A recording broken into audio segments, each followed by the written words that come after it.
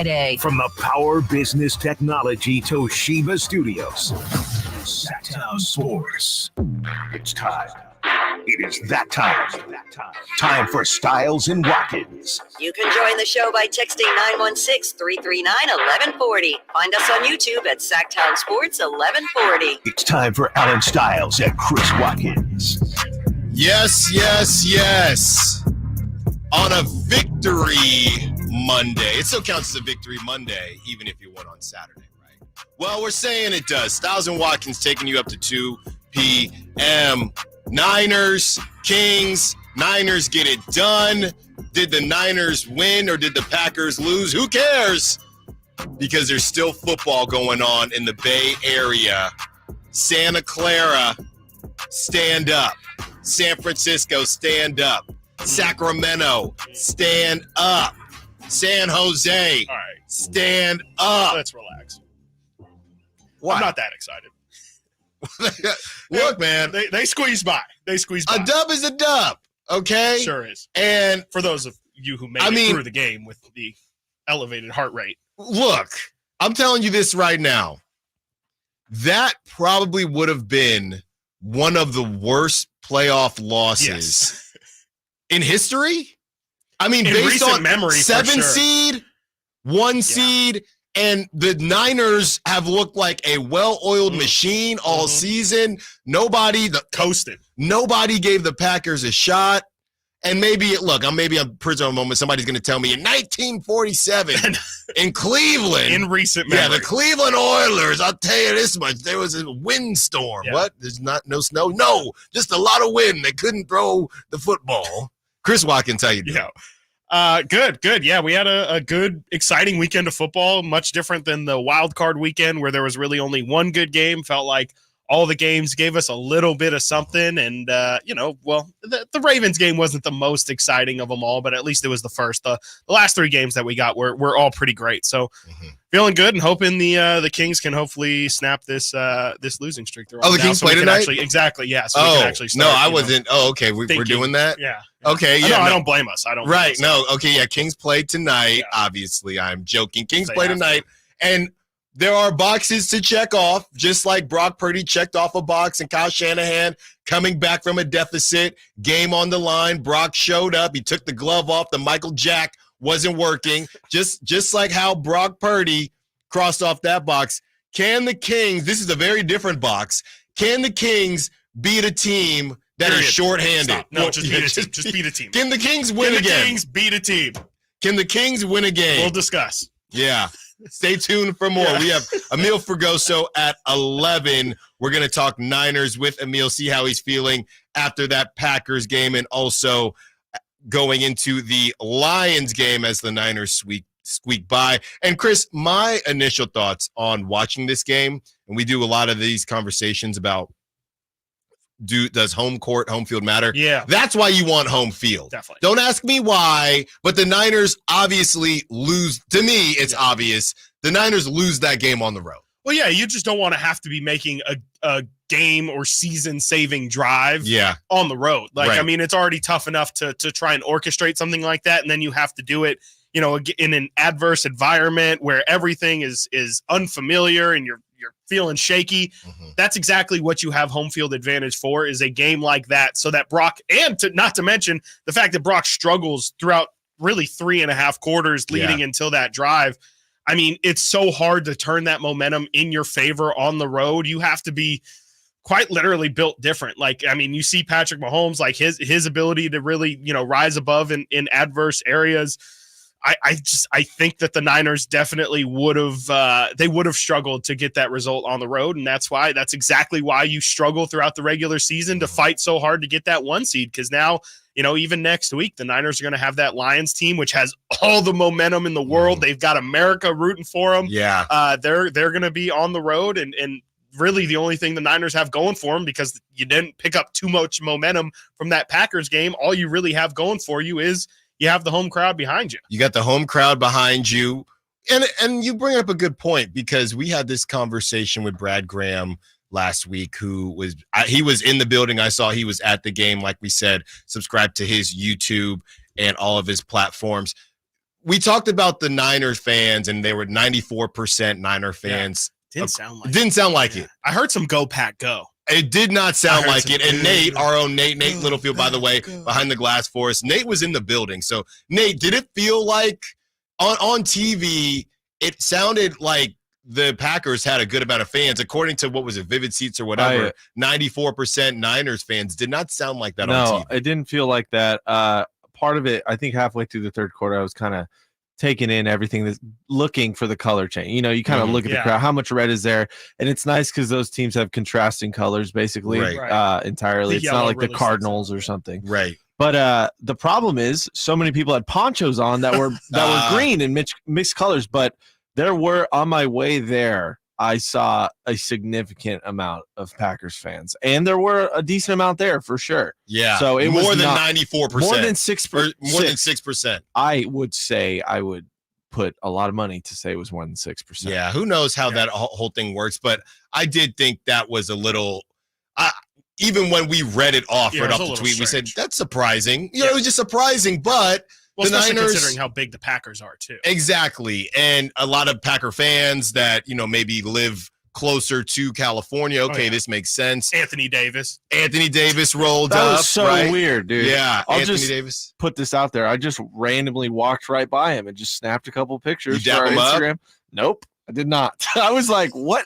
He's so thin. Yeah. Dude, he's so thin. It's just weird. It was. So you saw, so Nate saw the unibrow. Yeah, Nate was clout chasing this weekend. So I was clout chasing with the brow. Yeah. Great. Nate, who else was there? Yeah, I mean, obviously Jerry Rice shows up every week. I was right shades. next to Jerry. I mean, do we want to do that? Why not? Wasn't D'Lo with? So here's Anthony Davis. I'm walking on the Packers sideline, which right before the game, ton of Packers right there on the sideline with the players, and I thought that was cool, the interaction before the game with them, whatever. But I'm walking, I see AD with my camera. I'm like, I'm going to grab, I don't know what I'm going to do with this picture, but I'm going to grab it. Cause you know, and then D'Lo's right behind him. And then I like bump into him and I'm like, what the heck? What are you doing here, man? His last days on the Lakers. We'll get into that. People think that D'Lo's done. He was allegedly crying. Frank Gore, Steve Young, Dr. Disrespect. All in the same category. Same area. Yeah. Steve Young, Dr. Disrespect. Man, I don't know. I was trying to, I'm trying to work too at the same time and get pictures, and I'm like kind of locked into that. So I guess I kind of lost sight. That sounds about everyone I saw. I didn't really see. I mean, I saw, help me out, the Titans linebacker who Al-Shaair. So I did not like that at first because I'm like, why are Solomon Thomas and Al-Shaair here? Solomon Thomas was there too. Solomon Thomas in a CMC jersey, but they play together on Stanford. Okay. I was like, what is going on with this? Why is he here? Turns out he's on a 1-year deal with the Titans, so he's a free agent. So I was like, what? Interesting. That didn't sit right with me until I found out he was a free agent. I'm like, okay. It is something you don't really see though. Not in the right? NFL, I mean, he was a part of obviously maybe he wants to be, who wouldn't want to be a part of the team they're playing? He's not. So I don't know if that was his bid to get back into the mix. I know a lot of Niners fans would like to have him back. Yeah. So that just, a lot of people saying, this speaks to the culture. Look at them. I saw that. No, now you get the download. No, that speaks to free agency. And I need a bag, right? And his boys are on the team, but let's not act, he's looking for a job. People were wanting to trade for him back at the deadline. Yeah. Like they wanted him back on the team. But the problem is like Odom's there now. Jalen Graham is there. So Oren Burks. So I don't know if, not Odom, excuse me. I meant Burks, but. Here we go, guys. Here we go. 3-time. This happened an hour ago. This is from Tom Pelissero. 3-time Pro Bowl tight end Zach Ertz. And I don't even know how you can do this. Zach Ertz signs with the Lions. Ertz will start out on the practice squad with plans to potentially elevate for the NFC Championship game, a boost for the final stretch. Whatever he's got left, right? You throw a little between him and Laporta. Another wrinkle to throw into that offense. I think, we're going to do prop talk. I would take both tight ends this weekend over because receptions or yard, both. We'll get into the details of it, but the Lions can't really seem to defend a tight end, and I think the Niners. Obviously, there's a lot to break down. The Niners offense. or defense, should I say, is there a lot of in the regular season once that machine gets rolling, right? Not to say that the Niners numbers aren't true, but that offense dictated so much that the defense, how often did the defense have to play under pressure? Right. That's the main thing, right? You're playing against teams when you have you're leading by 2 scores. The game is almost over. So last game to me was the first time the Niners, or actually I wouldn't even say they kind of got off schedule, right? When they were still able to win. Every single game the Niners have won this season, they've stayed on schedule. Yep. And what the schedule seems to be is you get a stop, you just get a stop, score, another stop, you get to 2 scores, and then you're golden. Yeah. Nobody ever comes back, right? Well, they like to do that, the part of kicking the ball off first is you get the ball to start the second half and try and own that last 2 minutes. Double dip on that, and now you're up 2 scores, and you just kind of ride. The Packers kind of threw a wrinkle in that because the Niners could not get going offensively. They were kind of getting stops when they needed to, could not get going offensively. Secondary still looking a little shaky. Yes. Yeah. And the run defense, right? Yeah. I mean, these guys were going off. So I think every time they say it's going to be a shootout, it isn't a shootout. So I don't know what it's going to be in Santa Clara, but it's the Niners be a shootout next week. It has to be now. Maybe it does. I mean, it's the only thing the Lions are really, really good at. Yeah, we will discuss, and obviously we have Kings Talk, Emil Fergoso at 11 talking Niners as well. When we get back, Stiles and Watkins, Sactown Sports. Domantas Sabonis plays here. He finds Sabonis, put the frosting on the cake, put the cherry on the sundae. Sabonis with a 2-hand flush makes it 114-106. Sactown Sports is your proud home of the Sacramento Kings. Capital Casino has been serving the greater Sacramento area in the same convenient downtown location for over 20 years, with plenty of close-by, well-lit parking monitored by security staff and offering the most variety of table games in the region in a safe and friendly environment. Best food, best service, and the best action. That's Capital Casino. For more information on tournaments and gaming, check out their website at capital-casino.com. And please remember to gamble responsibly. 1-800-GAMBLER. Come to get your tickets for the Sacramento Sports Hall of Fame celebration, February 4th at Thunder Valley. Inductees include Matt Barnes. Go to Ticketmaster.com. Big savings are back at Folsom Lake Honda, your one-stop Honda shop. Looking to own or lease? We have options for everyone. Plus, lower interest rates at Folsom Lake Honda make for lower payments. It's no wonder Folsom Lake Honda is your one-stop Honda shop. Get an instant cash offer for your trade at FolsomLakeHonda.com. We'll buy your car whether you buy from us or not. Visit us today at FolsomLakeHonda.com. Folsom Lake Honda, yeah, your one-stop Honda shop.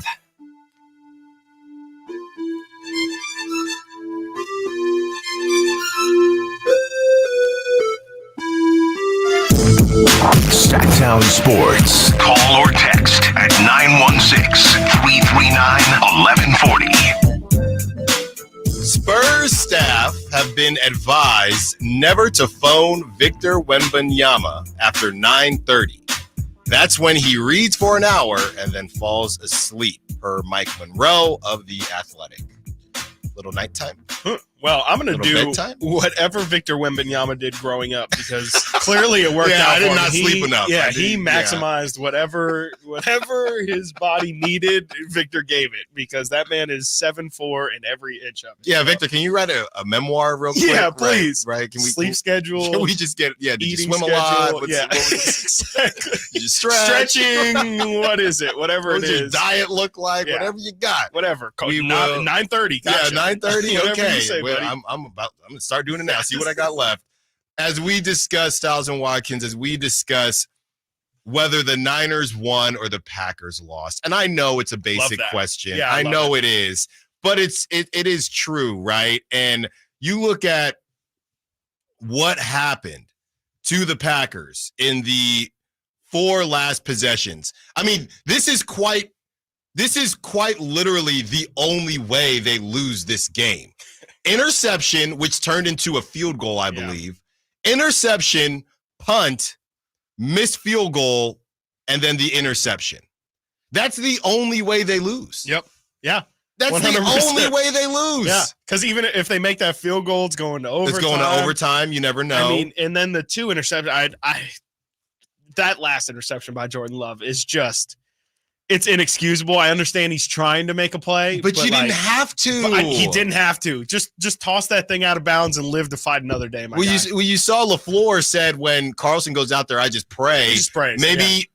Maybe he was like trying to make a play. I just don't know what possessed Jordan Love, because when you're watching the game, you can't see the whole field. Sure. So I'm thinking, somebody must be wide open, and he saw something, and that was not the case at all, right? And I got to give a big shout out. I know people have jokes for calling him Draymond Greenlaw, but Dre Greenlaw, the difference is, and you know what's funny?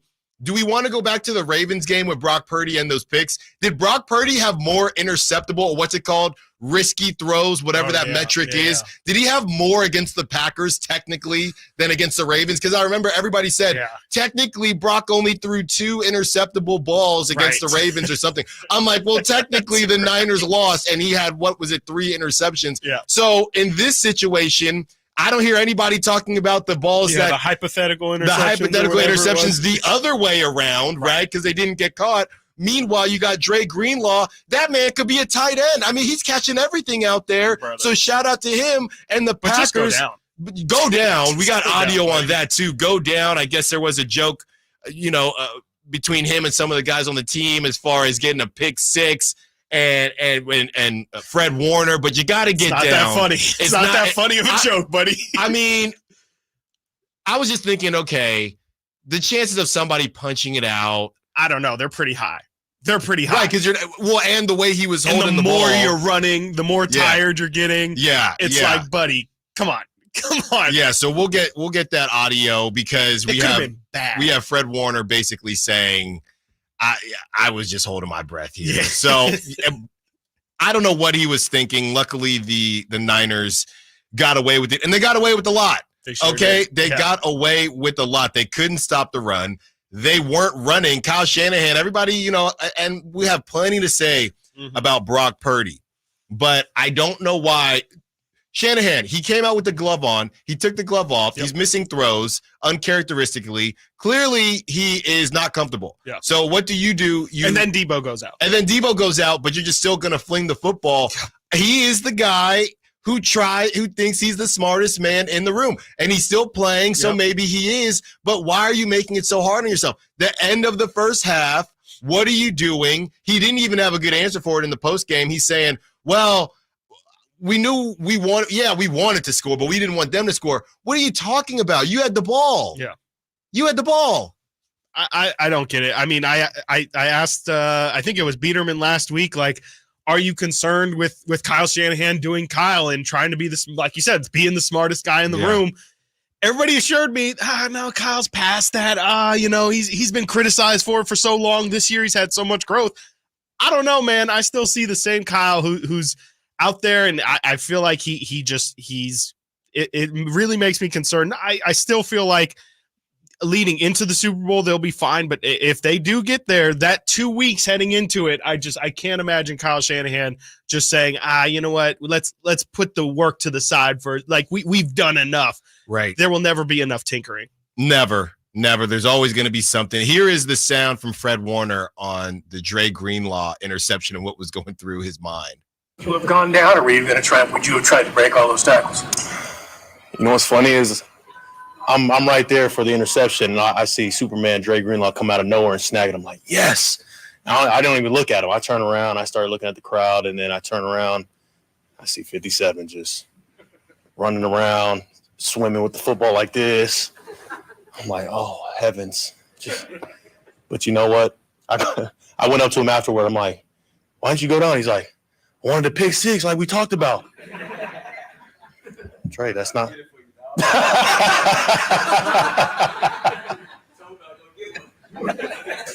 Your mind after the second pick, did you hear people yelling, get down, get down? Oh, yeah, I heard them. But Fred told me I was supposed to get a pick 6. So, I mean, it was kind of his fault because he told me, he was like, man, you're getting a pick 6. So I was trying to get one every time I got that ball. It's all fun and games now. That man. was Dre Greenlaw towards the end there talking about Fred Warner. They're both kind of poking fun at each other. Oh, heavens. But it's all fun and games. It's all fun and games now, man.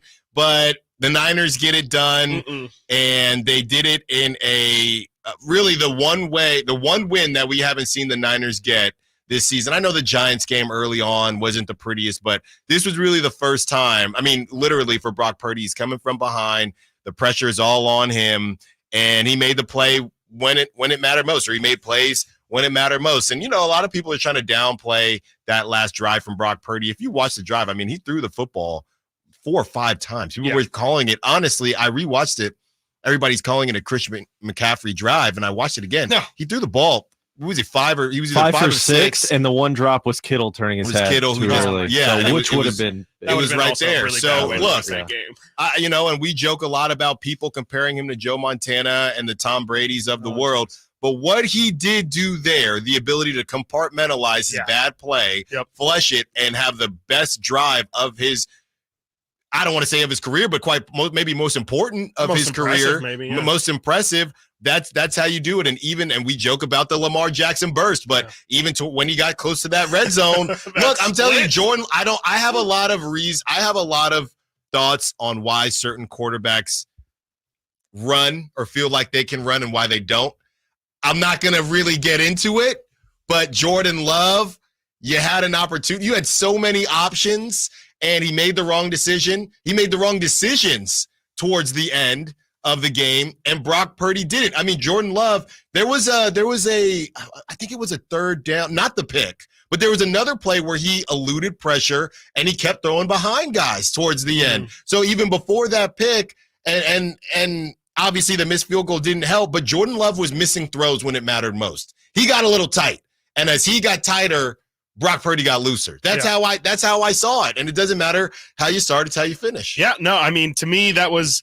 Joe Montana's not the right example. I don't think it was like a Russell Wilson-esque performance from Brock there, where you see Russ used to do it all the time, where, I mean, I would argue Russ would almost put his team in bad situations first to eventually dig them out of, which Brock did a little bit of, but he would always save his best for the last drive when the team absolutely needed it, and that's what Brock did. I mean, that throw to Ayuk, I was telling you on the pre-show, I think that's one of the best throws he's made all season, just that tight window in a gotta-have-it situation, and then hitting Chris Conley.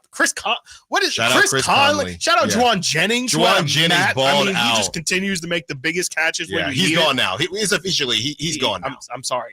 He's got to find some. But use him while you can. Number 2 receiver, because that fool made some big catches in the biggest moments, and yeah, I mean, it was a team effort. Like, I mean, it was like, or at least a whole offensive unit effort. I sure, you can give Brock tons of credit, you can give McCaffrey tons of credit. I think everybody did their individual parts, and that's what, we had Asante on Friday. He talked about what is the Patriot way.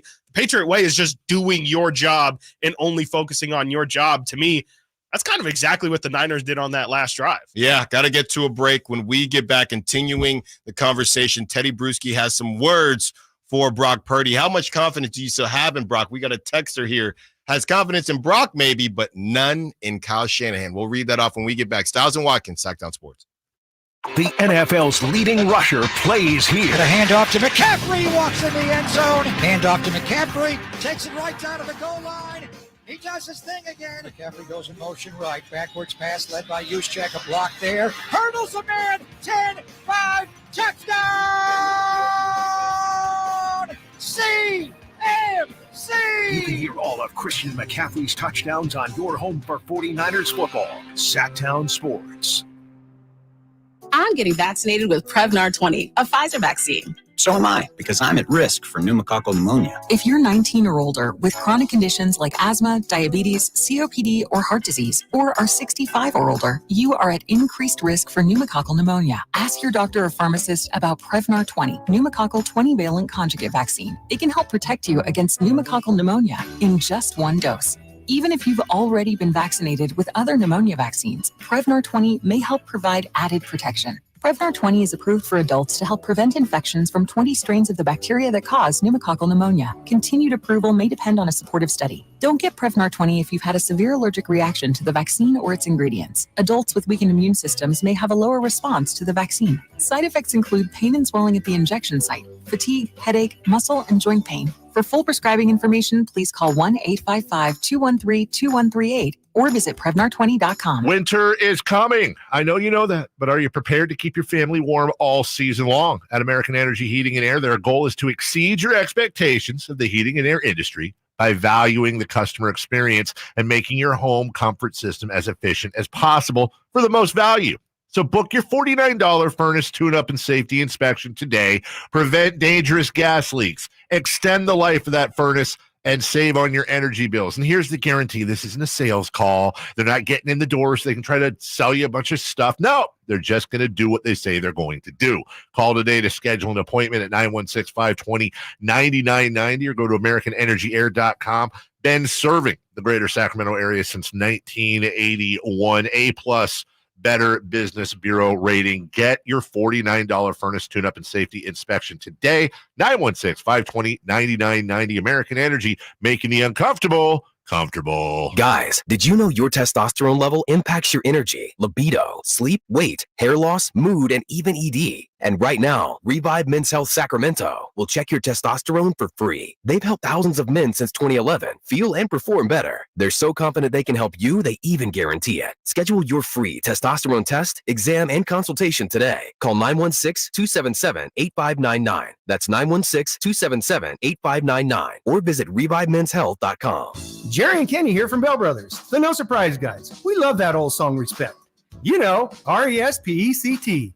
It's a good song and a good business philosophy. At Bell Brothers, everything we do is designed to show respect for our customers. We show up on time out of respect.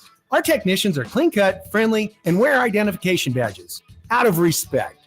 We do good deeds for free for our customers and leave their homes cleaner than we found them. That's right, out of respect. So, if you want plumbing and AC service from a company that will show you some RESPECT, call Bell Brothers. We promise to respect your time, your home, and you. Call Bell Brothers right now to schedule an $87 precision tune-up. Or call if you have plumbing problems. Our number is 916-444-1234 or find us online at thenosurpriseguys.com. The No Surprise Guys, Bell Brothers.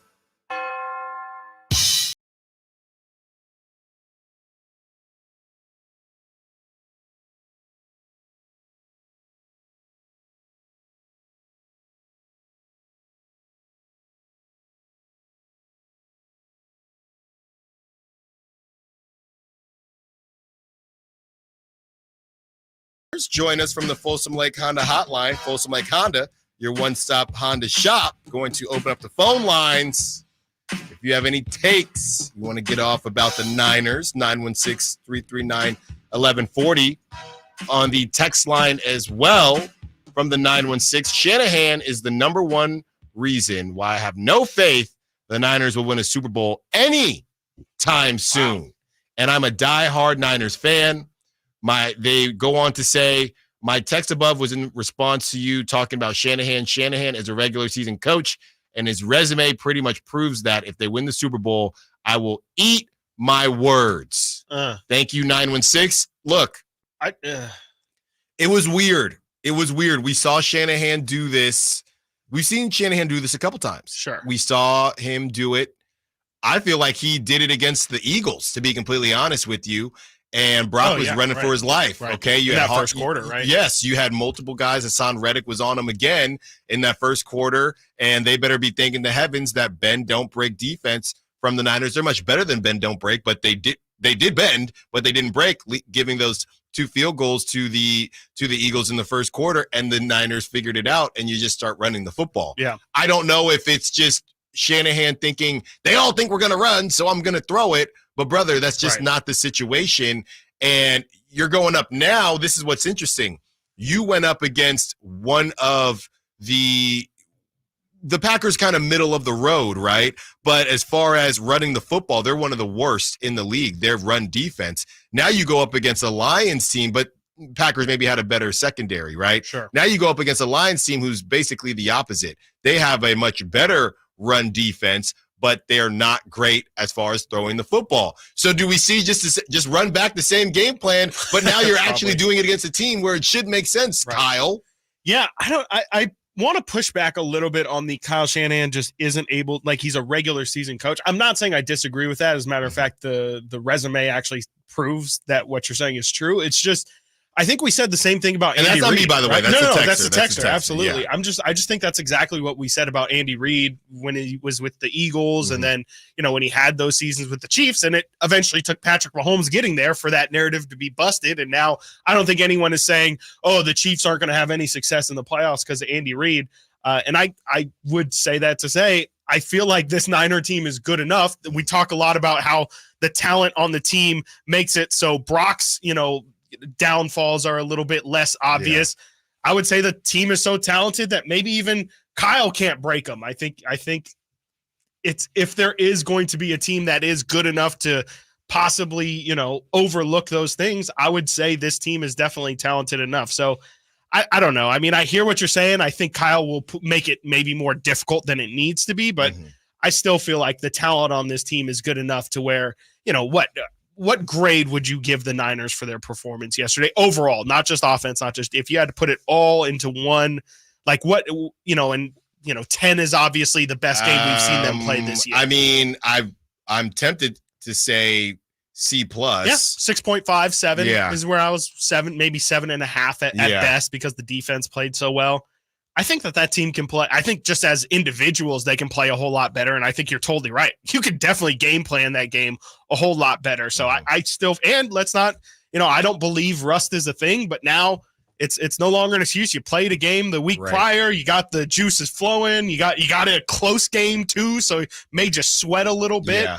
I feel like, this team, if they look poor again next week and still get the result, I'll be concerned about the big game. But I feel like this team is good enough to overlook Kyle's, playing with the game plan. Yeah, and Kyle just has to stay out of his own way and just ride the keep it simple. The game as it goes. Just do what works. Keep it simple. Yeah. I'm not going to call him stupid, but that's how this old saying goes. As far as Brock Purdy is concerned, we already have applauded him. If you're just now joining, thank you for joining. If you have been listening, thanks for rocking with us. We've already applauded him and his ability to turn things around. Now, that only took one segment because it was only one drive. Let's get to the rest of the game. And when we joke a lot, and we're still waiting, 916-339-1140, for a meteorologist to call into the show. We're still waiting because now you have every Niners fan becoming meteorologists. I saw so many posts and tweets and everything about the weather on Sunday. Right? Yes, this coming Sunday. Yeah. And that is something to me. I read something that Kyle Shanahan refuses to practice with wet balls. Did you read that? I did not. So I guess he thinks it doesn't help or whatever it is, right? So you don't practice with it because it's going to be different anyway. Well, Brock Purdy, he thought he was Peyton Manning or Kurt Warner. I know him and Kurt Warner, great relationship. Kurt Warner being another one of those underdog stories. He comes out with the glove. I think he lasted one drive. One drive. It might have been two. Kyle Shanahan said, well, let's try out the glove immediately. Brock takes off the glove. I mean, can you really sit here? The Super Bowl could happen, right? The Super Bowl, and I'm got to be very careful here. The Super Bowl, they could win the Super Bowl. The Niners had home field. We're in Northern California, and y'all are sitting here worried about the weather? Yeah. Crazy. About a little bit of rain? Yeah. With your franchise guy, a guy that you're going to have to cash out? Yeah. Dare I say, you better hope that you always get home. And I know that the Lions, I'm not going to be like that reporter, forget that the Lions play inside, but you can think that Brock is a good player. We'll get into that David Lombardi tweet and Nick Wright responding to it. Don't worry. You can think Brock is above average, but you also have to be honest and say, this seems to be a limitation, right? I'm not going to say Brock has the same limitations as Tua in the snow.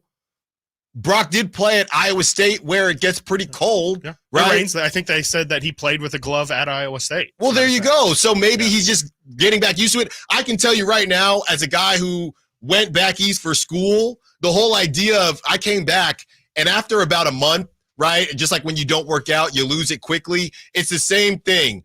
You aren't in the cold. You forget about how cold it gets, right? So you could win a Super Bowl, and the Super Bowl, they always have the Super Bowl in nice weather places or a dome or something like that. You could win this season, and down the road, you could still think, well, Brock's got to go to X place to play. I don't know how that's going to go, because the chances of you always having the first seed or the number one seed throughout this is not that high, right? It's possible the Niners are always going to be in the mix, but we can't bake on it. This all comes back to me saying that you got to get it done this season. Right, of course. You have to play 2. Yeah. And you barely made it through a game where there was some rain. It's not supposed to rain this weekend, and then you get to play the Super Bowl in Vegas. Yep. If it's going to be an issue for you, that's fine. You are never going to have this good of a situation. Yeah. You get to the Super Bowl and you run into a buzzsaw in either the Ravens. I'm not going to disrespect the Chiefs either. I'm not going to disrespect that man, number 15. I'm not going to disrespect Patrick Mahomes. But you run into one of those bad boys and you can't get it done. Shanahan has decisions to make. Yeah. But there is no way you can't get there. No way.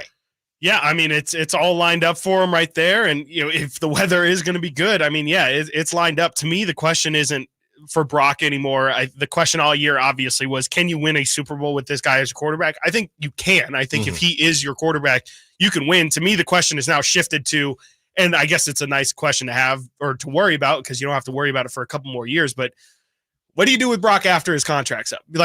Because the question becomes, like you're saying, okay, if we do have to pay you and lose some talent because of it, we can't have just bad weather be a reason why you play poorly. If we're going to be paying you and then losing some talent because of it, we're going to need you to rise above those things. And as a matter of fact, you're going to have to make people better in those conditions, because everybody else is going to struggle. He showed up, though, with no Debo. Absolutely. No Debo. He did. Yeah, he did. For that one series, he sure did.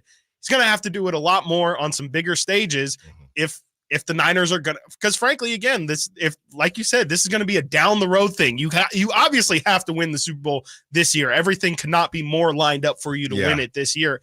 But looking forward, again, like how much are you going to have to rely on other talent to try and prop this guy up? Because if they don't have a Christian McCaffrey, can they win yesterday? I don't know. But if you're going to be paying Brock $25+ million or whatever he's going to get paid when he eventually does get paid, he's going to need to play better, and you can't lose because of it. And here's another thing. When you do pay Brock, it all comes back to this whole organization and front office, how things have been moving. You lose to Adam Peters, right? I'm not going to sit here and pretend like I know the ins and outs of what Adam Peters did during the draft, but I do know that that's talent that was in the building now leaving. So that also goes, so when we paid Brock, so-and-so had to leave, whether it's Juwan Jennings or whoever, you better be now you have to replace them via the draft. So we don't have to look down the road now. You got to get it done, and we'll do plenty of breaking down of the Lions and whoever they face if they get to the Super Bowl, of course.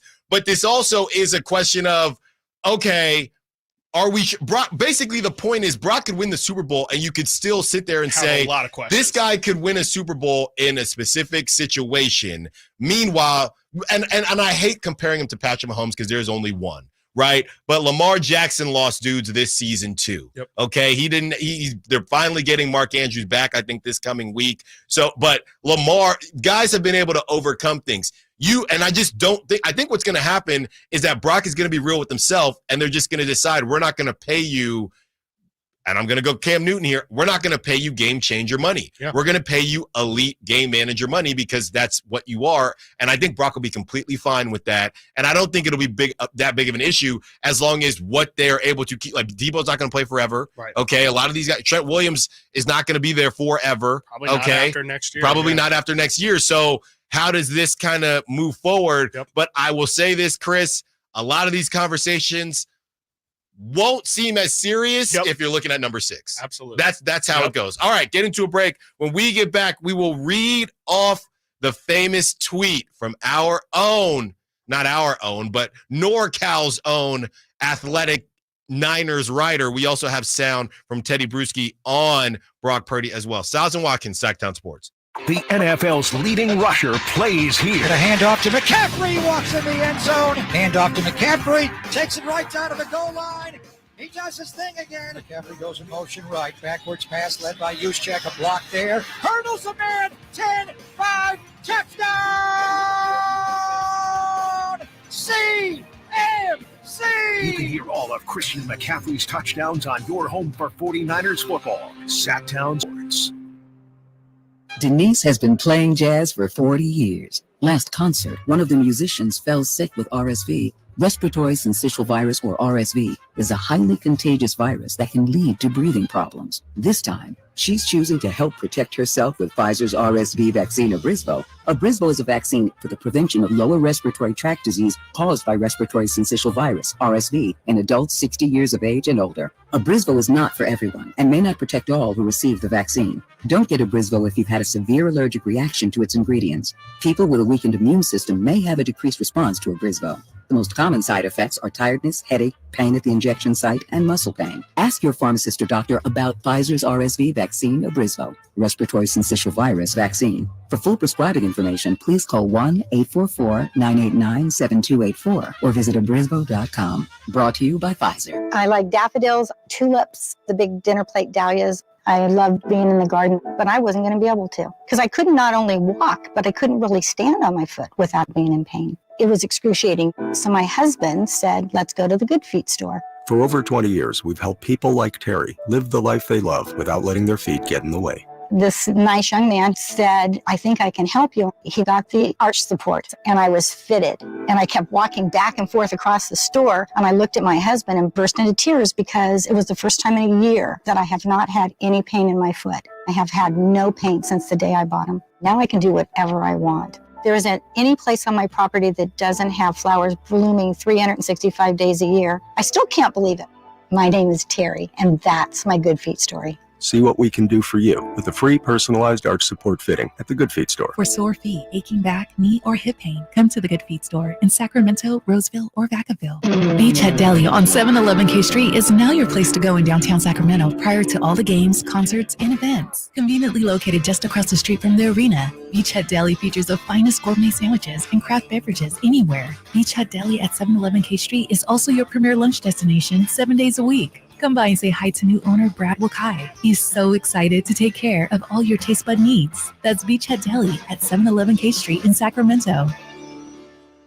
Folsom Lake Ford has trucks. The F-150s are here. Explorers, Expeditions, and a huge selection of Broncos and Bronco Sports. They're in stock now at Folsom Lake Ford. Shop Folsom Lake Ford, your truck headquarters right here in Sacramento for your favorite Ford models at good, fair prices. Short on cash? Buy any new Ford with zero down. Save big with low interest finance rates. Plus, Folsom Lake Ford is paying top dollar for all trades. We want your vehicle regardless of mileage or condition. This could be the best time to buy a new Ford. Check out the huge inventory online at FolsomLakeFord.com or stop by the dealership and see the most recent arrivals. Looking for something special? Give them a call and tell them Doug Christie sent you. Folsom Lake Ford in the Folsom Auto Mall, your trusted dealer, my trusted dealer for over 30 years. FolsomLakeFord.com. Zero down with approved credit.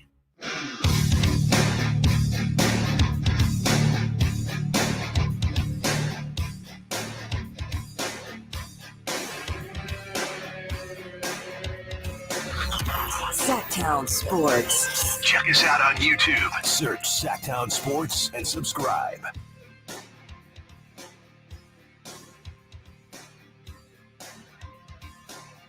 Brock Purdy answered every single doubt and criticism by delivering a comeback playoff drive that has immediately become part of 49ers legend.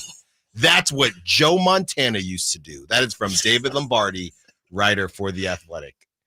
I read that, and what are your thoughts? Psych ward. I just what? I mean, that's insane. Like, and The Athletic then every question and The every Athletic then question. Okay. Then The Athletic, obviously, their official account said it's pretty tough. It's a pretty tough night to be a Brock Purdy doubter. Is it? Was it? I feel like he gave a lot of fuel. I definitely feel like he gave them here's a a question. lot of material. Did he last night. erase everything? No. According to David Lombardi, he erased everything. According to The Sure Athletic, did. he erased everything. Uh-huh. That's the question. Did he erase everything on one drive? No, definitely not. Absolutely not. It's funny. He crossed off. Well, here's the thing with Brock, right?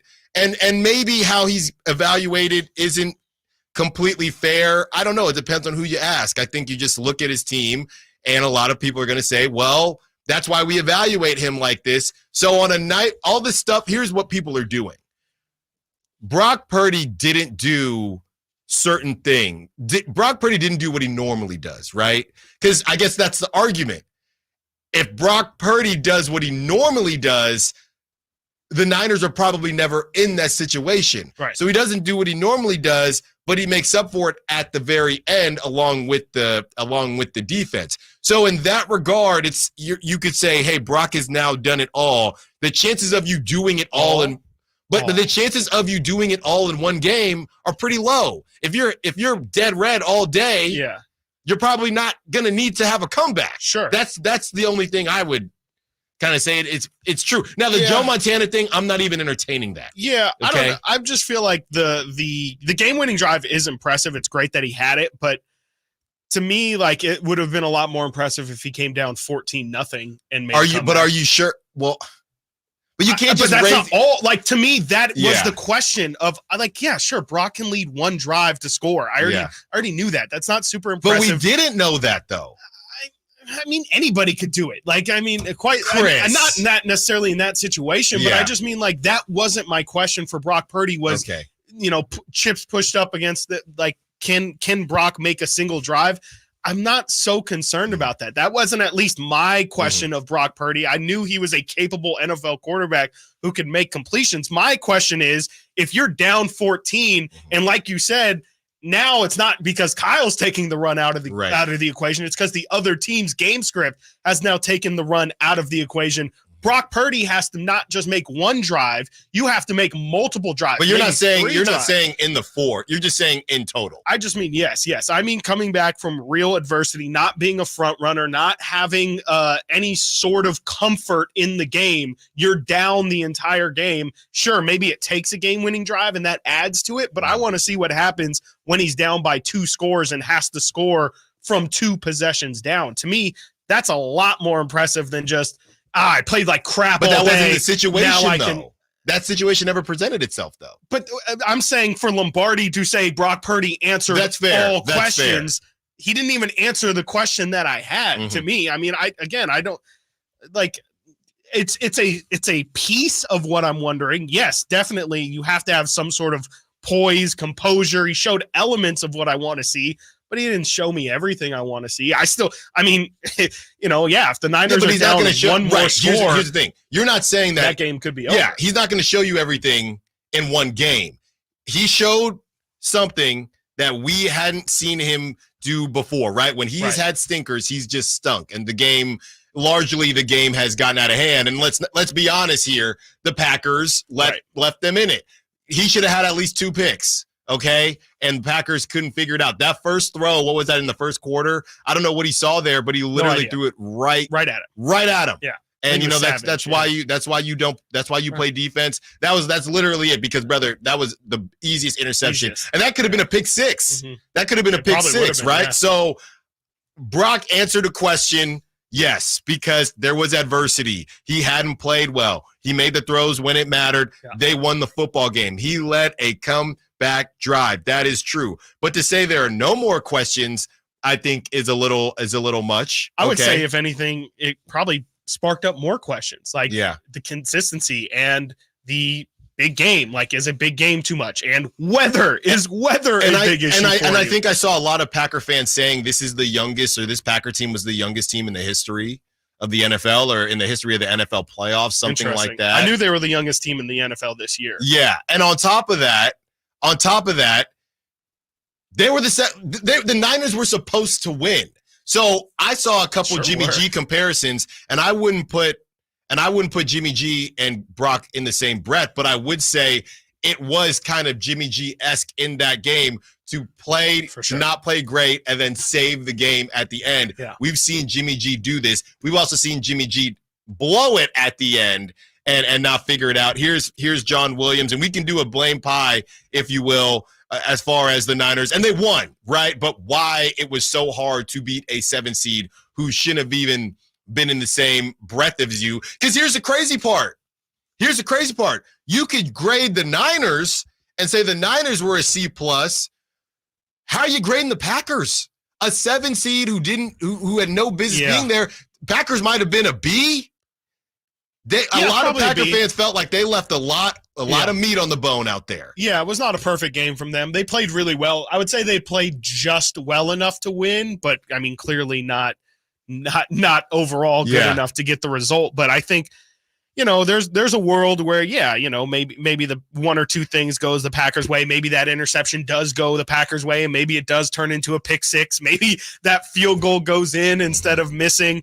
There's a couple things that could have gone the Packers' way, but ultimately, I mean, they didn't execute, and they showed their youth and their inexperience. I think, to me, exactly, that's a big game for them. I think that's, they're going to take that. I think overall, that's a win for the Packers. The fact that they got this far and they were able to push the number 1 seed pretty much to the brink, I think that's about as well as that Packer team could have done. Yeah, and, look, a lot of calls get missed throughout the course of the game. Yeah. I will say this, and I don't think people have a lot of hate for Packers fans. The Packers play with integrity, and we've joked about Josh Allen and Patrick Mahomes flopping. There were at least 2 face mask calls that I saw that just didn't get called. Okay, and there was no head whipping or anything like that. The Packers didn't complain. They just kind of wore it. Right? They just kind of wore it. And maybe Aaron Jones, I saw at least 2 face mask calls on Aaron Jones. They weren't able to use, let's not forget now how they couldn't get Jordan Love's tush push, how they couldn't figure that out, or the love shove, how they couldn't get that done. Yeah. Does it make sense to me? They went for it. It was a bad spot. It was a bad spot. So there was a lot going for the Niners, and I know somebody's probably typing up or calling in with a list of things that did go against the Niners as well. All I'm saying is that it's not as if the Packers played an A and the Niners played a D, and the Niners were able to win. They were pretty. I would say a lot of Packer fans would say, yeah, beginning of the game, Jordan Love looked great those first couple drives, but we left a lot of meat on the bone. 916-339-1140 on the Folsom Lake Honda hotline. Let's get out to Miguel, who wants to be a part of the conversation. What's up, Miguel? You're on Stiles and Watkins. Hey, how's it going, guys? Pretty good. What you got? Good. You know what? I just heard you out right now on your rant, and you mentioned that anyone could do that. What Purdy did, like I didn't see Baker Mayfield do that. I didn't see Josh Allen do that. Meaning for him, it was an ugly game. It was a ugly win, but it was a win. But he was able to come back and get the ball to McCaffrey for that touchdown. Not anyone could just do that, because if they could, it would have been done. Baker Mayfield would have done it. Josh Allen would have done it. And yeah, there were some bad play calls, but what about the one with Trent Williams when he barely shoved that guy and he flopped and he got a penalty? Like, so like it's just like if he said that if he would have came back from a 14-point deficit, he would have been more impressed. What more does he need to do to impress the people, the public, the commentators? It's no one's giving no credit, no love. Yeah. It's more excuses. Well, he needs to do this. He jumped 5 feet. No. If he would have jumped 7 feet, it would have been more exciting. Like, what more does he need to do to prove the naysayers wrong? Yeah. No. And thanks for the call, Miguel. Chris, I'll kind of let you go on that one. Yeah, I mean, I misspoke and said anybody can do it, but my point is, I mean, like, I'm looking at it. Baker Mayfield has 10 game-winning drives in his career. I just more mean like it's not impossible for Brock Purdy to orchestrate a game-winning drive. Yes, it was a big situation, and yes, he definitely showed some things there. But I'm just saying, to me, the bigger question is the Niners have been front runners all year long. What happens when they face adversity early and really have to dig themselves out of it for longer than just they were fighting, they were battling. I'm not saying Brock had an absolutely terrible game, but what I'm saying is I would like to just see what it looks like if the Niners have to truly win a game off of Brock Purdy's arm. Yeah, well, and here's the thing. like we've been saying, the Niners could win the Super Bowl and you could still have questions on Brock, which sounds crazy, but that's how good this team is, right? And that team, the defense, bend don't break. They haven't allowed the team to be in that situation. So if he's never in that situation, it's realistic to say Super Bowl winning quarterback Brock Purdy, I'm still not sure he can do X, Y, and Z. Right. Did we have all the answers on Joe Flacco after he won the Super Bowl? No, absolutely not. Or Eli Manning. The problem is, and let's to make sure we're clear here, we started this responding to David Lombardi's tweet that said that there were no more questions, right? And here's the problem. We were just talking about this with our good friend Jason Ross as we were crossing over and the morning show was ending. The problem is that too many people, right? We just look why Brock Purdy has to be black and white, the situation. That's the issue, right? Why does it have to be Nick Wright, Brock Purdy isn't good enough, right? And or make excuses, or David Lombardi, he's Joe Montana. Right. Why does it have to? I don't understand why we're doing this with Brock when we don't do it with other guys. Brock Purdy is a really good quarterback who seems to be limited in some aspects, but on this team with this roster can win a Super Bowl. That's it. We don't know if Brock is going to be able to win with the lesser roster because he hasn't had to do it yet. Right. We don't know if he can win the big one with this roster. So there are still questions. So why does it have to be this side or the other side? And I don't feel like it happens. I know in total it does happen often, but it does feel like it happens more often with Brock. That's what I don't get. All right, get into a break. When we get back, got some funny sound from Larry David as it pertains to kickers. And a meal next. And a caller. We got a lot to do. Stiles and Watkins, Sactown Sports. You never know what you might hear when listening to a Sacramento Kings game. Out of Keegan, going for another triple. Man, is he feeling it. Keegan, can he do it? Yes, there's number 11, Keegan Murray. Keegan steps back. He just knocked down his 12th three-pointer, a Kings franchise record. He's got 45 points. Never miss a moment of Sacramento Kings basketball with Sactown Sports and the Sactown Sports app. Golf to Go is brought to you by the Hagen Oaks Golf Super Shop. Here's Frank LaRosa. On the putting green, when someone doesn't get their putt to the hole, someone else is bound to say, "Hit it, Alice." But who is Alice, and what did she do to get immortalized in a golf insult? Well, it turns out that Alice isn't a she, Alice is a he. It's Alice as in the late Peter Alice, the famous English golf broadcaster. He was a pretty good touring professional, and at the 1963 Ryder Cup, Alice played Arnold Palmer and Tony Lima, having with Lima and beating Palmer. At some point in that match, Alice, for whom putting was not a strength, badly missed a 3-foot putt. Someone in the gallery yelled out, "Nice putt, Alice."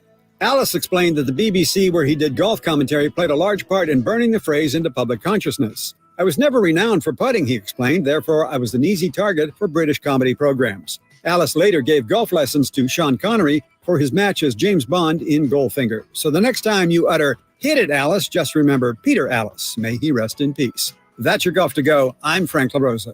Bonneville International Radio Station contests are open to participants at least 18 years of age and older that are residents of California and who reside in one of the 6 counties that make up the Sacramento metro area, unless otherwise specified. Employees or agents of the station, Bonneville International Corporation, other area radio stations, or any entity associated with the contest are not eligible to win, unless the station otherwise specifies in its own discretion. Persons who have won in the last 30 days from a station contest or event may not be eligible. For a copy of the general contest rules, visit khtk.com. Hey, it's Carmichael Dave asking you, are you feeling the pain of paying more and more for your gas? PG&E has increased their rates 4 times in the last 5 years, and the new forecast says PG&E customers may see their bills increase 32% by 2026. The good thing is there are steps you can take to protect yourself from these rate hikes, and better yet, American Energy may be able to help you completely eliminate your gas bill with a new ultra-high efficiency comfort system. Did you know SMUD offers huge rebates to eliminate your old gas guzzler? They can help you guide through the whole process. Seriously, listen to me. You go to the SMUD website. There's tons of rebates available, but it is confusing on how to do it. Listen to these rebates. $2,500 from American Energy, $3,500 from SMUD, $1,000 from Caltech, $2,000 home system upgrades. That's $9,000 in rebates. Let American Energy help you out at 916-520-9990. Call 916-520-9990 now.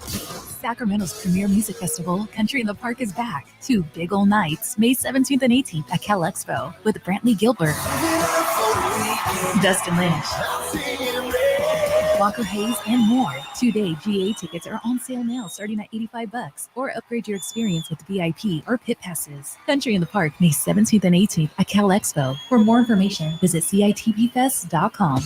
Brought to you by Oak Ridge Winery. Guys, did you know your testosterone affects everything in your system, including how you feel and perform every day? Right now, Revive Men's Health Sacramento will check your testosterone for free. Knowing your T levels is the first step in understanding if you have low T. Your testosterone level impacts your energy, libido, sleep, weight, hair loss, mood, and even ED. Maintaining an appropriate T level can change your whole life. Most men start to see changes in their hormone levels in their 30s. Experience and results matter. So what are you waiting for? Get your T levels checked today by local, experienced, and trusted men's health experts. They've helped thousands of men since 2011. They're so confident they can help you, they even guarantee it. Call Revive today and schedule your free testosterone test, free exam, and free consultation. Call Revive Men's Health at 916-277-8599. That's 916-277-8599. Or visit ReviveMen'sHealth.com. Get a great deal on your new Silverado at the Maida Chevy Silverado Superstore. Great selection, great factory financing and incentive, and great Maida Chevy savings on every new Silverado in stock. Online at MaidaChevy.com. Together, let's drive. KHTKAM Sacramento, KYMX HD2 Sacramento. From the Power Business Technology Toshiba Studios, your flagship station for the Beam team. Should we light the beam? Light the beam, baby. Sactown.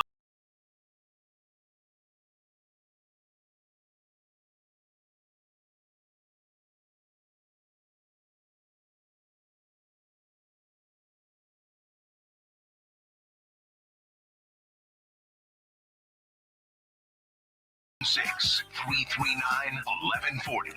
You have our guy Nate Littlefield trying to channel summer, and I appreciate that. I was actually just listening to my guy. He kind of fell off a little bit. Kid Ink. He had a mixtape back in the day, Summer in the Winter, and it's got some. It was during the DJ Mustard time frame, for sure, where every beat sounded similar, but they all hit. Yeah, and I was going Summer in the Winter. There you go. Nate on the same page. Emil Fergoso joins us. Hi, guys. Sactown Sports 49ers Insider. Before we get to Emil, we are men of our word on this show, and we are going to get to Ro, who has been hanging on and wants to be a part of the Brock Purdy conversation, which is going to lead into our conversation with Emil as well on the Folsom Lake Honda hotline. All guests and callers join us from the Folsom Lake Honda hotline. Folsom Lake Honda, your one-stop Honda shop. What's up, Ro? What you got for us?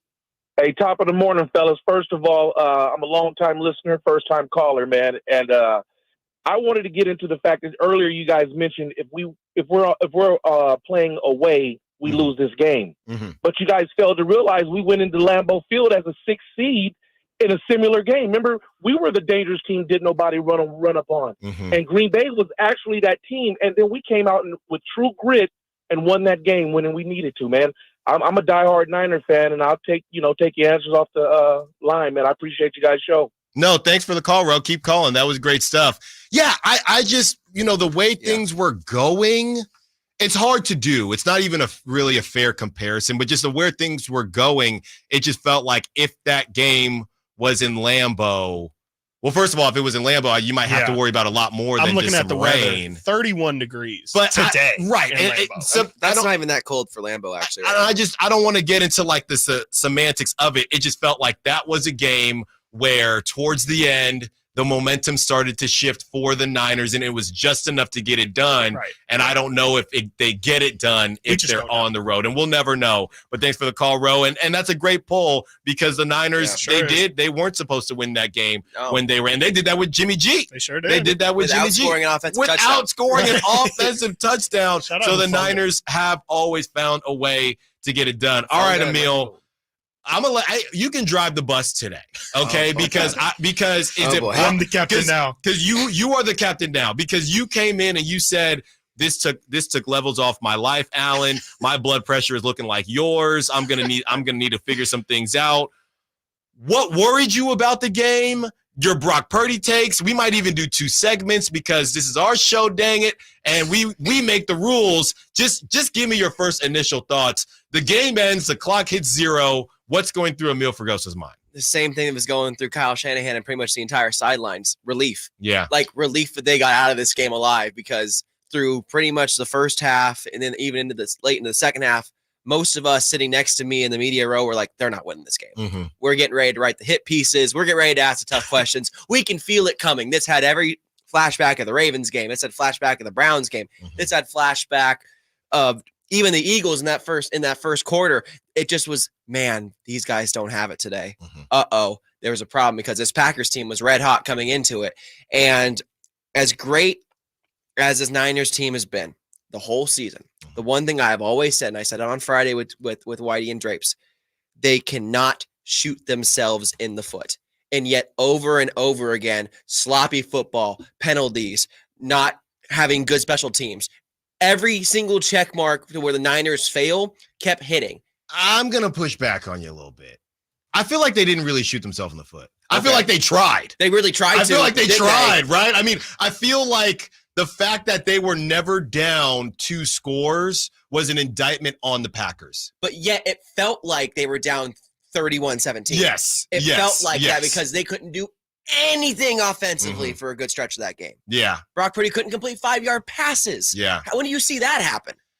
Well, it's the first time he's in the rain, right? I mean, I don't know what it is with the rain and the glove, and I know I saw your tweet when the game first started about, I don't like quarterback and glove. Neither do I. I don't. I don't like a quarterback and glove. And then there's the video going around him wiping his hand on the pants and then between and drop back, and I'm like, oh my gosh, it's one of those days. So for them to just get out of this game is a true testament to their grit and their character in this locker room, because the Niners team even 2 months ago probably doesn't get out of this game alive. Right.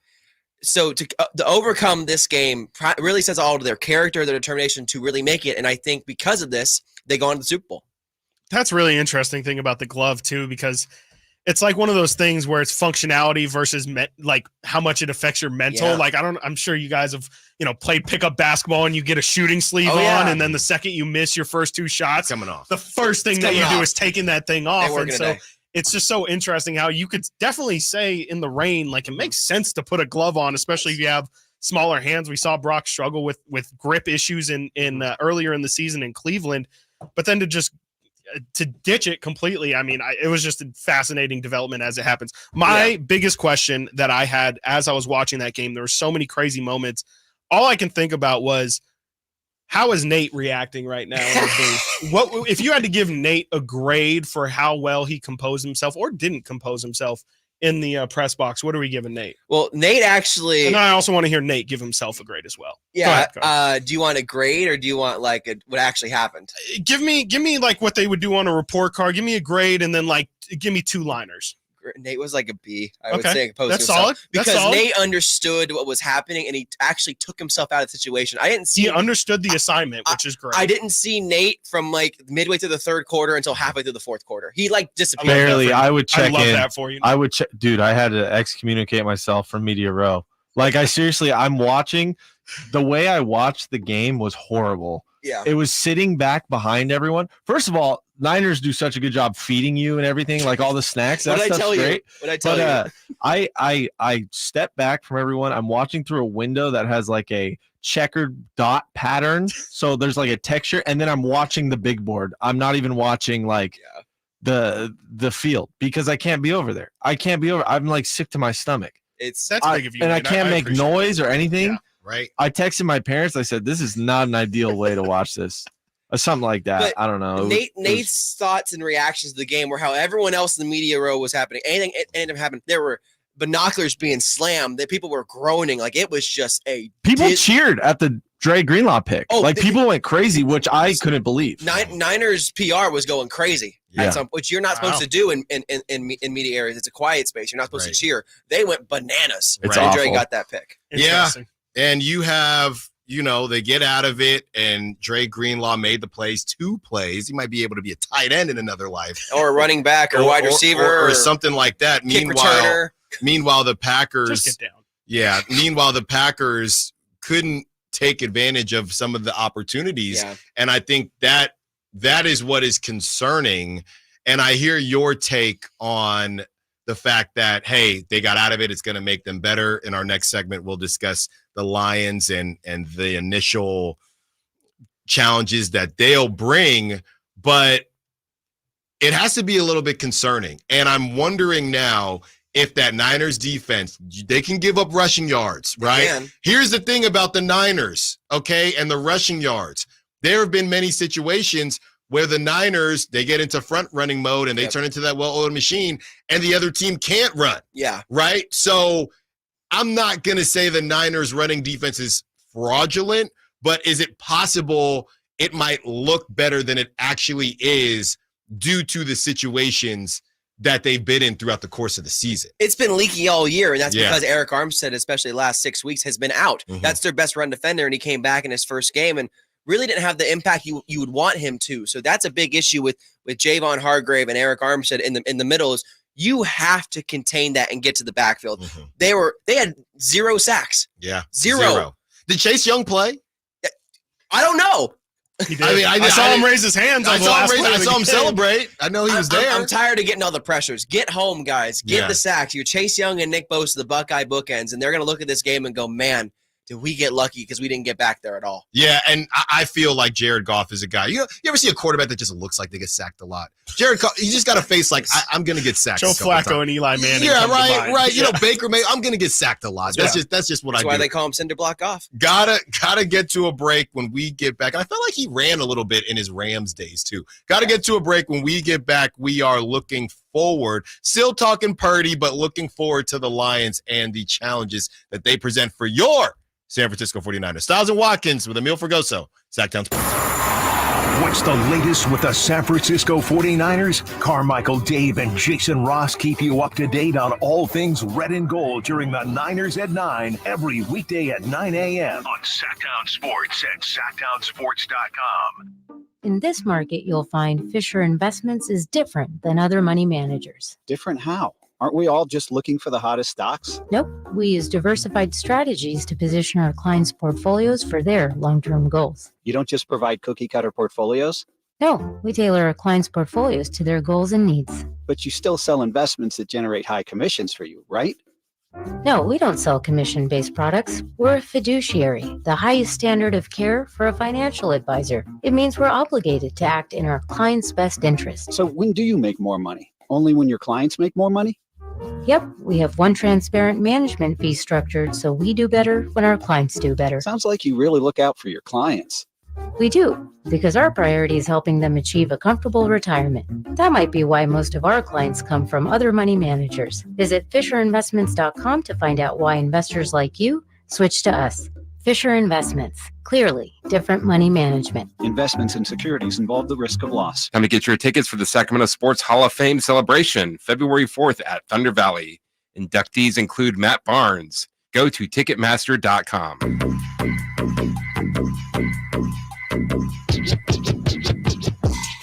Live and local. Live and local. This is Sactown Sports.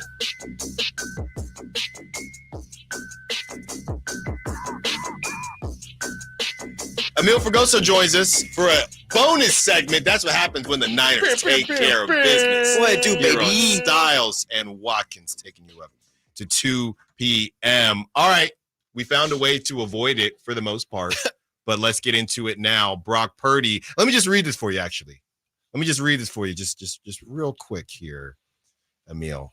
Real quick. And I know you saw this already, but I'm going to read it for you anyway. Was this your feeling after the game ended? Uh-oh. Brock Purdy answered every single doubt and criticism by delivering a comeback playoff drive that has immediately become a 49ers legend. That's what Joe Montana used to do. Is that how you felt? That was David Lombardi. Yeah, I knew that was David Lombardi. I can tell from the. As soon as I said Brock Purdy, you knew it was David. I know.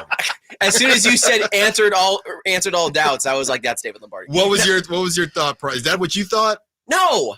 No. He was horrible for the. You know what? How about this? Joe Montana able to throw in the rain. Joe Montana could throw in the rain. I saw people with passer ratings of Joe Montana and Steve Young in the rain, and they were comparable. Yeah.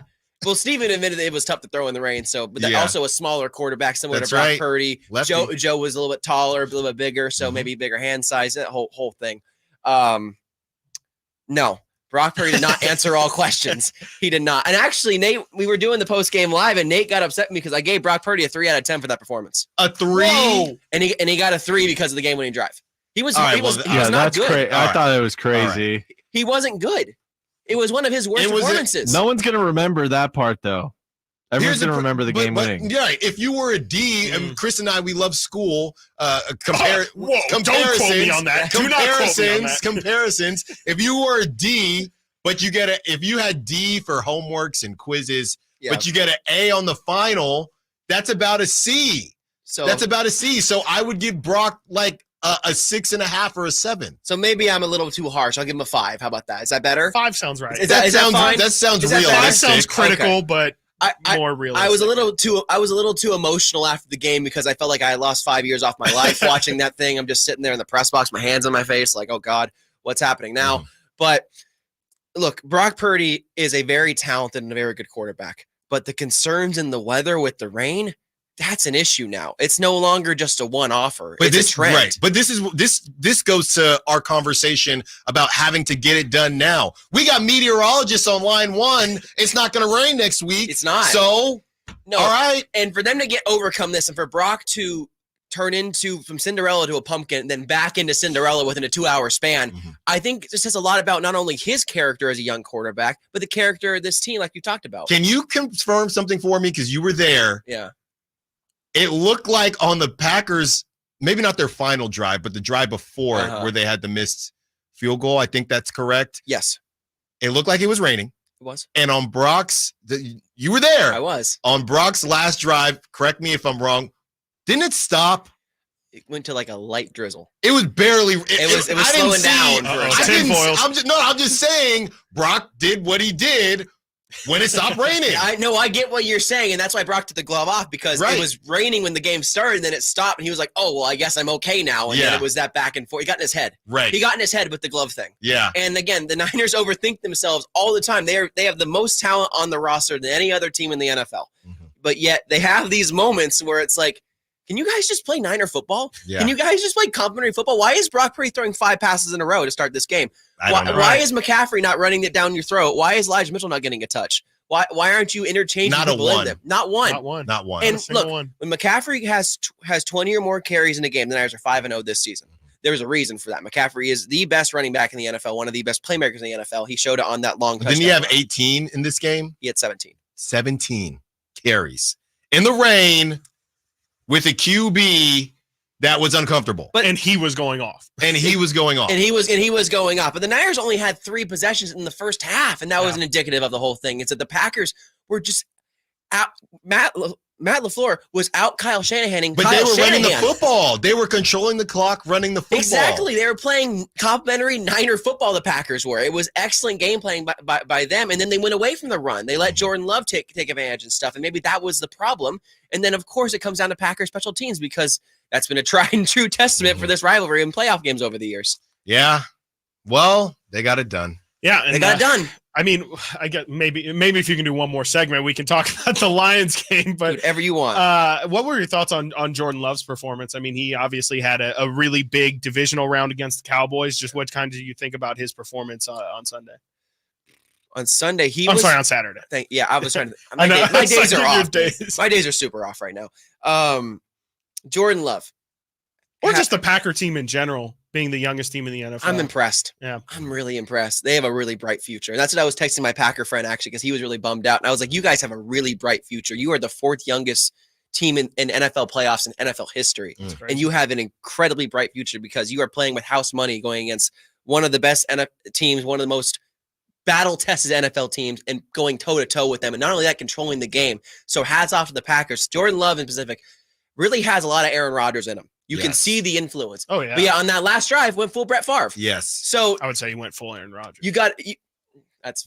See, as an NFC North hater, that's right there. Right. Saying one Super Bowl. Lean more towards Aaron Rodgers than Brett Favre on last drives. But besides that, he's a young quarterback, a young kid, going to get the extension. And I like what I'm seeing out of them, especially if they can get that run game going again. Yeah. And, just looking at what Jordan Love was able to do. And yeah, he's in line now. That's how you time it out. Hey, it's just like the, you go out, you trying to get a scholarship or something. All right, that's enough. Jordan Love, one good season, right in line with an extension, about to change his life. That's all. We don't know if Jordan Love's going to turn back into a pumpkin. We don't know, but I will say this was probably the first time I am very much off the camp of sitting your quarterback. And if Patrick Mahomes didn't sit behind Alex Smith, would he have still been Patrick Mahomes? But in this situation, when you see him emulate Aaron Rodgers, this might be one of the first times I could say, okay, I don't know what he looked like at in Nevada, but what he's doing here now, it looks like it helped. It looks like it helped. He has grown so much since Utah State. Mm-hmm. He has grown so much. Utah. Sorry about that. Same colors. Yeah, it was the other Utah. That's why the Utah's red and Utah State's blue. That's right. That's right. But he has looked like a totally different quarterback since Utah State. And not only that, he looks like a totally different quarterback since the Niners last saw him week 3 against the Packers in the preseason in 2022. Because I was at that game and I was like, Jordan Love doesn't have it. I don't see it. I don't see the potential. I don't see the arc. I don't think he has to be the next successor. And in 1 year span, he's proven him wrong. He's elevated himself and progressed enough to be he always had the talent. It was just about the decision-making for him and making the right plays. Now he does. And that's the big key is, can he keep evolving in his decision-making and his processing moving forward? Because he has all the talent in the world. Well, that's the first thing I would say. And this might sound crazy, but I would feel more comfortable because who did it last season? Jalen Hurts. Sure, I'd feel more comfortable bagging out Jordan Love than Jalen Hurts. Wow. I don't know. You would have felt pretty confident about it at the time. I didn't, at the though. time, he had a really high approval rating. It's both 1 year, basically 1 year situation. Okay, let me do this. I know he went to the playoffs. Jalen Hurts did the year before and got blasted by that. Now, how about this one? Do you feel more confident giving Jordan Love the bag over Daniel Jones compared to last year? Yes. Yes. But Daniel Jones balled out the same way you're talking about. I don't know what Daniel Jones was. What is it that you do here? 15-5. They won a playoff game against the Vikings. Yeah. They still won a playoff game. No, but I'm hearing you. I'm just telling you. No, I know. I'm just. It's a better comparison for those two than it is for Jalen Hurts because he had more. But I've always been a little bit lower on Jalen Hurts than others, to be fair. Okay. Let me ask you guys a question. Do you think the rain affects Brock Purdy's golf game? Maybe. Possibly. Well, if he played at Timber Creek. There you go. I don't think it would because Timber Creek has they have an expanded new putting green and it's fantastic. And you can visit timbercreekgc.com to book your tee times today. There you go. And Emil even rocking the Timber Creek hat. All right, getting to a break. Hang on. Maybe Emil will still be here. Maybe he won't. We'll find out when we get back. Stiles and Watkins, Sactown Sports. Check out the Golf to Go Hour with Frank LaRosa every week on Sactown Sports. Get the latest on equipment, area courses, people who play the great game, and plenty of good conversations about golf. It's the Golf to Go Hour every week with Frank LaRosa on Sactown Sports. Golf to Go is brought to you by the Hagen Oaks Golf Super Shop, America's most awarded golf facility. Nature Wood Home Furnishings, where it's all about choices and always about quality.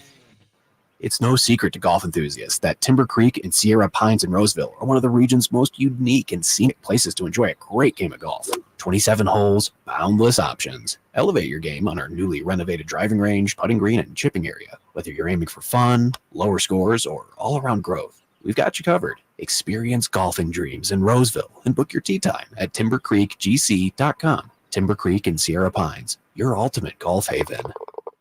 At Elk Grove Honda, not only do we have a great selection of pre-owned certified cars at very fair prices, but every one of our pre-owned automobiles are treated with kid gloves with a 182-point inspection that covers everything from unibody to tires to brakes and engine filters. Then our certified cars receive a mobile oil change and fresh fill-up with full synthetic mobile oil. We know you have lots of choices of where to purchase your next car. Come to Elk Grove Honda, home of the 182-point inspection and mobile oil change. We're in the Elk Grove Auto Mall, Highway 99 at Elk Grove Boulevard.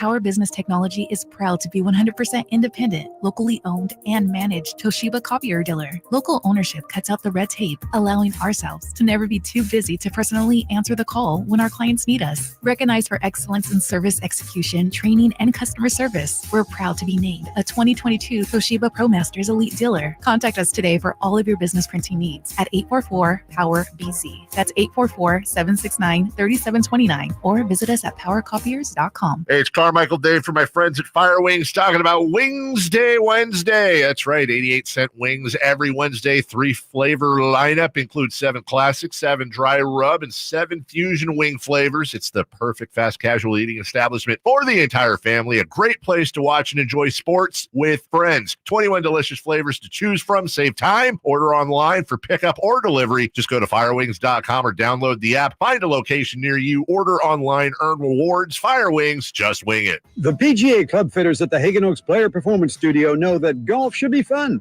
They also know that players of all abilities will hit the ball farther and straighter, play better golf, shoot lower scores, and have more fun if they get fitted before they purchase golf clubs. Hagen Oaks delivers the same technology and major brands used to fit PGA and LPGA professionals. See how the game can be even more fun.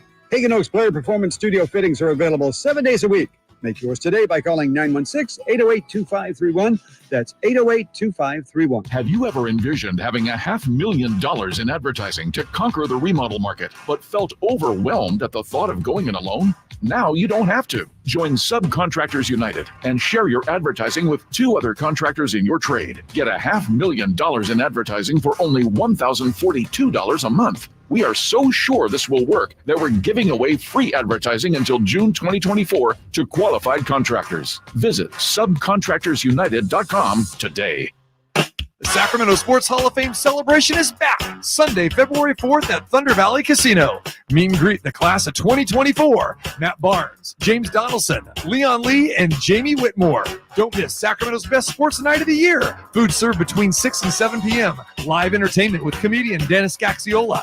Get your tickets now at Ticketmaster.com for the Sacramento Sports Hall of Fame celebration Sunday night, February 4th.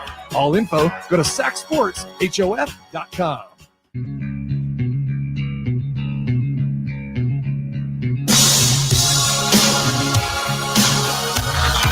Sactown Sports. Check us out on YouTube. Search Sactown Sports and subscribe. Stephen A. Smith said that the Niners will not beat the Lions if Deebo Samuel doesn't play. That's fair. I think Deebo's going to play. I just don't see you allowing Deebo to not play. As long as his shoulder is not. It's not Deebo weather. It's not supposed to rain. Is right. Deebo.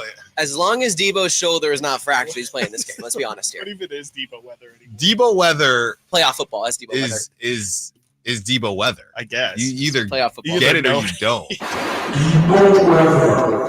One of the more bizarre audio pieces that Nate. I don't even remember what. Yeah, what was the premise? I don't know. Of that? We were talking about you were getting hyped on Deebo, and you're like, "It's Deebo weather, baby! It's Deebo weather!" And now anything weather. And I'm pretty sure related they is- lost whatever game that was. Yeah. This is the first time that they've won in bad weather. The Deebo Welcome to Deebo weather. Deebo weather. It just reminds me of my garage band days. So stupid. Just That trying sounds out like different you know sounds. those Oh like my really God. cheap like microphones that you can buy, or like the megaphones that would like distort your voice. Deebo weather. Early 90s, as we are joined for another bonus segment of Emil Fergoso, Sactown Sports 49ers Insiders. Emil, when you think about the Lions, and we were talking about the line being seven and a half, seven. At first, you're watching, you're saying, all right, if the Bucs are able to pull this off, which they almost they had a shot, and things just didn't break their way. Some questionable decisions by Todd Bowles. But I think we all felt, okay, Mike Evans is cool, but Baker Mayfield, they said, with essentially the same offensive line, taking way more sacks than Tom Brady. He's just not very elusive. And separate conversation, how Baker finessed himself into a top pick in the draft, one of the best finesses of all time. He's gonna get paid. He's gonna get paid. He probably is gonna get paid. But you know, he's a guy who takes a lot of sacks. You look at the Lions now coming in with that running game, and we've talked about, hey, that Niners running defense. They've broke before, right? Look at some of the runs from the Packers and even the Cardinals game a couple weeks back. They put up over 200 yards. Do you think the Niners should be on upset alert for the Lions? Like the Lions upset the Niners, what you're saying? Yeah. I think it's possible. I think anything's possible in the NFL. It's the playoffs. But do you feel more confident about the Niners after this game because maybe this was their stinker? Yeah, I do. And now they'll figure it out? I just the Lions secondary and defense is not good. Like 319 passing yards for Tampa Bay, and I get it, Mike Evans and stuff, but Baker Mayfield, not the strongest thrower. And actually, frankly, I was watching Baker Mayfield play, and I was like, Brock Purdy's got a little Baker Mayfield in him. I can kind of see the comparisons a little Somebody bit. said that somebody said something. Brock was Baker Mayfield, but with a better trait, with whatever that better trait decision making, yeah, better processing for sure. I kind of see that kind of display. And he's faster. Brock is faster. Yeah, Brock's 10-yard sprint, especially, and that was the biggest key to the win was that 9-yard scramble to get 3rd and 1 for allowing Christian McCaffrey to get in there. But yes, Detroit could win this game, especially if they control the football, get the run game going with Jahmyr Gibbs and David Montgomery. Absolutely. I just don't see the Niners having a kerfuffle like they did Saturday. I feel like they got that monkey off their back of winning a gritty game.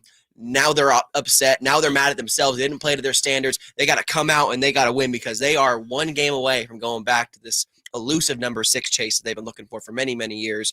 I feel like they're going to come out swinging and they're going to come out hot. I'm trying to figure out. I mean, yeah, in the last segment we talked about the Niners having no sacks.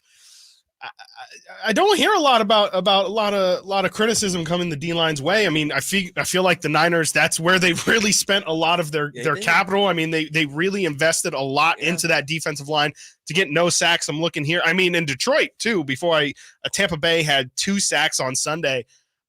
Detroit's offensive line is maybe the best in the NFL. Does that battle concern you at all? It does for sure, but they did lose Jonah Jackson. Sure. They're starting left guard, and Frank Ragnow, their All-Pro center, did get banged up as well. So we'll see how I did see that. Right, he got rolled under. I think. Right, that's the worst injury for linemen. It was just. I hate seeing those injuries for linemen because you just know it can happen to anyone to get rolled up like it's that. Just a random play. It's just so random. But thankfully, Frank Ragnow was able to come back and play because he is, if not top 3, one of the best centers in the NFL right now. So yes, it's going to be a war of the trenches, and that's kind of what this comes down to. But the Niners are a physical football team for a reason, and I think that Nick Bosa and Chase Young are going to do a better job of getting after Jared Goff than they are going to get after Jordan Love because Jared Goff is not very elusive. Sure. He kind of stands in the pocket, and when that happens, and you kind of put pressure on him and he crumbles a little bit. He's not great when he's backed up against it like that. Yeah, I guess sometimes to your point too. I guess pressures also matter. I mean, it's not everything. It matters more when you have a immobile quarterback you're going against. Yeah. Like with Jordan Love, he's able to scramble, get out the pocket, make throws on the run. Jared's not really the best at that. He's more of a stationary guy, throw up from the angle, like Kirk Cousins does. Right. So if you can just get to him before he gets the ball out, you're golden. Yeah, and I know people have said that, you have Matthew Stafford who will throw from different angles and even just little things like that. It's not necessarily being a dual threat. Yeah. But it's just things that can make up for when your offensive line gets beat, right? Correct. And it feels like Jared Goff can't really make up for too much. The secondary, Ambry Thomas got destroyed on social media just as far as and also on the field a little bit. And the Packers really don't have a defined wide receiver number 1. Everybody eats at different times, right? It's Dobbs, it's Reed, Watson, it's Watson, it's different guys. The Lions do have a number 1. Now, he's one of the kind of more new age receivers, not a Megatron type guy, and Amon-Ra St. Brown. He's a little bit smaller, right? But he's a dog. But I am looking here as much, and the Lions really want to stay balanced. You got Amon-Ra, and then after that, this is another team weirdly similar to the Cowboys, even though they just run the football better, where you have Sam Laporta as really your number 2 receiver and Amon-Ra St. Brown. And that I think bodes well then if you were to invite, obviously it's Baker Mayfield, but if you were to invite Baker Mayfield, Godwin, and Mike Evans to town, right? I mean, you have Amon-Ra. You got to feel like Steve Wilkes would be able to bracket him, take care of him. And then you got Jamison Williams, who's good for maybe 2 to 3 catches a game. They're deep ball guy. And They're they're the deep ball guy. Josh Reynolds, who really only shows up in the red zone. So I'm not Watch really out for Jahmyr Gibbs, though.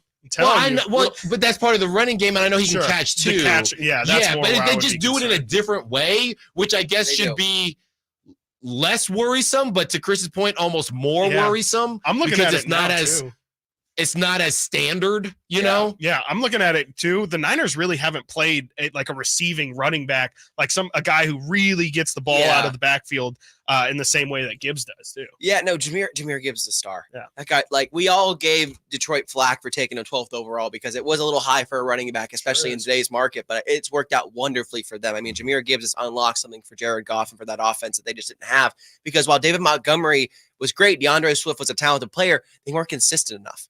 Both of them weren't consistent enough. And Jahmyr Gibbs, as a rookie, has been so consistent, both in the passing and the run game. And that's what makes him so different, because they kind of have a Christian McCaffrey-esque player for Dan Campbell, and that's going to be tough for them. But I do think because the Niners' speed at the linebacker spots, that's going to help them containing Gibbs, because they're so good sideline to sideline. Yeah. I mean, I don't think it's going to be a walk in the park. I think a lot of Niner fans were rooting for the Bucs to figure out a way. Oh, they were. Yes, they were. Even though I think we all knew it wasn't going to happen. You know, I mean, while we have you, before we let you go on your way, other side of things, right? Yeah. With the Bills and the Chiefs and the Ravens and the Texans. Again, it makes you feel better what the Niners did. And this is what you had kind of alluded to, because it feels like, okay, you got the stinker out of the way. But does it make you feel better for a team that's going to have to go up against the Chiefs, who may be the worst offense, but probably the best defense that Patrick Mahomes has had, or the Ravens, who at least you already got to see them? Did what happen? Sure saw them. You saw them all right. They saw you. You saw them go the other way. You saw them and they kicked your ass. That's what happened. Right.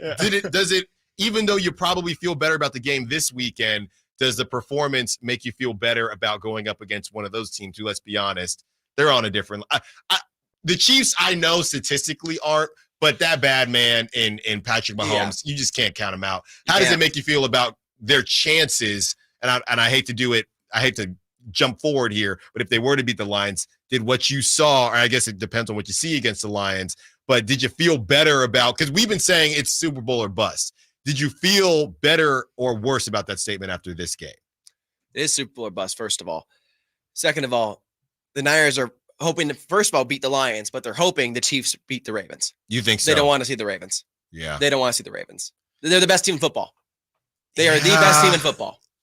It's a tough one, Lamar Jackson is the MVP right now. He's at the peak of his powers. They do not want to see a running quarterback like that. They struggle against those guys. They struggled against them when they saw him on Christmas night. And I'm not going to say the way that game went was a fluke, but I'm saying there's a reason why the Ravens have been so dominant in all of their wins, because they have a brand of football that just wears you down and beats you up, like the Niners do too, where their run game is just super. And now that Lamar has that passing game over the middle and over the top with Zay Flowers, they've unlocked everything. From a motivational standpoint too, it's probably easier to say, hey, we got unfinished business against the Chiefs versus I mean, they have unfinished business against the Ravens. It's just a little bit tougher to convince yourself that result would have gone The Ravens different. are kind of the Niners' boogeyman. Yeah. Harbaugh is kind of the Niners' boogeyman, both the brother as well as John is the kind of the boogeyman. They'd rather see the Chiefs because that's their unfinished story. That's the story they want to kind of finish. Right. And that's a team they probably match up better with because of the receivers like we talked about. Right. Yeah, even though Rashee Rice is kind of shown up. Got banged up as well. Yeah, Travis got Kelce banged looks up. back to an extent. Travis Kelce, I mean, he's to the point now where I'm willing to think that maybe Travis Kelce he's to that point in his career, kind of the Gronk stage, to where now he'll probably try to turn it on. Right. He couldn't play. Absolutely. He couldn't play. He goes in the garage for 16 weeks and then you bring him out and come play Exactly. He couldn't play like this for the whole season. I've heard reports this might be his last ride. Well, then one Kelce came back and took his shirt off, and now he's back in the NFL. My favorite thing about this weekend was that moment. Yeah. That was just excellent. What do you think about Josh Allen, too? I mean, there's a lot of legacy talk about Josh Allen, him being the James Harden to, Patrick Mahomes' Steph Curry or whatever you want to throw out there. Do you feel like he's able to eventually get over the hump? I do. I don't think it was Josh Allen's fault they lost that game. I think it was, how about Tyler Bass not go wide right? Sure. Again, the Bills are cursed, unfortunately. They're a cursed franchise like the Chargers are. And the Chiefs are their boogeyman right now. No matter what Josh Allen does, it seems like Patrick Mahomes always gets the best of them. And while there was a lot of talk of can Mahomes win on the road in the playoffs, I had no doubts that the Chiefs are going to win that game. Yeah, it's just one of those things where if it wasn't going to happen this season for the Bills to finally beat, this is the most down you would assume the Chiefs are going to be. Yeah, and the Bills kind of fumbled this season in a way. Right, they should to that point, and they still got the 2 seed. The Bills messed around all year long because Miami fumbled at the end. Yeah, you're right, and you have somebody in Patrick Mahomes that has never not played in the AFC Championship as a starter. That's insane. Yeah, that's LeBron stuff, right? Yeah, I mean that's LeBron going to 9 straight conference finals. That's insane. You're not new wave goat right there. Yeah, I mean, I haven't seen the line 4 or 5, right? 4 or 5, 3 straight. Yeah, and I'm sure the Ravens are favored, but it's probably not by much because you cannot disrespect Patrick Mahomes. Thank you, Emil Fregoso, doing great things as always. Check him out on social media and on SactownSports.com. We will talk to you. We'll talk to you next week either way, but I'm assuming it'll be to discuss the Super Bowl. Yes, it will be. There you go. Hopefully. All right. Get into a break. When we get back, a little bit of Kings talk, getting ready to take on the Hawks with no Trae Young. Stiles and Watkins, Sactown Sports.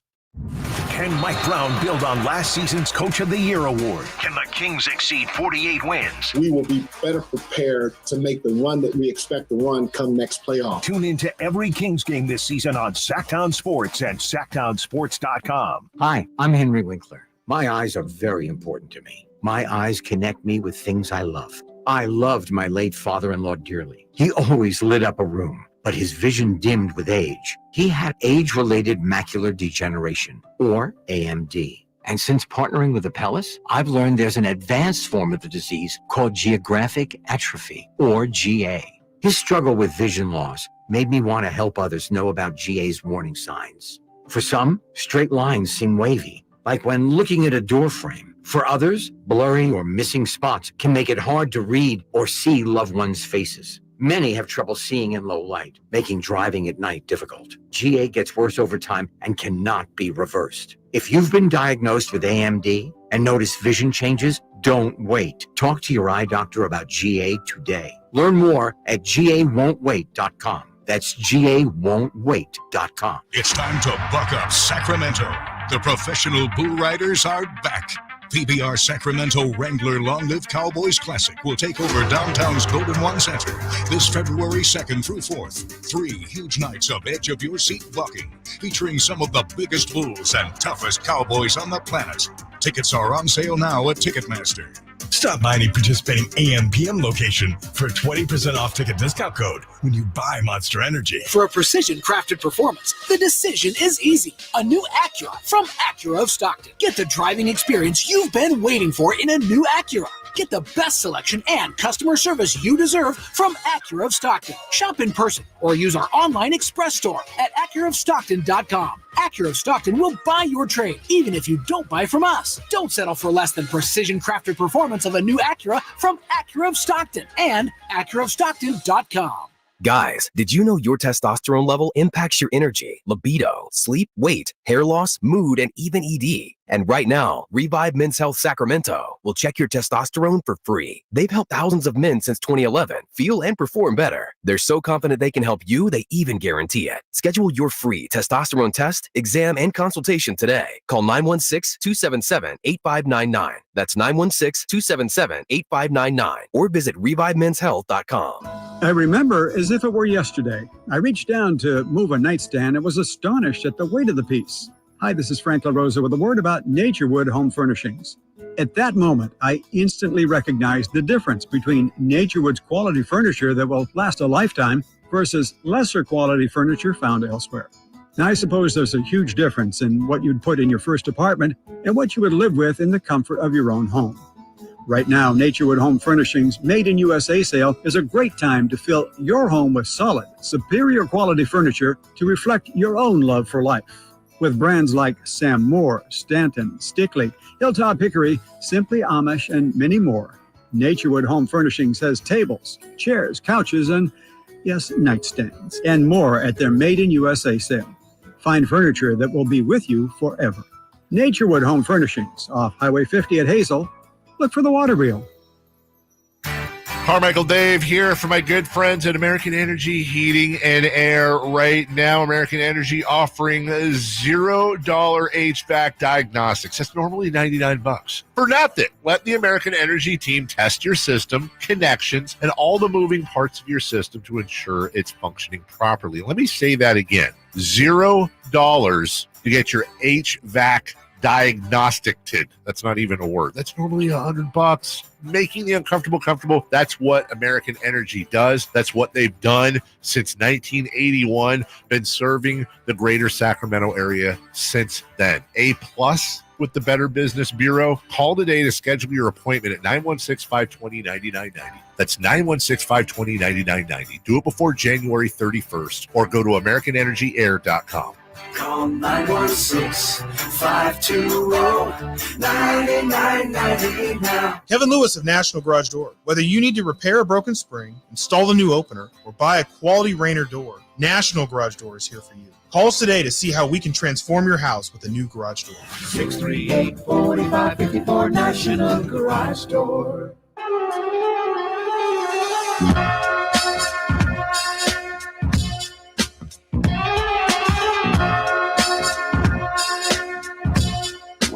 Sactown Sports. Call or text at 916-339-1140. Thank you again to Emil Fergoso, Sactown Sports 49ers Insider.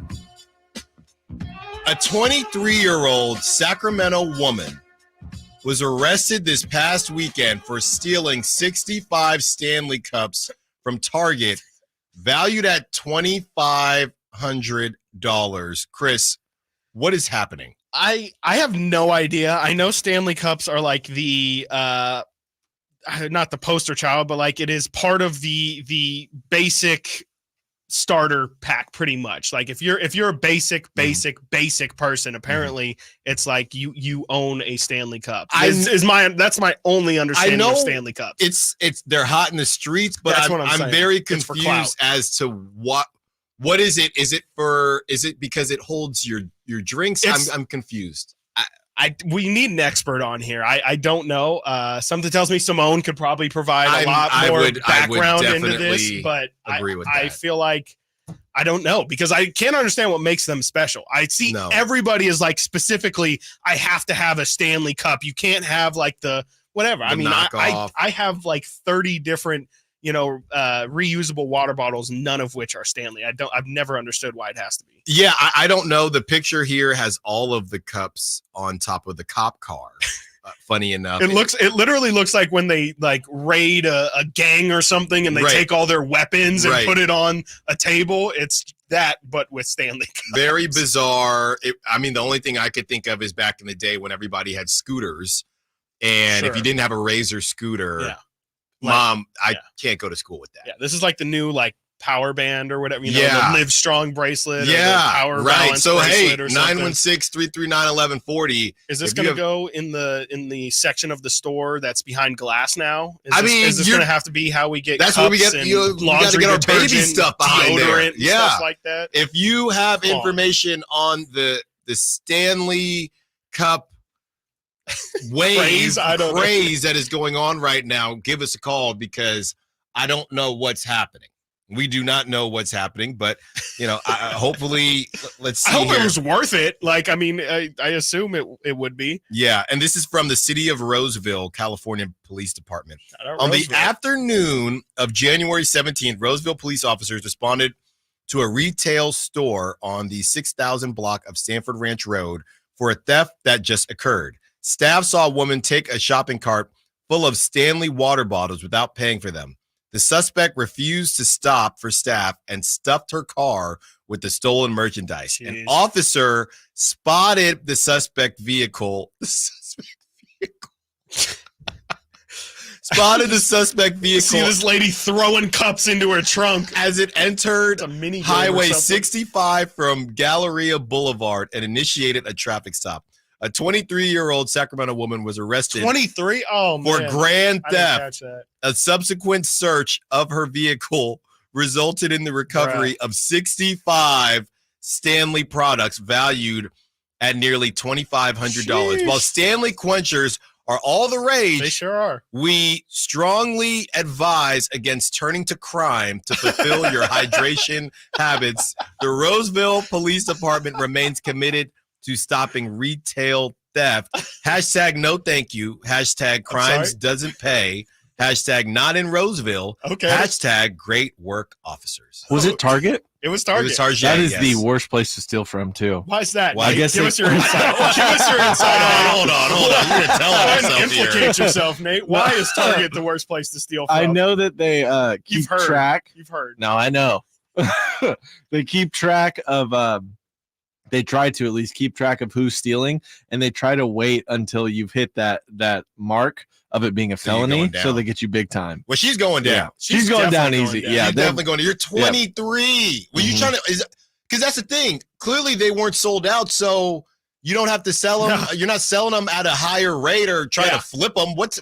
Or maybe now they're all sold out, so now I'm going to resell them in the streets of Roseville, just in the parking lot. You know. Hey, you go in there, you see they're out of Stanley Cups. Yeah. Hey, got a couple in my trunk. Maybe Facebook Marketplace. But buying a secondhand cup, that's disgusting. Also, no, not used. It has to be not used. I know, but still, like, you don't know if it's used or not. You're buying from this person on Marketplace. Yeah, that's 65 gross. Cups is also psychotic. Like, she's just loading that into her cart. She's got to be jacked. Nobody said anything. Seeing her just like literally shovel all of it. Just pay. Come on now. Party or you something? can still flip it even if you paid. All right. Let's get back on track here.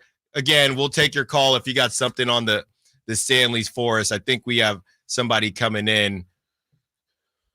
We have Lucy here who wants to help us figure out this Stanley Cup craze. Lucy, please tell me any Stanley Cup you have purchased with American dollars. My daughter is a thermos aficionado. Okay, I just happened to hear this the other day. Evidently, a Kia car burned to the ground, and the only thing left standing was the Stanley Cup. Wow! And that went viral, TikTok, and that's how they became so popular. And then Stanley Cup manufacturers picked up on this, and they started promoting their thermos as didn't burn up in a car. And then they started promoting, different like Valentine's Day cups and different, colors. And so that's kind of the origin of why Stanley thermoses are all of a sudden like, gold. Wow. Well, thank you for that. Wow. That is outstanding. You cannot pay for that kind of insight. But I'm still just kind of interested in why people think, in case I'm in a burning car, at least my Stanley will how be the chill. Internet works then. But thank you for that, Lucy. Yeah. I guess Stanley Cup drinkers are bad drivers. Yeah, right? If I happen to be in another burning car. Yeah, don't put anything illegal in that drink while you're driving. Definitely do not do that. That's just, I mean, that's like the most internet story I think I've ever heard in my life. But this is crazy to me simply because it wasn't. Stanley Cup. She must have been trying to flip them in the streets then. Why are you buying $2,500 or not buying? She was not buying. I mean, come on, you still could have made a profit. This is crazy. Yeah. Haven't you ever heard of just looking at the wholesale retail sites and just buying like the $3 cups and then I just wanted to we got to get that CCTV footage of her just mobbing out. Yeah, she had to be mobbing. And can you imagine the cop calling this in? Yeah, I got her. Yep, I see. 56. You said 56 cups. We got her. Hey, put it down. Put the cup down, ma'am. Put it down. Ma'am. Nobody's got to get hurt if you put the cups down. All right? Yeah, that's crazy. All right, getting back on track here. Let's get to Paul.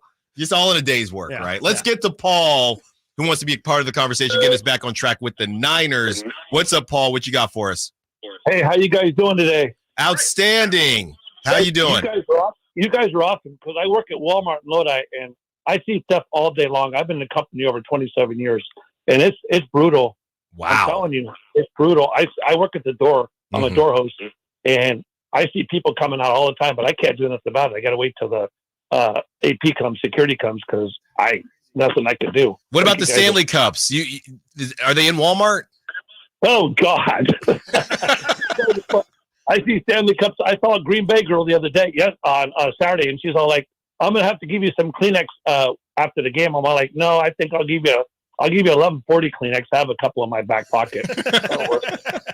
Anyway, I like the game on Saturday. What do you guys think about Sunday? You guys think Samuel's gonna play? I was just asking about that.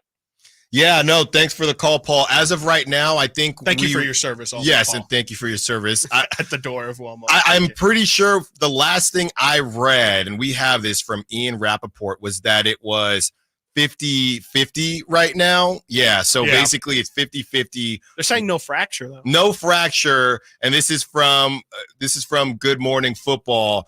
There continues to be guarded optimism for 49ers wide receiver Deebo Samuel with negative x-rays. 8 days of rest. There's no way he's not playing. There's just no way. He's at least going to suit up and try, right? Mhm. I mean, there's no way. They might not prominently feature him, maybe how they should, but I mean, there's no doubt Deebo's going to be out there because even if he's just out there running routes or being a decoy, he's the best decoy you can maybe have in football. So there it is. What time it is. And it's going to be if Deebo is able to suit up. All right, get into break. When we get back, previewing Kings, Hawks, more of your calls, more of your texts. And shout out to the Sack Chat. Haven't shouted you out yet, but here it is. All right, Stiles Watkins, Sactown Sports. Last season, the Sacramento Kings gave us a little bit of everything. A Pacific Division type GM of the Year, Coach of the Year, Clutch Player of the Year, All-Stars and All-NBA performers. Plus, we got to light the beam. Here's a steal by Fox, a breakaway. He's got the rip with the left hand. What does this season have in store? Find out. Each and every Sacramento Kings game can be heard right here on your proud home of the Beam team, Sactown Sports at SactownSports.com. Did you know some ordinary cold medicines can raise your blood pressure? The world has changed a lot these last few years. You can do pretty much anything from your home, including order your new Honda from Northern California's #1 Honda dealer, Stockton Honda. Check out our great selection at StocktonHonda.com or come in today and get pre-approved all in the blink of an eye. Stockton Honda makes buying a car simple and stress-free. Anytime, anywhere, it's all here. StocktonHonda.com. At Ashton & Price, we get injury victims to yes. Experience, yes. Ashton & Price has been around for over 25 years. No more insurance companies? Yes.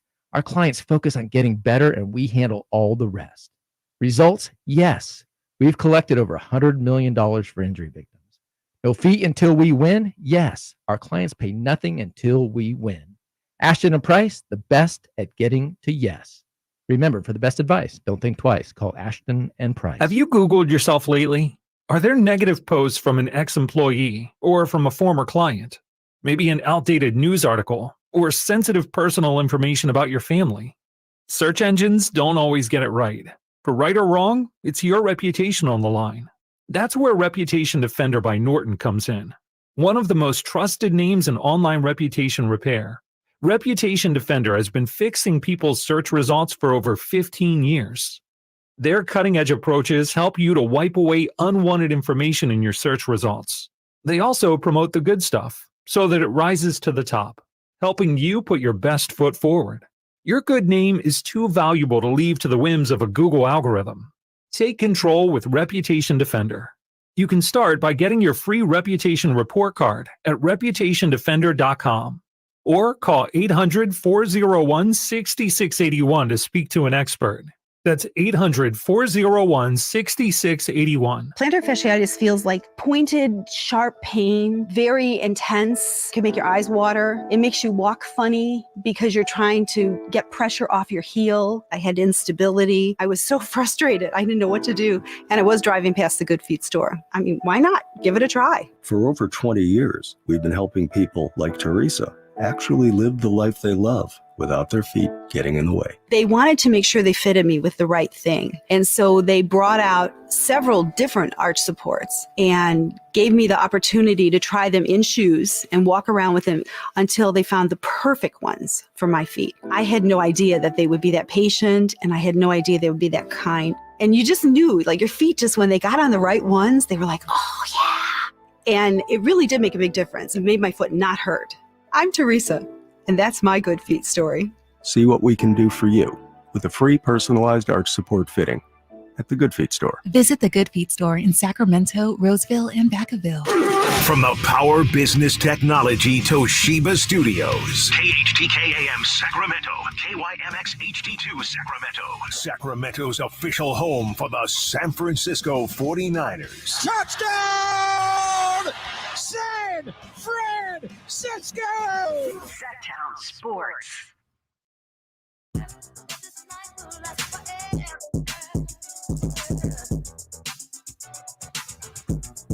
Live and local. Live and local. This is Sactown Sports.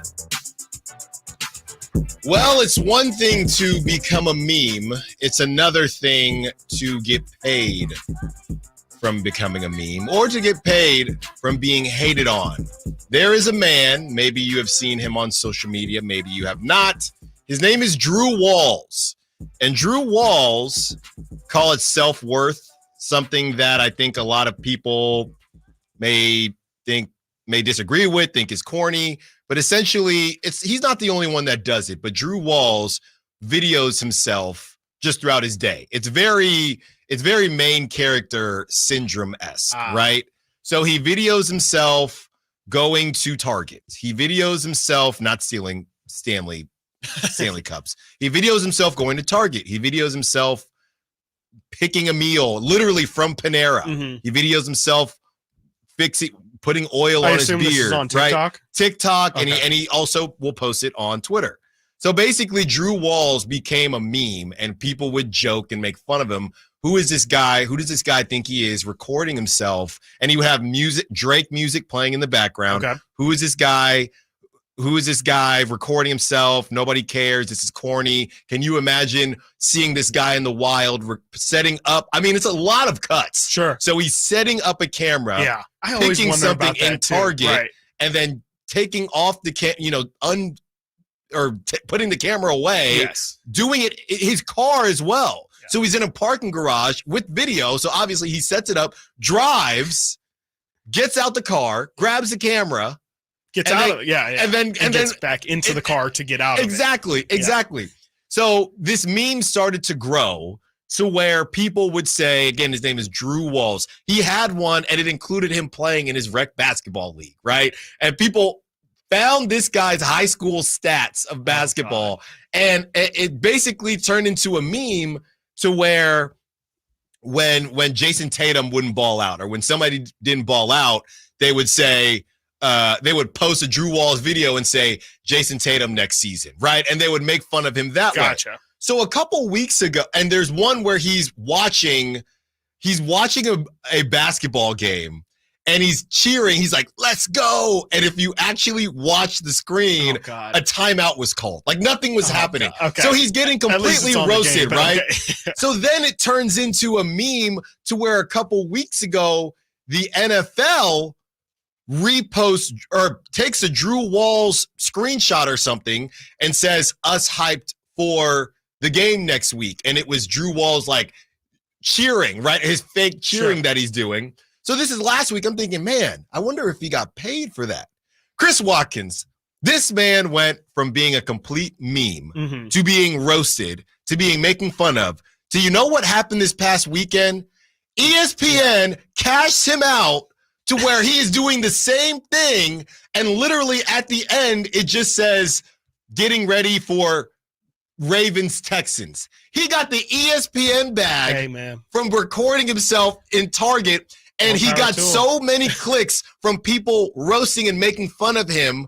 Now he is a partner with ESPN. Love that. That's great. I have not seen any of this man's videos, but I sounds great. I mean, if you can make money off of making garbage content and making people upset while doing it, I mean, you know, it's I can't knock the hustle. I mean, we're clearly in the wrong business. I mean, all clicks are good clicks. Can I say something on the air that I hope so, that I haven't really said? I hope so. As long as so, this was a couple weeks ago, and Nate is gonna crack up. Oh gosh, this is a couple weeks ago. I wanted to see how it felt. To what? I did it. Stole a bunch of Stanley Cups? I recorded myself going to Bel Air. The whole thing. Oh, God. and you never. I want to see how posted it felt, and it didn't feel great. It didn't feel. It was Did weird. you set up all the shots and everything? Like I you just didn't used have, my iPhone, my phone. Yeah. And I would set it But up. you didn't have like wifey film you for you or no, anything like that. It was no, all 'cause you I'm set it figuring up. Drew doesn't. Okay, yeah. Right. Yeah. So I set it up. I would walk. I put it on the. You know, I Jimmy rigged it up on the shelves, tree, right? And I walked past it on the street. And then I walked back and I turned it off, and then I cut that out. And I wanted to see how it felt. And I gotta say, it does make you feel like a main character. I'm sure it's it does. incredibly awkward. Very much. The people at the store. Oh my goodness. That was the worst. Yeah. So like, Yeah, of course that was the worst. Literally the worst. When you're in it was so I'm picking like fruit. I'm like fake picking fruit. Right. And you're picking it up. I really like looking at it. Someone no walked reason. in the shot. So I had to re-pick the fruit again. I But can't it's believe not it does real, this. then. It's not. Yeah. It's crazy. Is this how he does it? He sets up the I'm shots? assuming. I said, Okay, you it's know not what? Before like- I make fun of this guy, I want to do it on my own. It's not like Make sure POV or face cam or something? No. You need to get the shot where you have the camera behind like a box of cereal or something, and then you pull out the box of cereal, so it's like a POV. And I would have of to. the cereal, And then I'm in that line same and I'm shot, putting it yeah. up against the magazines, trying to hold the phone up, and that was the worst one. and they're like, "Sir, what are you?" It was a doing? long Sir, line, please don't film and me that was the while I'm at worst work." one. I had to cut it because this is too embarrassing. Sir, I pick can't out do the it. fruit, please. Sir. Yeah. Sir. Are you gonna pick a veggie? Sir, or not? you've picked up 3 different avocados. Yeah. I'm going to need you to at least take and one of but them. here's the kicker. So Drake. Here comes the Nate. Here comes the funny part. Getting back to the not the originator, but the guy who really does this. He always plays Drake music. Go on Drake's Instagram. Drake tagged Drew Walls and said, "Drew Walls got me on my hype." And Drake did a video. Yeah. He changed his life. Well, you can't steal his bit though, Alan. No, I'm not. I didn't post it. I just wanted to see how you it just looked. wanted to You feel. just wanted to feel how You it did felt. say that. You did just want to feel Yeah. it's like. And it felt cool, but I'm also sure. awkward. It doesn't sound like it feels cool. It felt cool until I got in line at Bel Air. Yeah. And then Yeah. I thought, this is really awkward. I'm sure it's cool if you're A, getting paid for it, and B, if you're like popping on TikTok. Then you're like, I don't care. Go ahead and laugh at me. Right, I'm 'cause, making. people will say, "Hey, what outfit were you wearing, Drew?" But people were memeing it saying, "Babe, wake up! New Drew Walls just dropped." I don't get it, man. I mean, I don't get it I don't either. understand. I like shout out him because like the weird part is, I guarantee for like 5 years, nobody was watching. It's a rough go. That's like a grind. Yeah. Because you have to you have to be the one who's believing, no. This is fire. People just don't get it yet. But what are you even thinking is gonna pop? Like people really want to watch me grocery shop. Yeah. Apparently. That's what you're thinking. Long story short, people, at the end of the day, if you think you make good content, keep making Keep it. at it. Maybe Drake and ESPN will pick knows? you up, even if it's just going to Tarjay. All right, getting back on track here. The Kings take on the Atlanta Hawks tonight with no Trae Young and no DeAndre Hunter. The Kings got to get back on track. 4-game slid, and I think it's been a kind of a nice break for the Kings for and us probably too. Kings fans as well. You get back on the horse, and There's another break coming too. can don't play they till slay? Thursday. Yeah. Can they slay the short-handed dragon that they really haven't been able to? And I shouldn't say that because they did beat the Nuggets without Jamal Murray. They beat the Suns when the Suns. What a weird conversation, beating teams when they're not at full strength. But this is the 2023-2024 Kings. They got to get back on track here, man. Yes, they have to. I mean, especially because this is the last game before a long road trip again. You gotta leave this homestand feeling like you got something out of it. You can't just continue to spiral. Same thing that we said about Indiana on what day was that? Thursday. Still applies today. You're still at home. You're still coming on a long losing trip. And the other team that you're playing doesn't have their star. Everything is working in your favor to go out there and just take the game. Like this doesn't have to be a game that is even remotely close halfway through the fourth quarter. This should be a game where, the Atlanta Hawks have a losing record. They haven't been able to figure things out all year long. They got guys, they have maybe the most players in trade talks of any other team in the NBA, so they can't be together and focused as a group. Their minds are probably all over the place. I'm sure some of the guys playing tonight might think, oh, let me see what's around this city of Sacramento, because I might be here in 2 weeks. So I feel like the Kings have to go out and just take this one, man. Like this should be a complete blowout. Shouldn't even be really an entertaining game. It should be Kings wire to wire, because how many more terrible losses, how many sad, how many times do you have to leave Golden One Center upset before you just take care of business? And that's absolutely what they should do today. It shouldn't even be close. Beam deprived. We are all beam deprived. Oh, wait, they do that. I forgot that the whole laser thing happens in a while. And here you go. Here's Shams talking about the DeJounte Murray situation. And he says it's centered around D'Angelo Russell. This is with the Lakers. It's centered around D'Angelo Russell, a 2029 first-round draft pick, and a pick swap. The holdup was that Atlanta wanted to find a third team for D'Angelo Russell. So whatever Atlanta wanted back from the Lakers or from another team, it was not D'Angelo Russell, which, I mean, can you imagine Trae Young and D'Angelo Russell? That's awful basketball. I don't think it could get worse. They would have the worst defensive rating in the history of basketball. Throw Buddy Hield in there, dude. Throw Buddy Hield in there. Maybe that's the third team or whatever the case is. So, yeah, to Chris's point, who DeJounte Murray is playing, and he's been balling. Yep. Trae Young has been a little bit, I know he's a smaller guy, he's been a little bit banged up this season, hasn't been able to stay on the court too much, but DeJounte Murray has been balling. Every game is basically a showcase for him or a tryout for a potential trade partner, and he's been doing his part. Yeah, Atlanta, and we'll talk about the market here and who I blame on this new market, but Atlanta is right now trying to maybe get too much, but it's just another name. DeJounte Murray is turning into the new Pascal Siakam. The reason it's not the same as Pascal, because I do think he will get moved. Yes, by the time this whole thing is over, where the Kings kind of fall on that. And meanwhile, these guys got to play games. So hopefully the Kings can take advantage. All right, get into a break. When we get back, how do the Kings get back on track? And later at 12:30, we will rate the rumor, talking about different trades and trade conversations, rating the rumors at 12:30, but how the Kings get back on track. That's coming up next on Stiles Watkins, Sactown Sports. Malik Monk plays here. Started left, goes right, steps back, launches the three. Nothing but net. Oh, that was just filthy. Oh, my, that was sweet. Sactown Sports is your proud home of the Sacramento Kings. Hi, I'm Henry Winkler. My eyes are very important to me. My eyes connect me with things I love. I loved my late father-in-law dearly. He always lit up a room, but his vision dimmed with age. He had age-related macular degeneration, or AMD. And since partnering with Apellis, I've learned there's an advanced form of the disease called geographic atrophy, or GA. His struggle with vision loss made me want to help others know about GA's warning signs. For some, straight lines seem wavy, like when looking at a door frame. For others, blurry or missing spots can make it hard to read or see loved ones' faces. Many have trouble seeing in low light, making driving at night difficult. GA gets worse over time and cannot be reversed. If you've been diagnosed with AMD and notice vision changes, don't wait. Talk to your eye doctor about GA today. Learn more at GAWon'tWait.com. That's GAWon'tWait.com. Time to get your tickets for the Sacramento Sports Hall of Fame celebration, February 4th at Thunder Valley. Inductees include Matt Barnes. Go to Ticketmaster.com.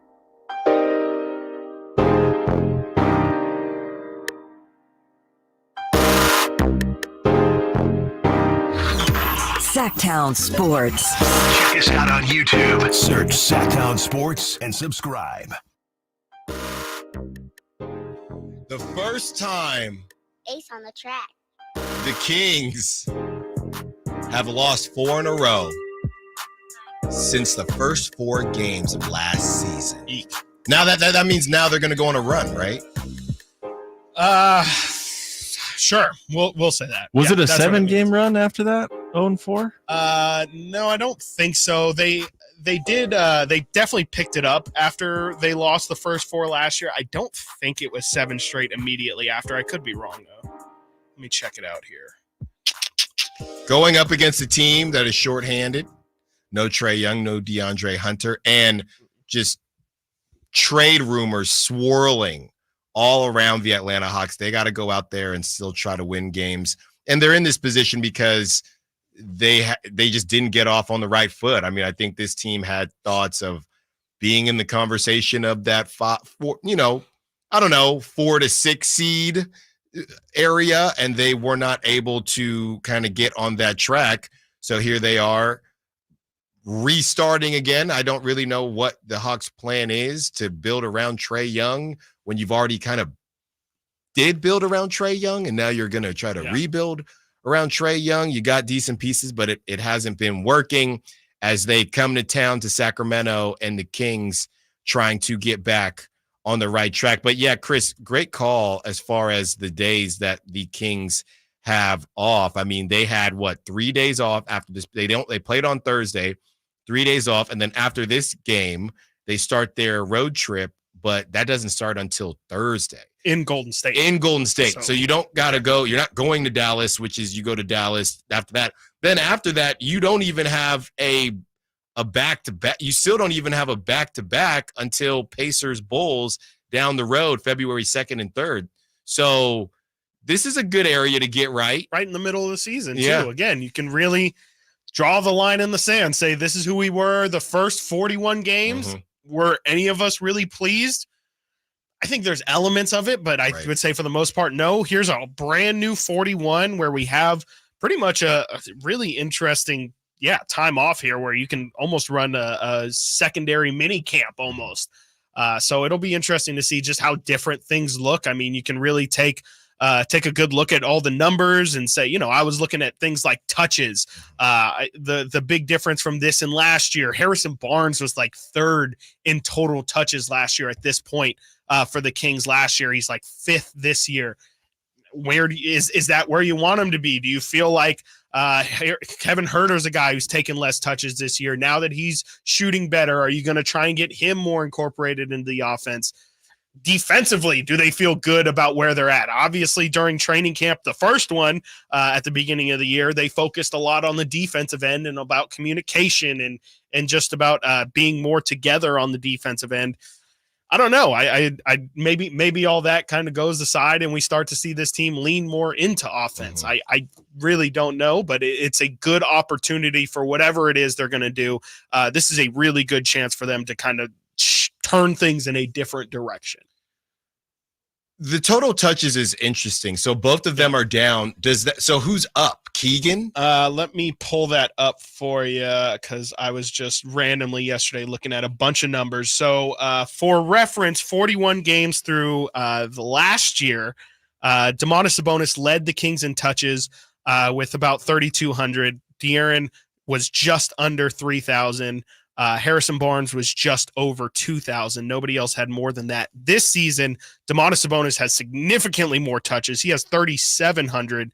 De'Aaron has 2,840. Malik Monk has 2,136. And then Keegan Murray's the next closest at 1,635. And so it's really just this year, it seems to be Malik has entered the top 3 of touches because, as I said, Harrison Barnes had just over 2,000 touches at this point last year.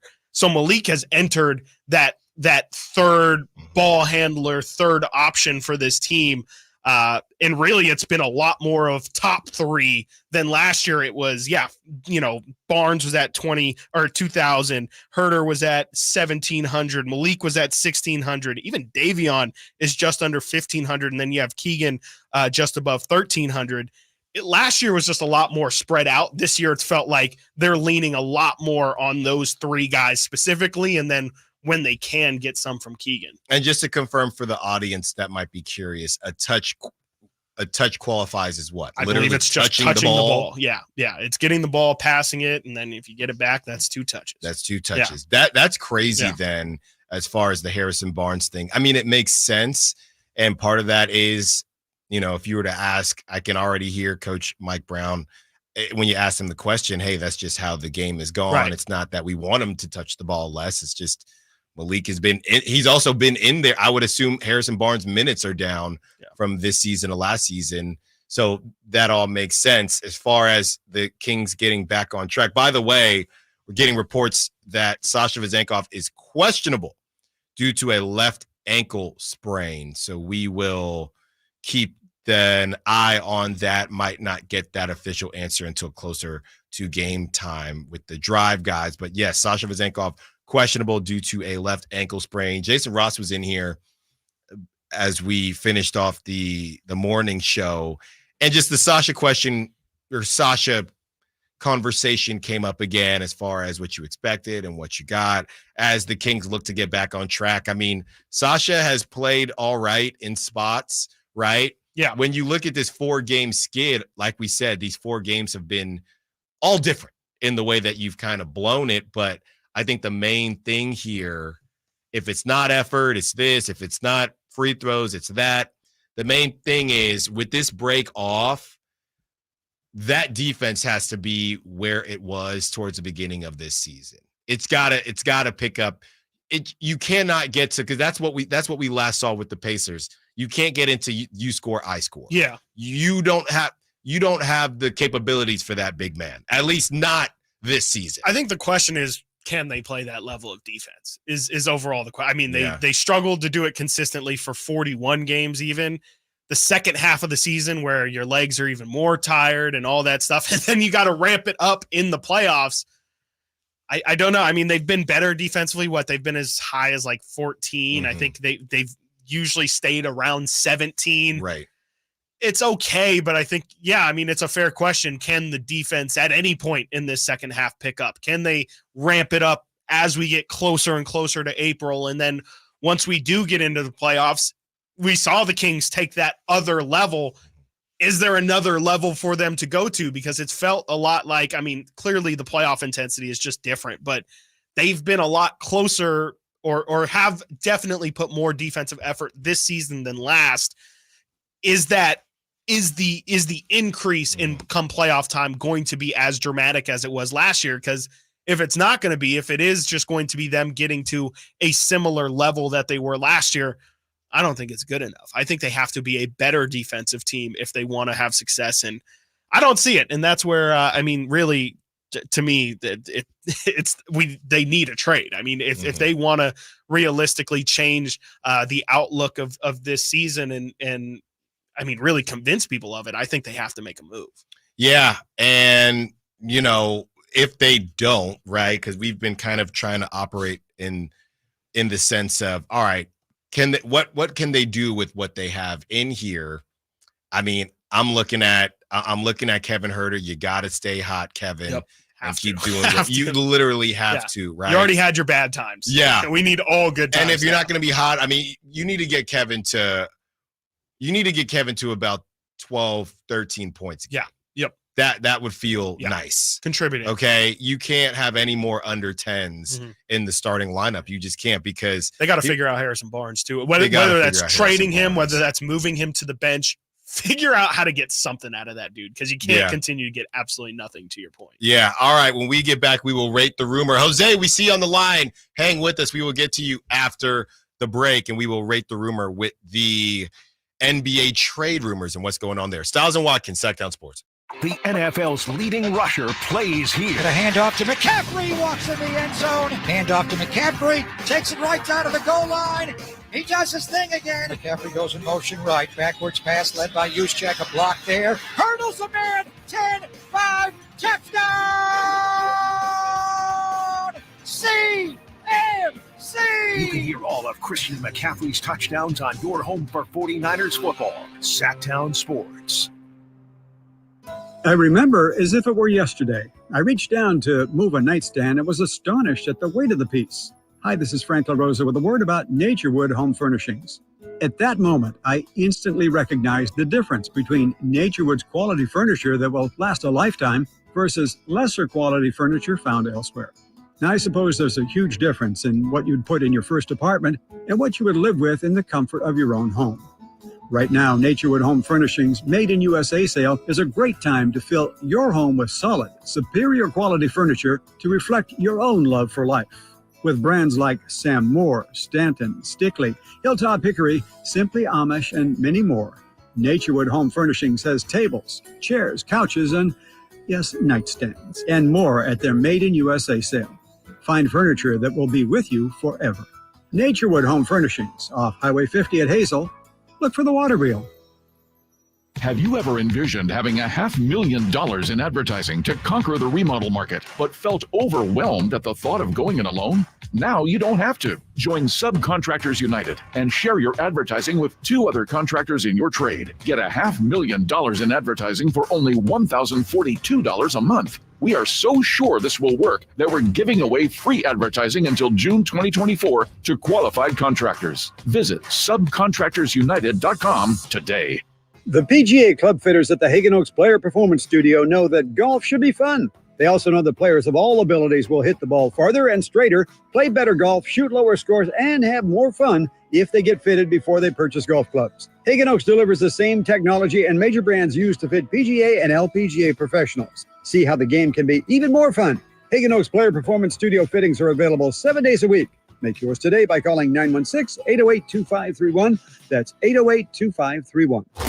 Sacramento's premier music festival, Country in the Park, is back. 2 big ol' nights, May 17th and 18th at Cal Expo with Brantley Gilbert, Dustin Lynch, Walker Hayes, and more. 2-day GA tickets are on sale now, starting at $85, or upgrade your experience with VIP or pit passes. Country in the Park, May 17th and 18th at Cal Expo. For more information, visit CITBfest.com. Brought to you by Oak Ridge Winery. Thunder, feel the thunder. It ignites something inside of you. Lightning and the thunder. Sets alight an elevated state of being. Days are pure exhilaration. And the nights, they're simply electric. See it, hear it, feel it. Thunder, feel the thunder. Lightning and the thunder. Thunder Valley Casino Resort. Feel the thunder. The Arnold Law Firm has seen how an injury can turn anyone's life upside down. Whether it's a slip and fall, a car accident, or any other kind of injury. For almost 50 years, the Arnold Law Firm has been here to help you through the entire process to protect you and your family. If you are ever injured or in an accident, call the Arnold Law Firm. The Arnold Law Firm, providing real justice for you since 1975.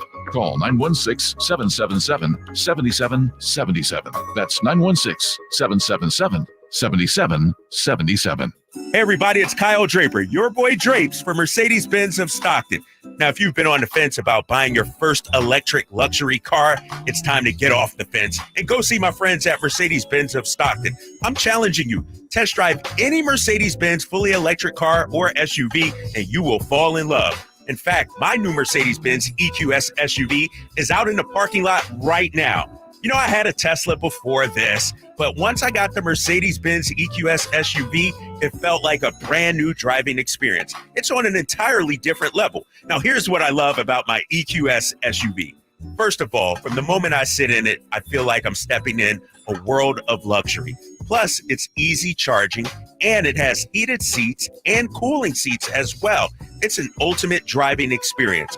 I urge you, go see my friends at Mercedes-Benz of Stockton. They're just 30 minutes from Sacramento. They're right off of I-5. Or, of course, you can always go online at mbofstockton.com.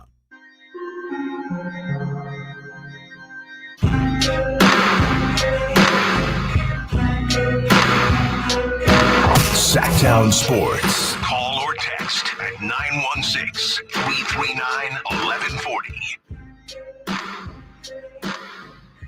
On the bright side, we woke up this morning. That is Josh Allen keeping things in perspective as far as losing to the Chiefs in the playoffs. He's not wrong. He's not wrong. Yeah. Gotta do whatever you can. It's gotta be tough to feel like you just can't get over it. Like, it's one thing if it's, like the Niners, it's like it's a different opponent, it's a different obstacle every year that they can't get over. It's got to be like so frustrating to just be like, Patrick Mahomes is the living, breathing embodiment of this hump I cannot get over. Yeah. It's got to be just like, I would hate him. I would hate that man for everything he is. But you know what? As far as Josh Allen is concerned, and a lot of people are a little bit low on Josh Allen right now, and I get it. He still was able to get that 2 seed. And the bottom line is let's be honest here, he's faced Patrick Mahomes the most because he's been there. Yeah, absolutely. So to be completely honest with you, and I know he doesn't have any hardware, and Lamar's probably about to get his second MVP. Sure. But Lamar hasn't got a chance to lose to Mahomes because he lost before Mahomes or he hasn't been available in the playoffs. Right. So we're about to see if Lamar is going to get added, that meme where it's like the Undertaker and he's going past every door and every door is different. It's Mahomes it's not. Is it really it feels like a Josh Allen thing, but is it really a Josh Allen thing? I think here's the thing. I don't think so, no. Burrow has beaten Mahomes before. He's owned him. Burrowhead, bro. Burrowhead. Oh my goodness, dude, I forgot about that. Come on, that. dude. Burrowhead, bro. So now we'll see where Lamar falls on this because I know it was a big deal. I think Lamar finally got him in a regular season game, but I believe this is the first time in the playoffs because Lamar hasn't really held up his end of the bargain. That's a good point. So we'll see. It might not just be you, Josh. People criticize LeBron James for losing in the finals, and it's kind of a similar thing where it's like, I mean, would you rather him just not be there? And Lamar, we'll see what happens with Lamar, but Lamar could be no different. He just hasn't gotten a chance, or he hasn't been in that position, and Josh Allen has. Let's get to Jose, who wants to be a part of the conversation, talking Kings, I believe. What's up, Jose? What's up, guys? So, okay, after all these games and watching the Kings, do you feel maybe, just curious about your opinion, do you feel that maybe they're so focused on the defense that it's taken away from their focus on offense? Definitely. I don't know if I would say the focus, but I would say just in general, I mean, when you think about stamina and I mean, just trying to maintain your energy level throughout the game, I would definitely say it's tough in general to play really high-level defense when you're running as much as the Kings do on offense. Yeah. No, thanks for the – Oh, go ahead. Yeah. No, go ahead. No, I was going to say, and a quick point about the Niners stuff. We're going to have a great game on Sunday as long as Shanahan don't go crazy on the play calling. Don't be conservative. Just smash mouth football. We're known for running the ball, and I hope he just sticks to that game plan. All right, guys. Thanks. Thanks, Jose. Yeah, I would definitely agree on that front. Now, Lions here. That's what's so funny about this. Lions defense is much better than the Packers. Lions running defense much better than the Packers running defense. So they could actually stop the run, and then they'd have to throw the football. So. We got plenty more to get into this week as far as the Niners and the Lions. Getting back to the Kings, I think this could be a lot of different things. It's obviously there's been a focus on the defense. Keegan Murray having to guard a lot of times the team's best player, the other team's best player, if it's not a guard, if it's a wing, or if unless it's a smaller guard, really, even if it's a bigger guard, I think Keegan's been on him. And we thought about, okay, is this affecting Keegan? Right. So there's that. It's not impossible, though. I mean, the best teams in the league do it. You're one of the best. Yeah, the Celtics don't seem. But then again, that's personnel, though. No, absolutely. Right? But I can't just blame, it's impossible to play good offense when you're playing good defense. I'm looking at the best offensive ratings in the NBA this season. Number 1 is Indiana. They play terrible defense. The Bucks are number 2. They play less than spectacular defense. Mm-hmm. But number 3, and pretty much having the same rating, 0.6 points or 0.6 less than Milwaukee, is the Celtics, who are the number 2 defensive team in the NBA by defensive rating. So it's not impossible. It's just, I mean, you have to have the personnel and absolutely you have to. I mean, it's a good sign of a championship team, and that's where you do wonder, is this team even championship caliber? Because it's like, if you're trying to play both ends of the floor and the best you can do on both ends is somewhere near middle of the pack, that seems like a problem with the personnel. If we remove the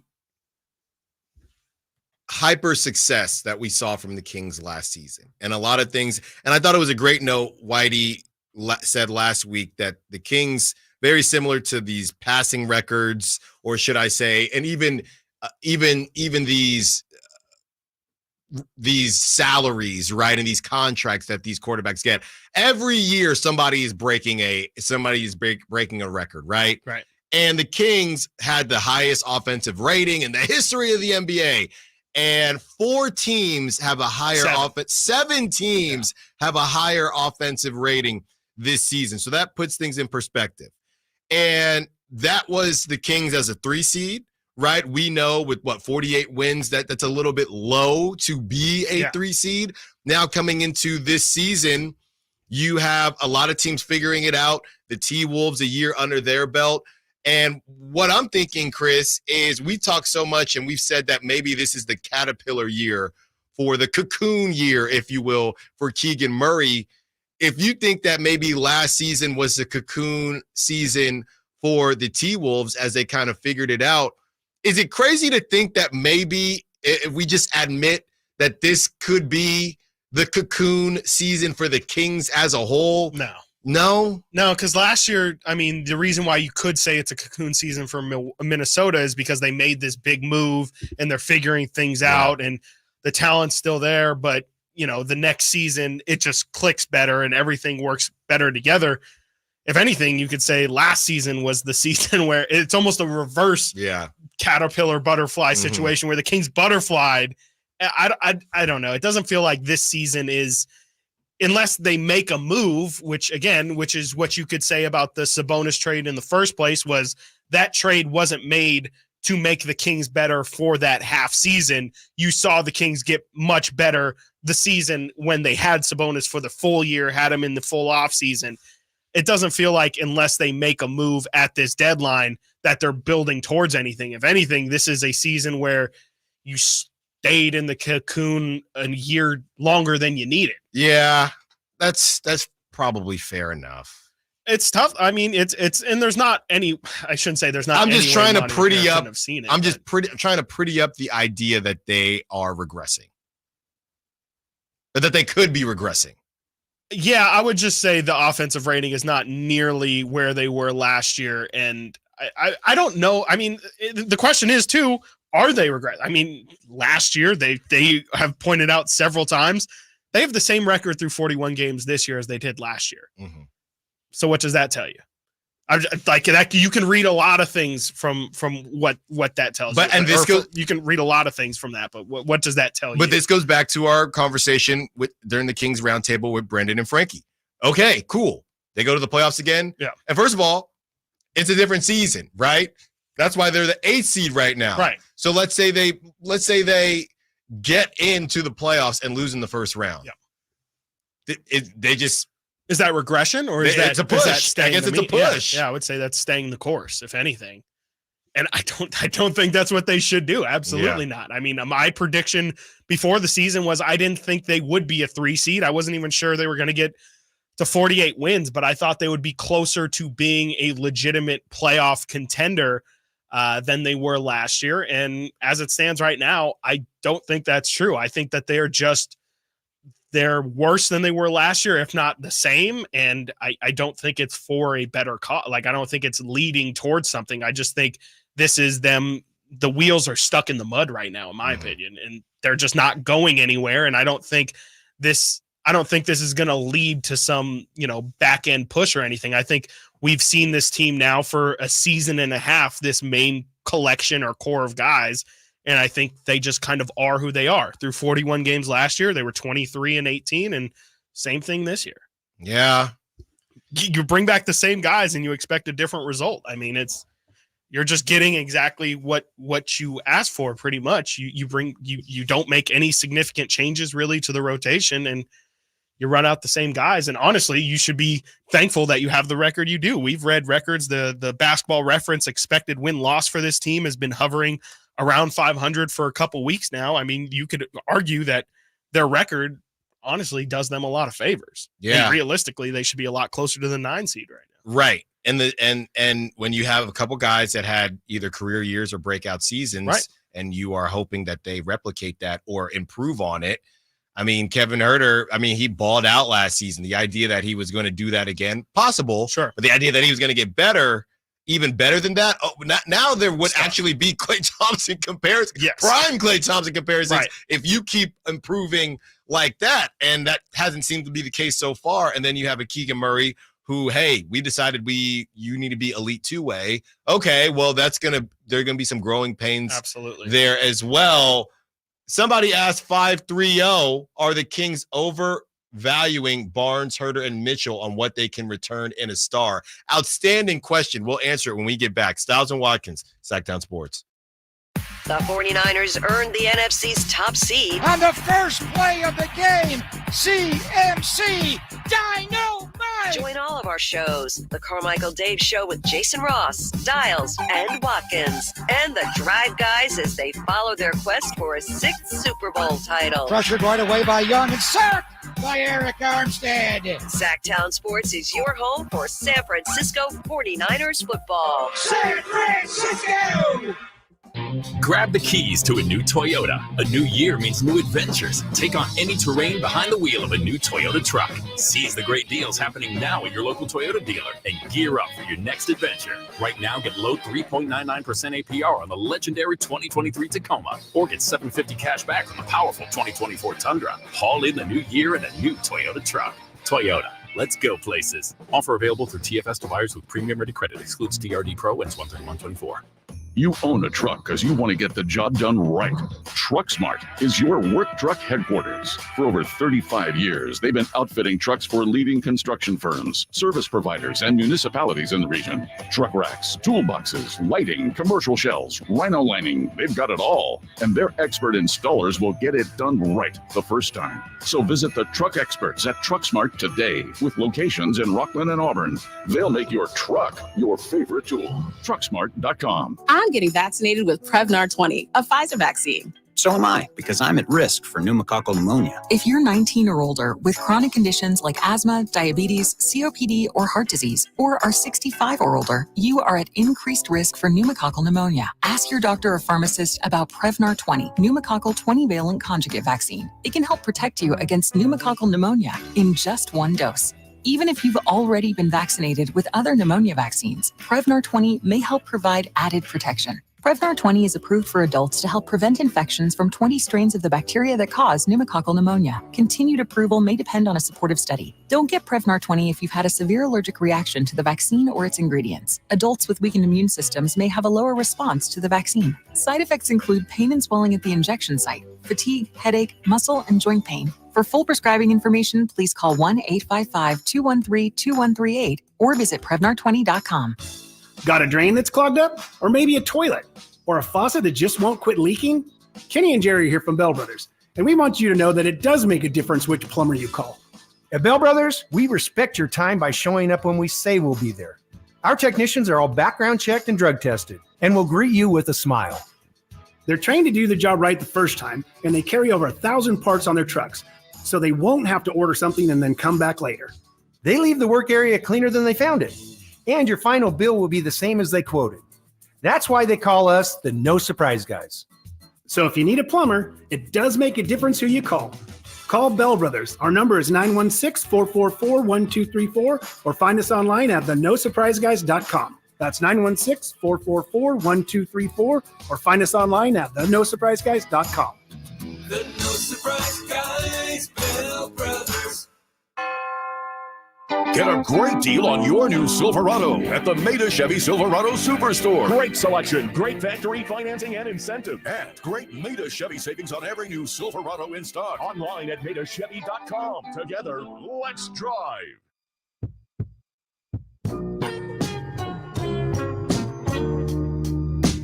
Live and local. Live and local. This is Sactown Sports. All guests and callers join us from the Folsom Lake Honda hotline. Folsom Lake Honda, your one-stop Honda shop. Are the Kings overvaluing Barnes, Huerter, and Mitchell on what they can return in a star? Should they consider trading for a lesser player and picks in return for them instead? That is from the 530. I find it hard to believe that the Kings are overvaluing. I mean, these guys have been on the trade market officially for a couple weeks now, but unofficially for a while. Yeah. So I think they know, but it's a good question, the 530. what is the holdup? What are you waiting for? Are you waiting for something what are you waiting to have change? I think it takes two to tango. I think that's more what it is that's like just not the most, okay, signed, sealed, let's absolutely make that deal. It's not the most intriguing package. I wouldn't say the Kings are overvaluing it. I just think that's what the Kings have to offer. And they're not going to throw in multiple first round picks unless it makes a ton of sense for them. And, I think there's a lot of time. I mean, I shouldn't say there's no rush, because there's definitely some semblance of a rush because this team keeps dropping games. But, if Monty McNair feels like he knows the value of his guys, and I think if anything, Kings fans undervalue those guys because we do watch them so much and have such strong opinions on them. I think that those guys have value across the league, and I think really what it is it's just nobody's jumping at that package. It's just not an elite package, and what you'll see is as the deadline approaches and people really get a better grasp of, okay, this is realistically what's on the table, you're going to find out that, you could do a lot worse than that package. And I just think that eventually it'll be good enough, either that total package of Barnes, Herter, and Mitchell or individual pieces of it. I think the Kings will find deals for at least one or two of them. Yeah, right. And I don't think that the Kings feel like, hey, we're going to get who are the stars left, right? Yeah. I mean, we heard that the situation with Pascal, on top of Pascal not necessarily wanting to stay, right, in Sacramento, we heard that Keegan Murray was involved. So obviously they were out on that. So I think the Kings know the price tag. Right. It's just a matter of what and that deal was agreed to by all intents and purposes. It was just the Siakam saying no was the holdup. So clearly the package was enough to get it done. It had nothing to do with those guys' value or anything like that. Yeah, I don't think that they are overvaluing them. I just think that they want to make sure it's the right move. Yeah. And I think everybody understands what you can get. I think it's just a matter of picks, or is it Davion, or and also need, right? We saw last week maybe the Rockets have a need for Harrison Barnes. Harrison Barnes is another unique situation, right? Where it's like, who needs a Harrison Barnes? Unlike Kevin Herter, who's gotten hot these last couple games, Harrison Barnes hasn't necessarily been doing you any favors as far as, oh yeah, we could use a guy who's going to play 30 minutes and put up 2 1-and-1. Yeah. Who needs that? Nobody. Not at $17 million per year either. That's for sure. It's tough. I mean, it's like you said, I mean, HB's doing them no favors with how he is, but I would still say that each one of those guys has value. I mean, HB is again a dude that I think a lot of people probably view him more so as a bench guy, as a 6th or 7th guy, but he's somebody who's a good locker room presence. If you're on a team like Miami or Milwaukee or a team like that, you could definitely see how your situation would be a good one for HB. Kevin Herter doesn't take a lot of convincing to say we can use a dude who can shoot. I mean, whether or not $15 million is worth it. You still want to move Herter? No, I don't want to, but I think if he's a guy that can get you a bigger name, I wouldn't be opposed to it. I think the Kings should keep Kevin Herter. I would look to move HB and Davion first, but if Kevin Herter gets the deal done, I'm not going to not throw him in. Yeah, exactly. And it depends on who that deal is for. As Chris's favorite contract in the league, Jeremy Grant, still connected with Sacramento. This is from the 530. Same guys, another year of experience together, and Keegan a year older. That should be better. Sure. Is it that simple? I mean, next year, maybe, but I don't think the Kings can roll into next year and run it back again. Like, there's no way you can run Kevin, Keegan, HB, Malik, Fox, Sabonis. That can't be your main 6 guys that you're throwing out there next year, in my opinion, especially if you lose in the first round. I think this season was the season to bank on internal growth. They did. It doesn't seem like it's working out. I don't think you can make that same plan again. I think you have to bring in some sort of different talent or shake things up a little bit if things don't work out this year. Yeah. I mean, but they could still be. Here's the thing, right? They have the same record. Yeah. You have the second half of the season coming up. Yeah. They could be better than last season. Sure. It remains to be seen. They might not get an opportunity. But if they got 2% better, here's a problem. And here's why it's leading closer towards Tradeville. How much better is the question? Yeah. Because if the Kings got 2% better, but the Oklahoma City Thunder got about 30% better, Sure. maybe 40% better. The Timberwolves got 30% better. The Nuggets maybe got 5% better and or worse, but they're still rolling. Who else is there? Then you have the Pelicans who maybe got 10% better. You have the Suns, the Clippers, who are probably 25% better. I mean, you just can't be done building either. Right. There's no way. Like, as a GM, you can't just say, no, we're good. Like, this is going to be our championship core. Because I'm just saying, if you're saying, I think it's too simple to say they should be better, because they could be better, but that could still not be enough. Yeah. It's more than that because of what the West is right now. They could end up being better than last year's team.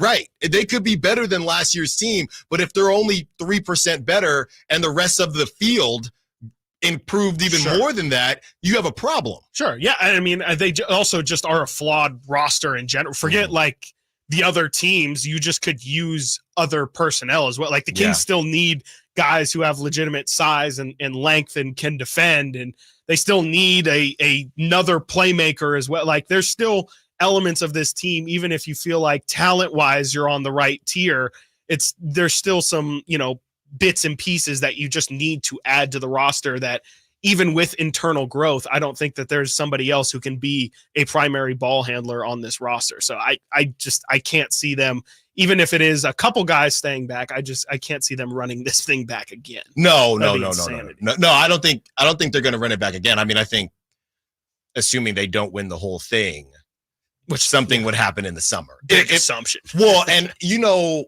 look, if Monty McNair, if they don't do anything at this break, and let's say this thing doesn't get right, and let's say season ends tomorrow and they're in the play-in and they don't get out of the play-in, I mean, there'll be so much pressure. That's the thing. Okay, we know the only way there's a conversation about running it back again, and I still don't think it would get passed, but it would be if they did lose in the first round again.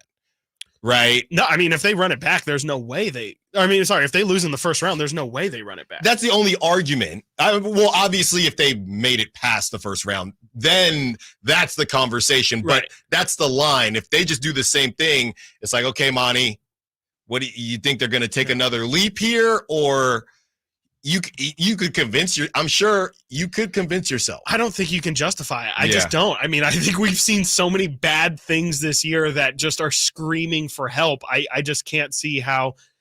I can barely see. I really don't think that there's no. I think the Kings are too involved in every trade rumor out there to do absolutely nothing at this deadline. I would be shocked, honestly.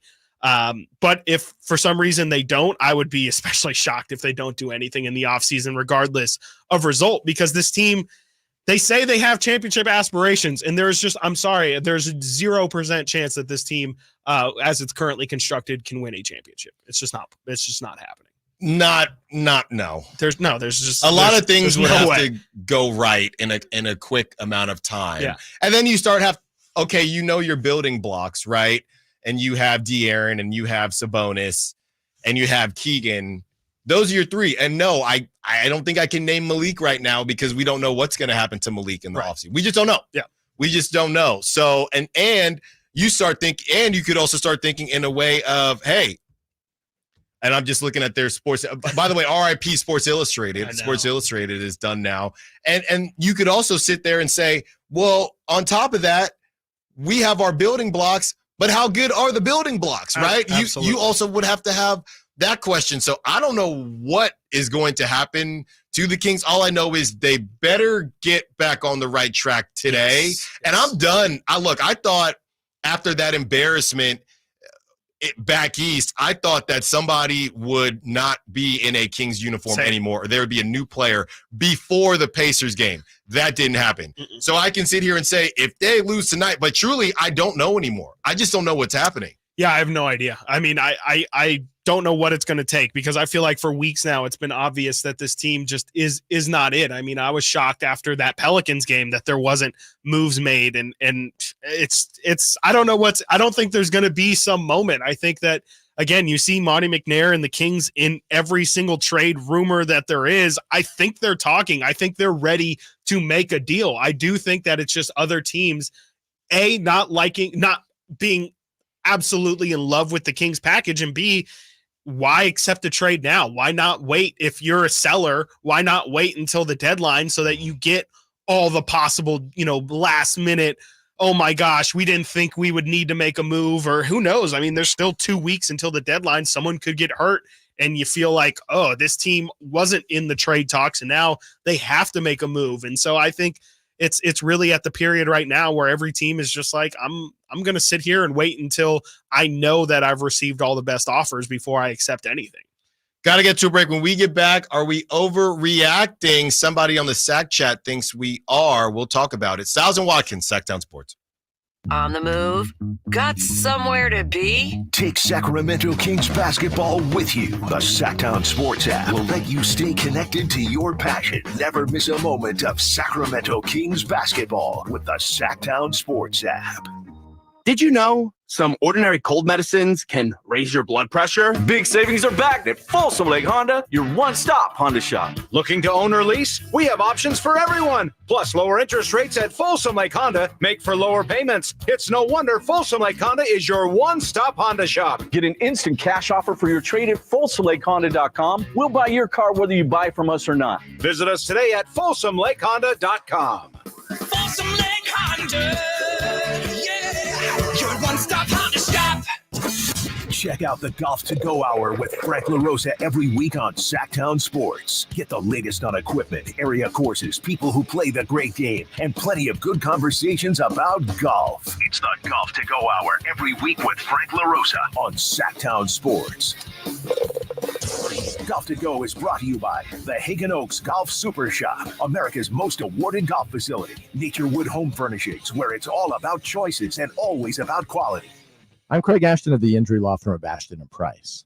Whether you've been injured on a bicycle, as a pedestrian in a slip and fall, auto, Uber, Lyft, or big rig accident, you need Ashton & Price in your corner.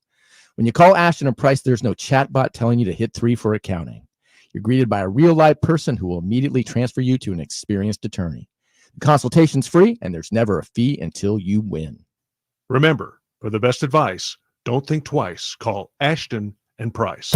You never know what you might hear when listening to a Sacramento Kings game. Out of Keegan, going for another triple. Man, is he feeling it. Keegan, can he do it? Yes, there's number 11, Keegan Murray. Keegan steps back.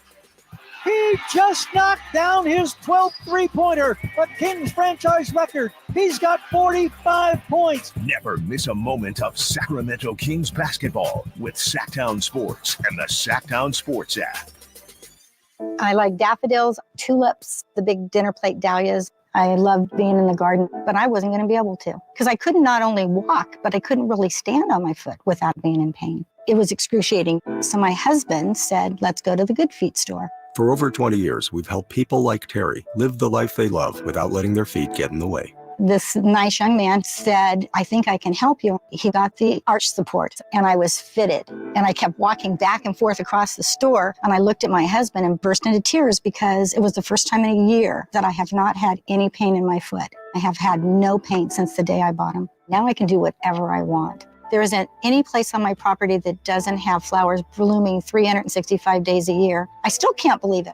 My name is Terry, and that's my Good Feet story. See what we can do for you with a free personalized arch support fitting at the Good Feet store. For sore feet, aching back, knee, or hip pain, come to the Good Feet store in Sacramento, Roseville, or Vacaville. The Sacramento Kings play here. He's got the triple. Sacramento takes the lead. Outstanding ball movement by Sacramento. Every triple, every jam, every Kings win. Sabonis with the jam over the Joker. He's got the three-point shot. Get your Kings fix all season long. Right here on your home of the Sacramento Kings. Here's a steal by Fox, a breakaway. He's got the rip with the left hand. Sactown Sports at SactownSports.com. Guys, did you know your testosterone level impacts your energy, libido, sleep, weight, hair loss, mood, and even ED?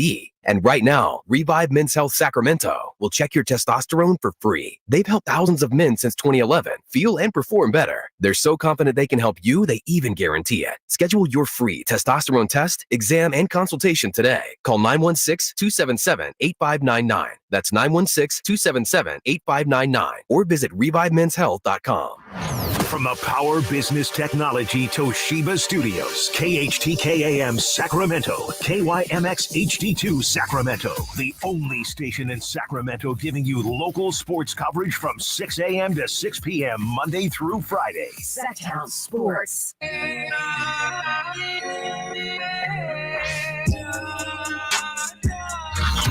Sactown Sports. Check us out on YouTube. Search Sactown Sports and subscribe. Same guys, another year in the system. Should the Kings be better? Well, Patrick Donaldson on the Sac Chat says, we are a half game out of 6. You make it all sound like the sky is falling. 1 game out of 5th. Okay. No, that's fine. But again, expectations is if the expectation is just to hopefully get to the second round, then cool. Are they trending up right now? Would you say they're trending up? Well, they're also, it's also not been a climb to get to 5th, 6th. It's the decline going down from the 4th, I think, at one point to the 5th, to the 6th, and now they're pretty good handle on it. Yeah, they are 8th. They are currently 8th, and they probably shouldn't fall further than this because the Lakers are sitting at 500 at the 9 seed, but they're currently at the bottom of their tier is how I'm deciding to look at it. I mean, when you look at the Pelicans who have had the Kings number this year, Dallas, I think is more so on the Kings level, but they have a better record. And then Phoenix is definitely on the up as we talk about, the Kings are definitely on the downslope right now. The Suns are definitely on an uphill climb. And so, yeah, I mean, the Kings are not playing good basketball right now. If it was to end today, right, it would be 8-9. Okay, so they would, Lakers would come to town. No, they would be 7-8 or 7-8. So they would go to Phoenix.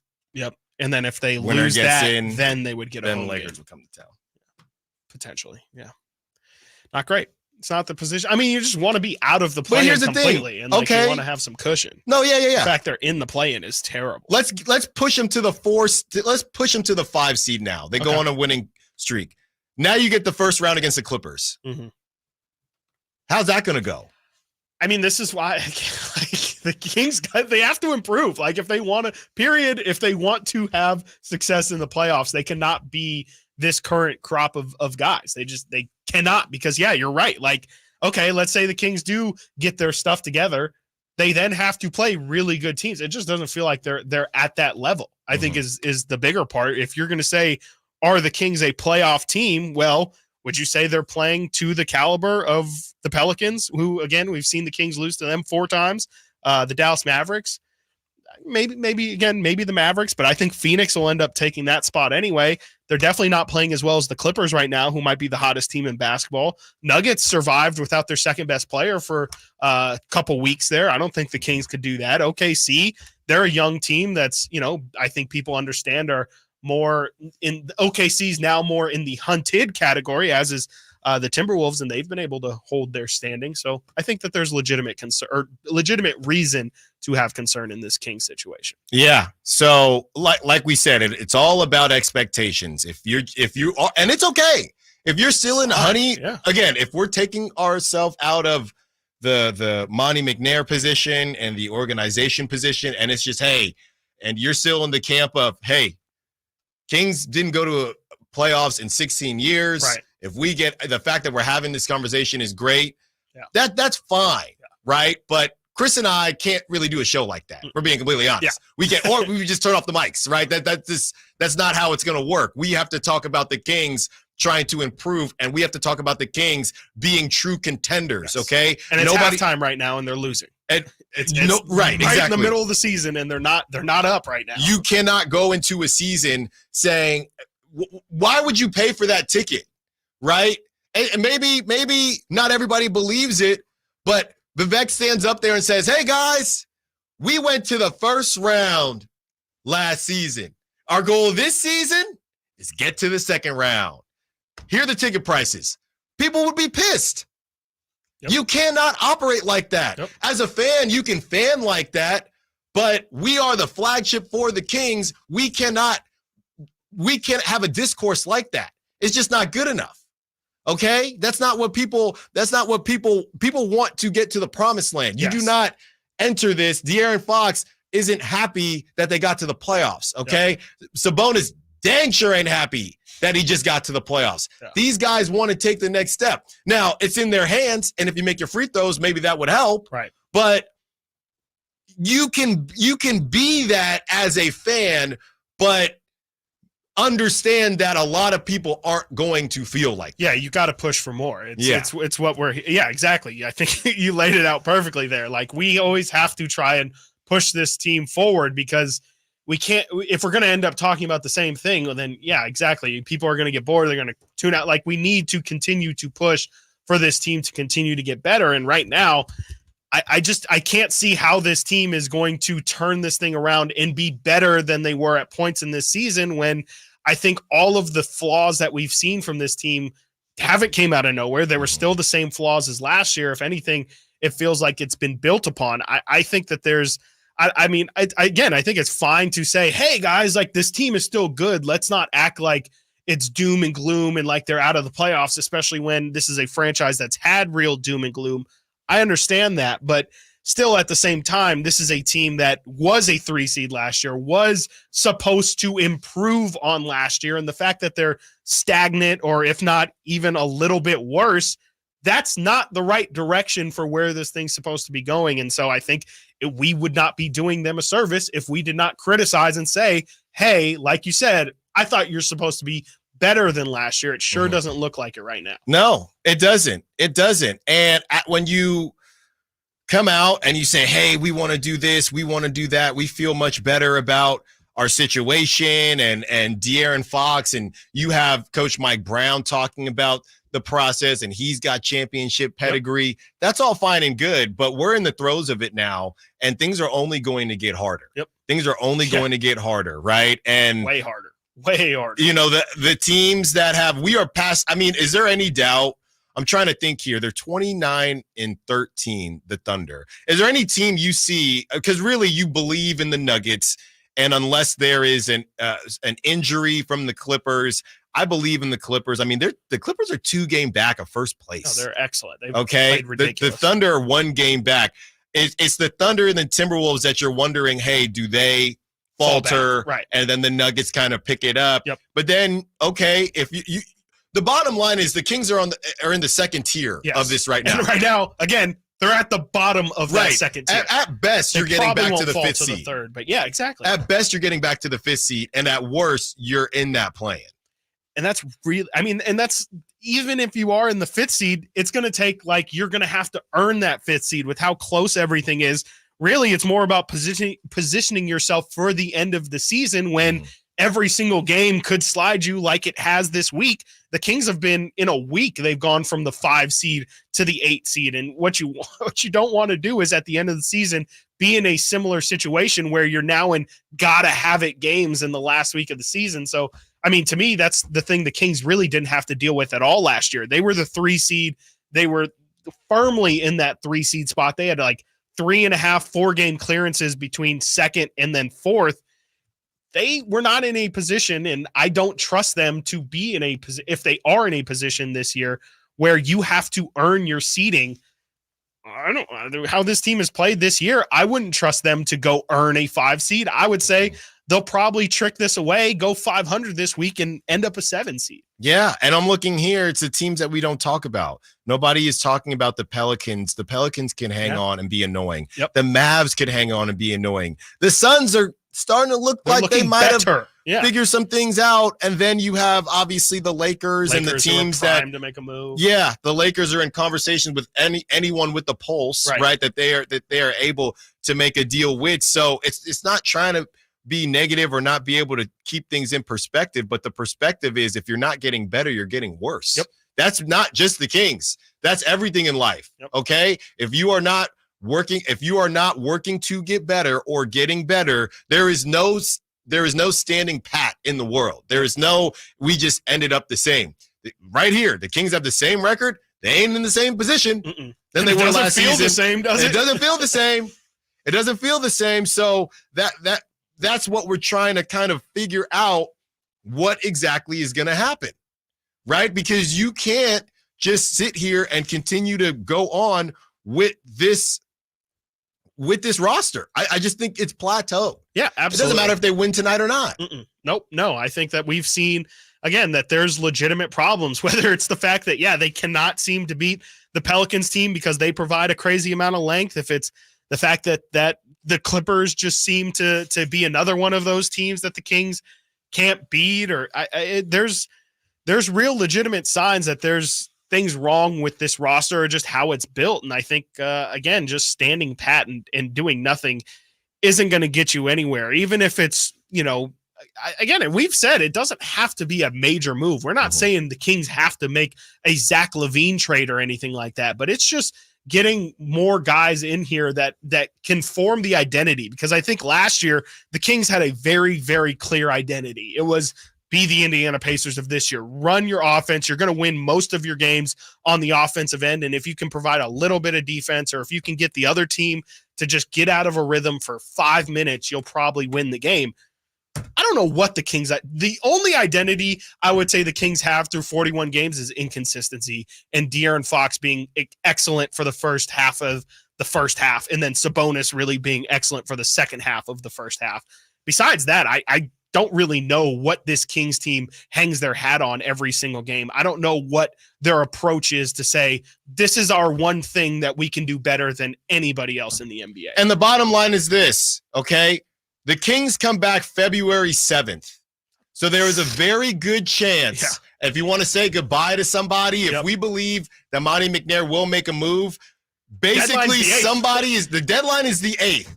So somebody is not coming back unless they literally wait until midnight. They might. And don't do anything until February 8th. And I'm assuming that deadline is probably 2 p.m. or something, 2 p.m. Eastern or noon hour time or something like that.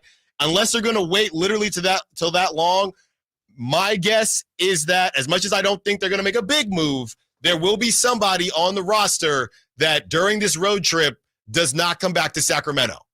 They got to order some movers to move their stuff to wherever they got to go, because they're gone for a while after tonight. 7-game road trip, which is their longest of the season. And, it wouldn't surprise me. It definitely wouldn't surprise me. I was, again, shocked that there wasn't a move made this past road trip. And I think that it would be a good opportunity to do it. I mean, you get, a lot of the times people say you get closer on the road anyway. If you can make a deal while your team's on the road, I think it would, obviously it wouldn't be the smoothest thing. It'd be nice to have them, come to Sac and get all situated and all that stuff. But at this point, I think they have to make a move sooner rather than later, because the later it waits, the longer and longer this losing streak can get. And just, I know they continue to say they're all together. This is the most together group they've ever had. Losing is going to test that. And I can't believe that everybody, all 15 guys on the roster, are completely happy and buddy. Something tells me that, as you're going to lose games, people are going to get upset. Get into a break. When we get back into some Niners talk. Do the Niners need Debo? I think they do. And Chris does as well. And also kickers in football. It's time to have a conversation. Stiles and Watkins, Sactown Sports. The 49ers earned the NFC's top seed. On the first play of the game, CMC Dynamite! Join all of our shows. The Carmichael Dave Show with Jason Ross, Stiles, and Watkins. And the Drive Guys as they follow their quest for a 6th Super Bowl title. Pressured right away by Young and sacked by Eric Armstead. Sactown Sports is your home for San Francisco 49ers football. San Francisco! This is a special alert to all Americans who own a vehicle with less than 200,000 miles with an auto warranty about to expire or with no warranty coverage at all. Due to a decline in the economy, CarShield is announcing a low-cost month-to-month vehicle protection plan that is now available to the public to save any driver out-of-pocket expenses on future auto repairs. Call now to find out how you can pay almost nothing for covered auto repairs. Yes, you heard that correctly. Pay almost nothing for covered auto repairs. An open phone line has been established for all drivers to call for a free quick quote. Call 800-385-9302 now. Drivers who are covered will not have to pay for covered repairs again. This protection plan is at an all-time low. Additionally, drivers who activate this vehicle protection today will also receive free roadside assistance, free towing, and car rental options at no additional cost. Call us for your free quick quote today. 800-385-9302. That's 800-385-9302. What do you have to lose? Call 800-385-9302. Again, 800-385-9302.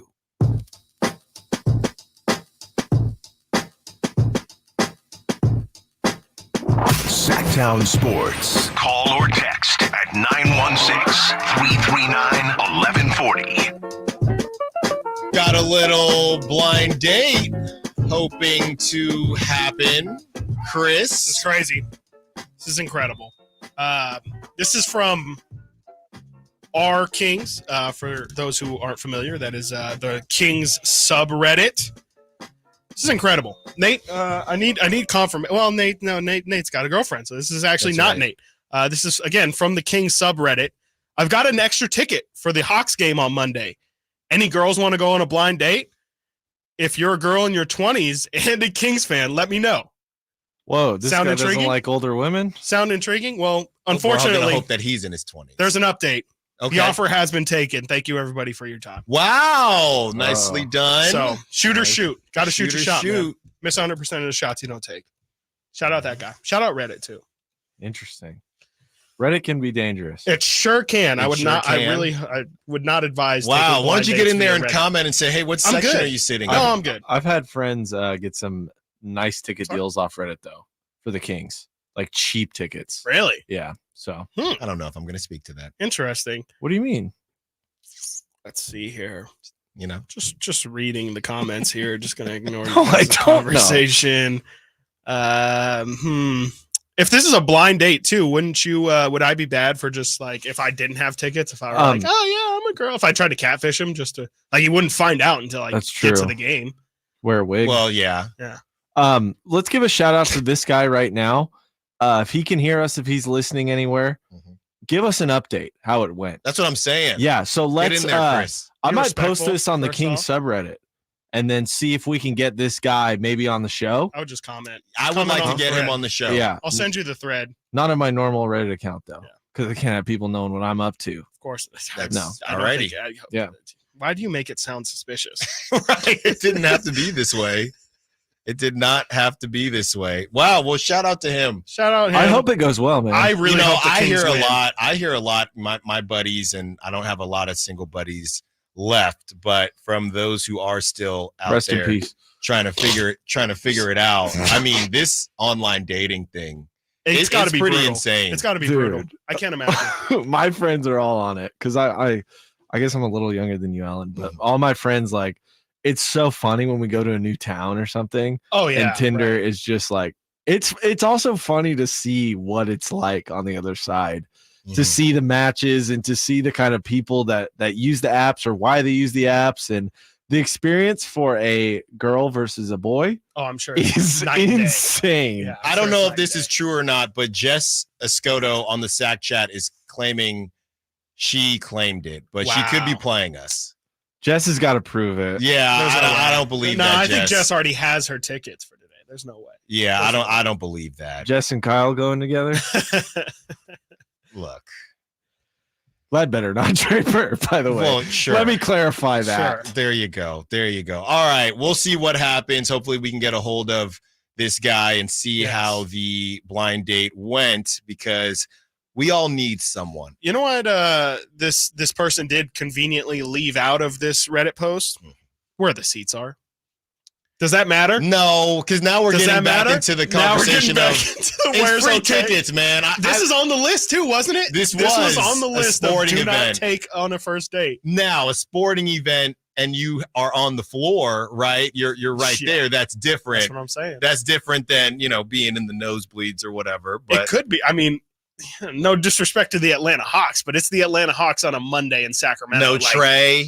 No Trae too. Like, I'm just saying, I don't know if that completely eliminates you from the dating pool, but I feel like one of my, determining questions would have been, where are the seats at? Yeah. Because I'm all here for a free blind date, but if you spent $25 on the tickets, like, I can do that myself without meeting a stranger. Exactly. Yeah, it is. Look, all I'm saying is you better be coming correct, my guy. You got to come correct. If they are nosebleeds, then whatever drinks or food this person wants, you're going to have to cash out. How does this work from a like how are you showing up? Are you, because there's an understanding here, Kings game. Yeah. I'm a Kings fan. Meet me at the Beam. Meet me at the Kings game. Meet me at the Beam. Do you have to where's your how do you act? Like, is there obviously it's a first date, so you're going to put your best foot forward, but this is also like hey, like you kind of like, you're coming to the Kings game with me. Mm-hmm. I put this on the Kings subreddit. I'm a certain level of Kings fan, if that makes sense. Are you allowed to go past the line of what might be a normal everyday supporter and be a fanatic? It depends if other Kings Reddit peeps just part of the qualifications. If you're a girl in your 20s and a Kings fan, there's only 2 requirements. Right. You don't have to be hardcore. Right. You don't got to be hardcore. Yeah. So all right, let's get to TC. Good luck. Who wants to be a part of the conversation on the Folsom Lake Honda hotline? All guests and callers join us from the Folsom Lake Honda hotline. Folsom Lake Honda, your one-stop Honda shop. What's up, TC? Stiles Watkins, man, what's going on? Not too much, man. How you feeling? Man, I'm all right. Niners kind of, we barely got that win yesterday. Could have easily lost that, but I'm not going to go doom and gloom. But what I be talking about with Kyle almost getting in his way all the time. Everybody want to give that dude credit, but that dude always finds a way in big games to get in his way. I hope he don't do that next week. Otherwise, Dan Campbell going to bite kneecaps next week.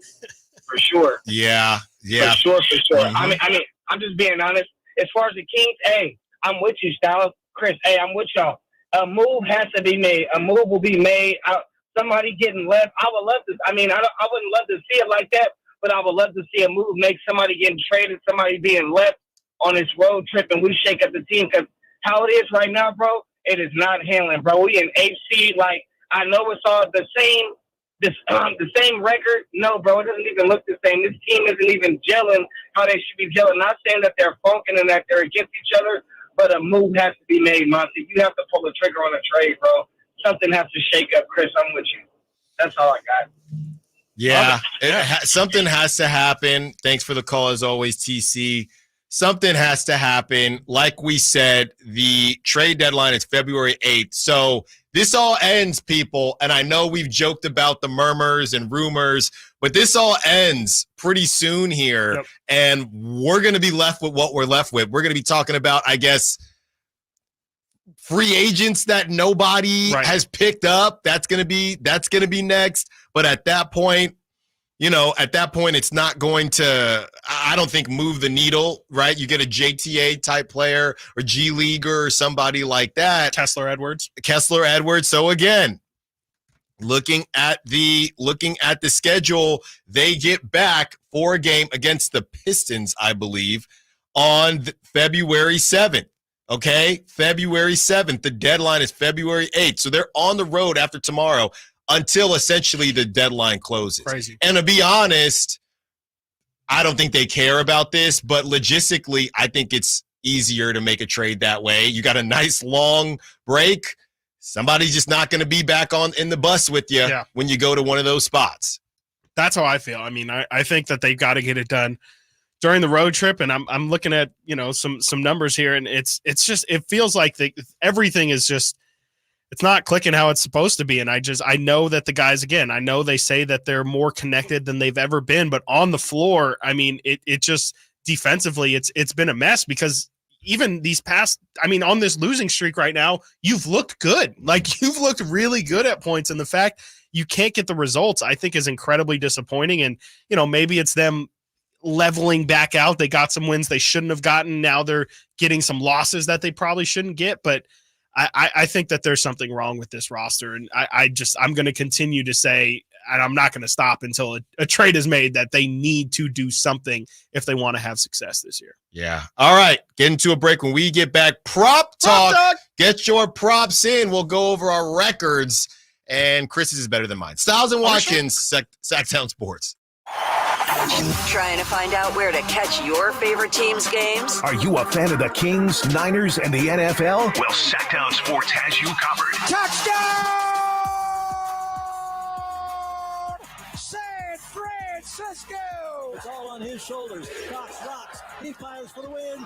He's got the triple. Catch all your Kings, Niners, and NFL games all year long on Sactown Sports and SactownSports.com.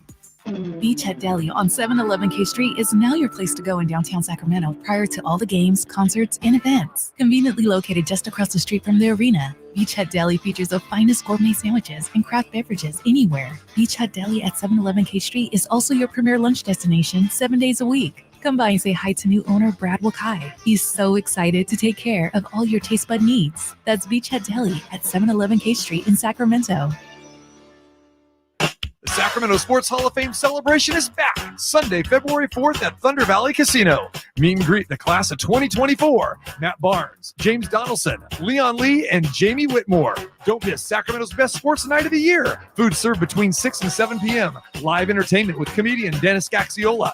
Get your tickets now at Ticketmaster.com for the Sacramento Sports Hall of Fame celebration Sunday night, February 4th. All info, go to SacSportsHof.com.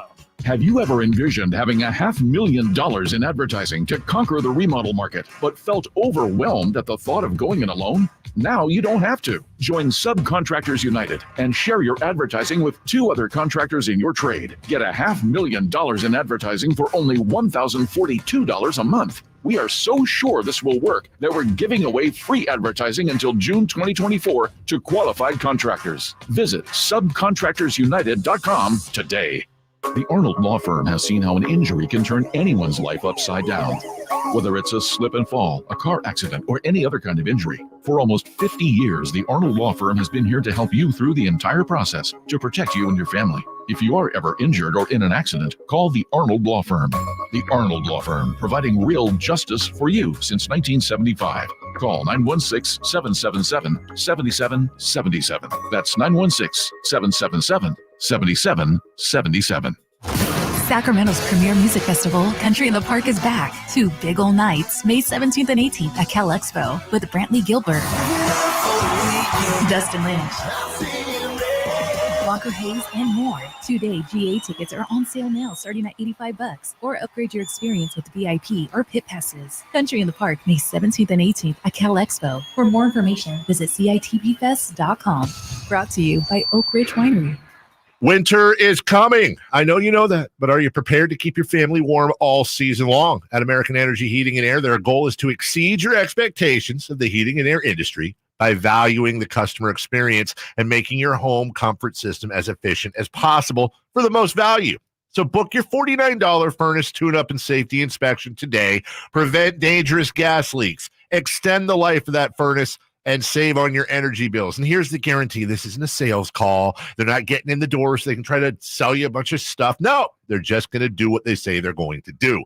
Call today to schedule an appointment at 916-520-9990 or go to AmericanEnergyAir.com. Been serving the greater Sacramento area since 1981. A-plus Better Business Bureau rating. Get your $49 furnace tune-up and safety inspection today. 916-520-9990. American Energy, making the uncomfortable comfortable. Kevin Lewis of National Garage Door. Whether you need to repair a broken spring, install the new opener, or buy a quality Rainer door, National Garage Door is here for you. Call us today to see how we can transform your house with a new garage door. 638-4554 National Garage Door. Get a great deal on your new Silverado at the Maida Chevy Silverado Superstore. Great selection, great factory financing and incentive, and great Maida Chevy savings on every new Silverado in stock. Online at MaidaChevy.com. Together, let's drive.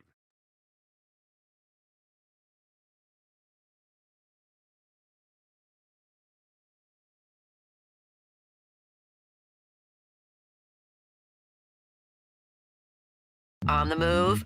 Got somewhere to be? Take Sacramento Kings basketball with you. The Sactown Sports app will let you stay connected to your passion. Never miss a moment of Sacramento Kings basketball with the Sactown Sports app.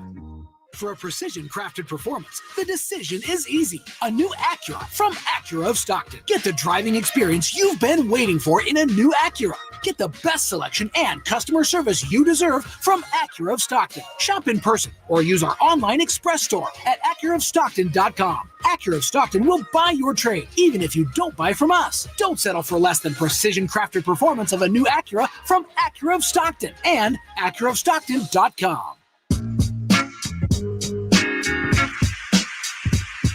Live and local. This is Sactown Sports. Prop talk. The time is now. Nate, I hope you have your prop ready. Chris Watkins, I hope you have your prop ready. And I am 1-1 in prop talk. I was correct on the, what was it, De'Aaron Fox, Tyrese Maxey combo. Yeah. What was it? It feels like an eternity ago. Right, a little over a week ago. So I was right on that one. Keegan Murray, I was wrong on. If I told you Keegan Murray had 27 points, That's right. you would have thought man. 2.5 threes would have been easy. Easy money. Easy. Money. So here we go. That's hilarious. Here we go. And this is somebody, and look, I want to keep it positive here because there are people that, De'Aaron Fox and other guys that you can decide to ride with or not ride with. This one is a little higher than normal from what I'm seeing, and it's scaring me. Okay? There you go. They have Malik Monk at 16.5 points. Oh. That scares me. High. Yeah. I don't want to go there, right? With no DeAndre Hunter, though, give me Malik Monk 5.5 assists. Give me that over. Oof.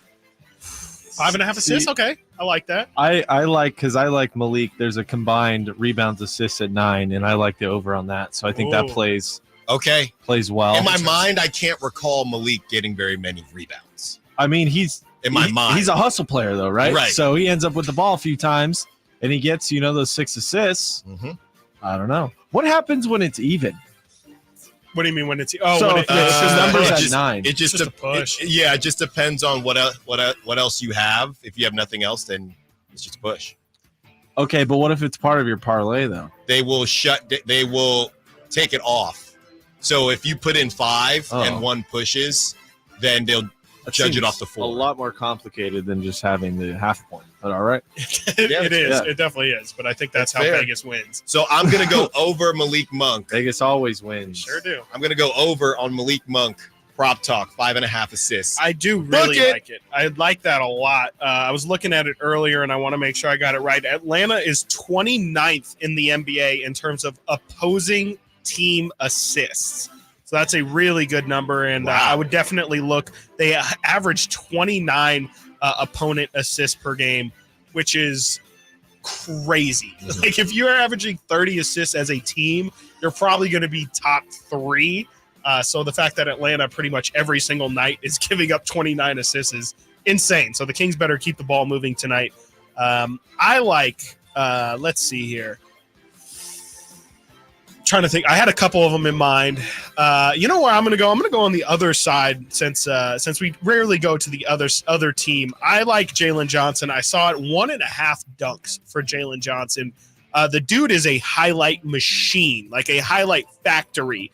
And I don't know. I just don't think the Kings do a very good job on perimeter defense, allowing guys to drive towards the lane.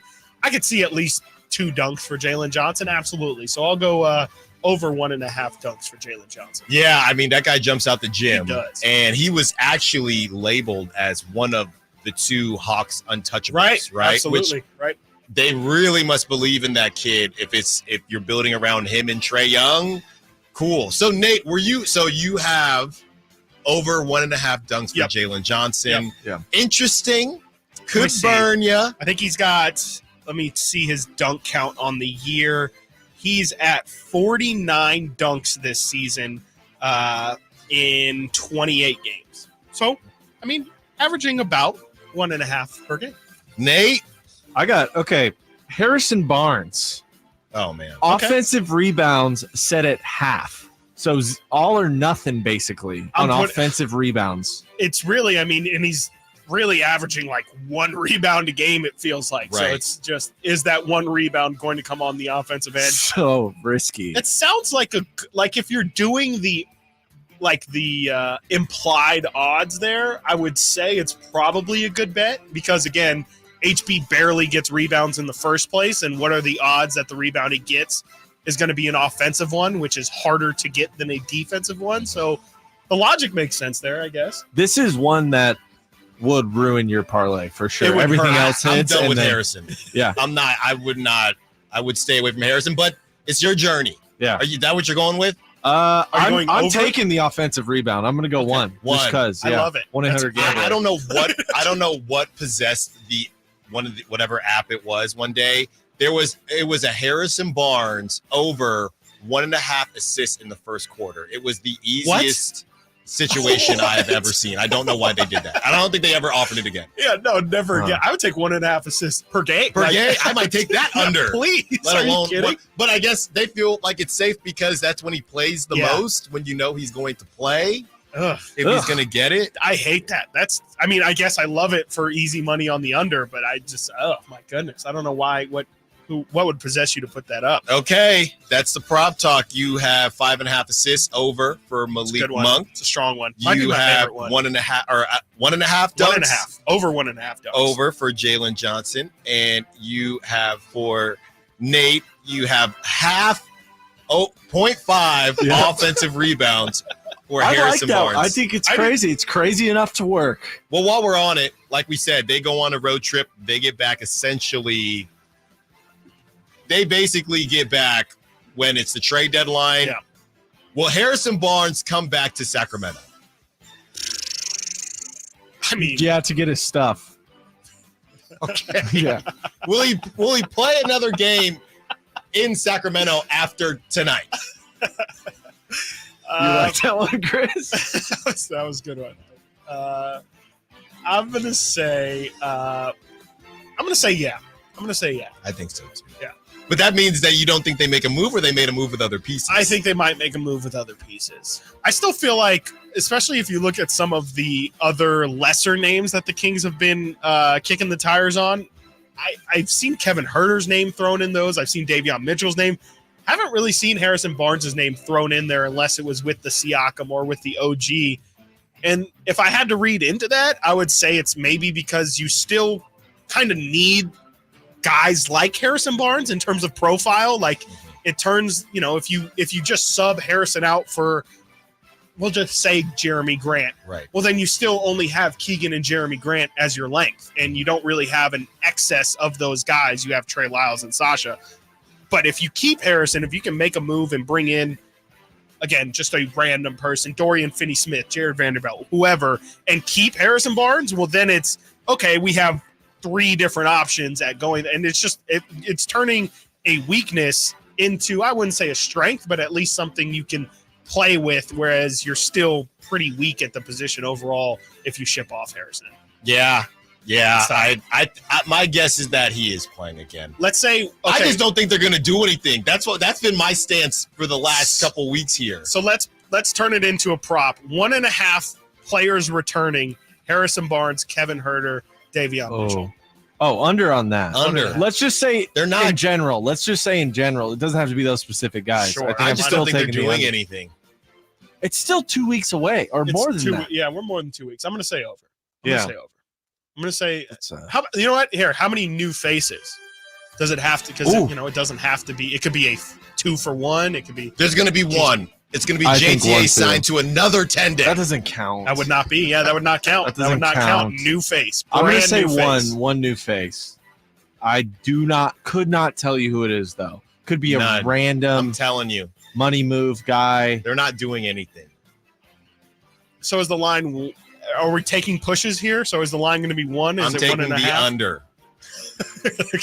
They're not doing anything. I am definitely taking the over if it's 0.5. It's getting sure. it's getting definitely taking the. It's getting more and more quiet Okay, I haven't seen any reports. It's the calm before the storm. Okay. All right. They're just going to punt on everything. They're just going to say, you know what, it's fine. What's punting? Doing anything. You heard the sack chat. They're one game out from 5th seed. Dude, yeah. What? I'm agreeing with you. It's like, what do you do? I don't know. If literally there's an answer.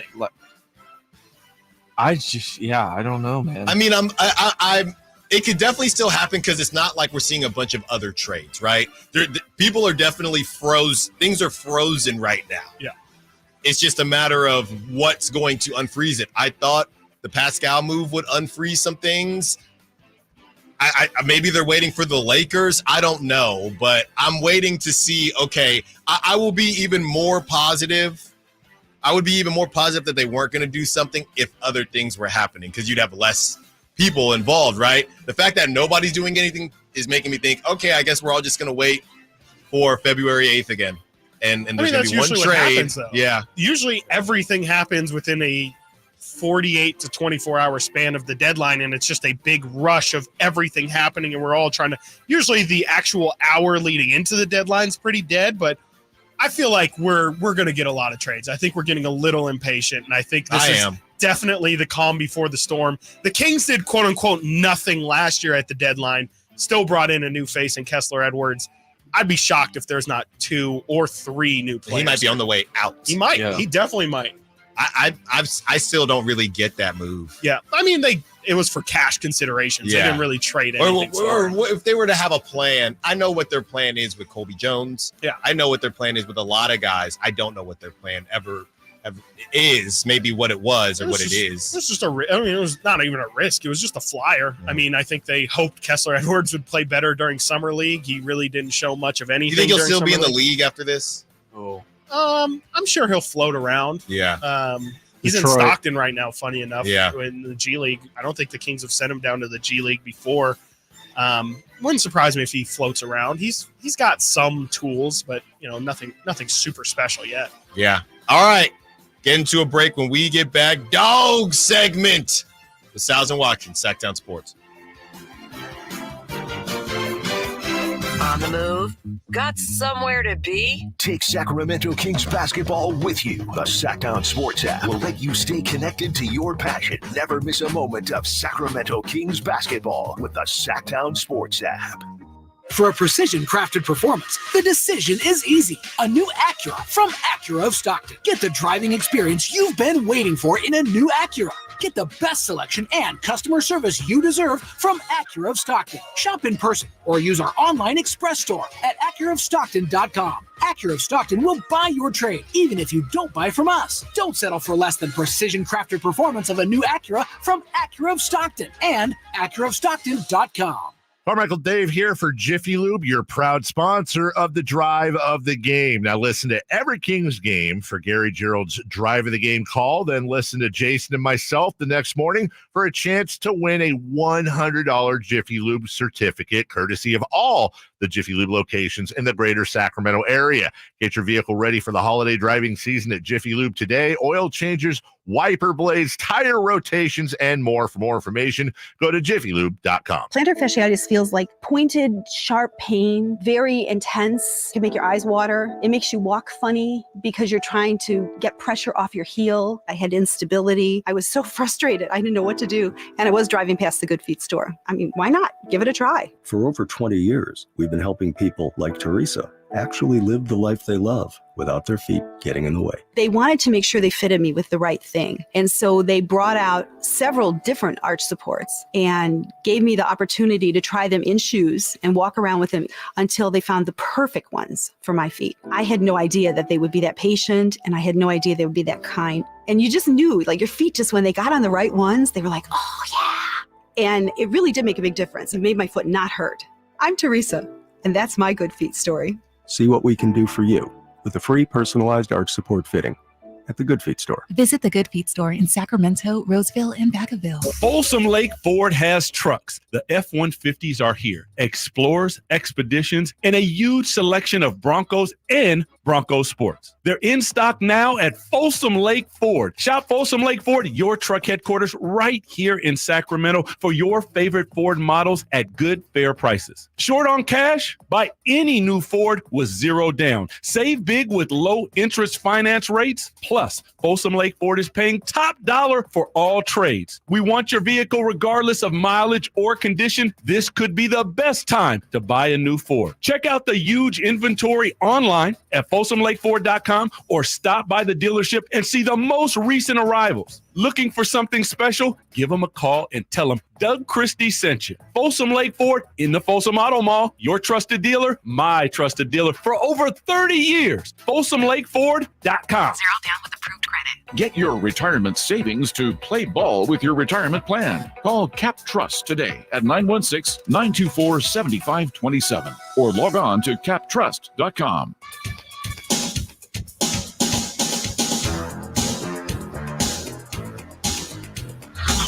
Sactown Sports. Check us out on YouTube. Search Sactown Sports and subscribe. Dog segment is here, and hopefully the Kings got a couple of dogs to take care of business tonight as they will go on a 7-game road trip after this. And just real quick, who they have lined up after this game tonight against the short-handed Hawks. They get the Warriors on the road. At Warriors, at Mavericks, at Grizzlies, at Heat, at Pacers, at Bulls, at Cavs. That's a real roller coaster. There of a you trip. go. With that Pacers Bulls being a back-to-back. Now, what you can hope for is by the time they get to Chicago, February 3rd, hopefully some of those guys would have been moved. Hopefully Caruso was wearing a Kings jersey. Oh, my gosh, can I pray for it? You know, I really haven't been hearing a lot of Caruso talk. Yeah, there's not much. I mean, besides him just kind of in general being a player of interest, not really much in terms of, hey, Bulls aggressively shopping or people aggressively looking for. Seems that, I mean, and the interesting thing might be the only way they were willing to part with him was if you were willing to take on that massive LaVine contract. And I'm not trying to do that. So if they're going to hold on to Zach LaVine, maybe they're not in a rush to ship off their winning players. No. We'll see. Doesn't seem like Go it. get Caruso, though. Go get somebody. Go get somebody. All right. It is time for our dog segment. Manny Too Legit on the Sack Chat. I got Keegan Murray as my dog tonight. Okay. Dog segment sponsored by nobody quite yet, but could be you. Could be Give us a call, 916-339-1140.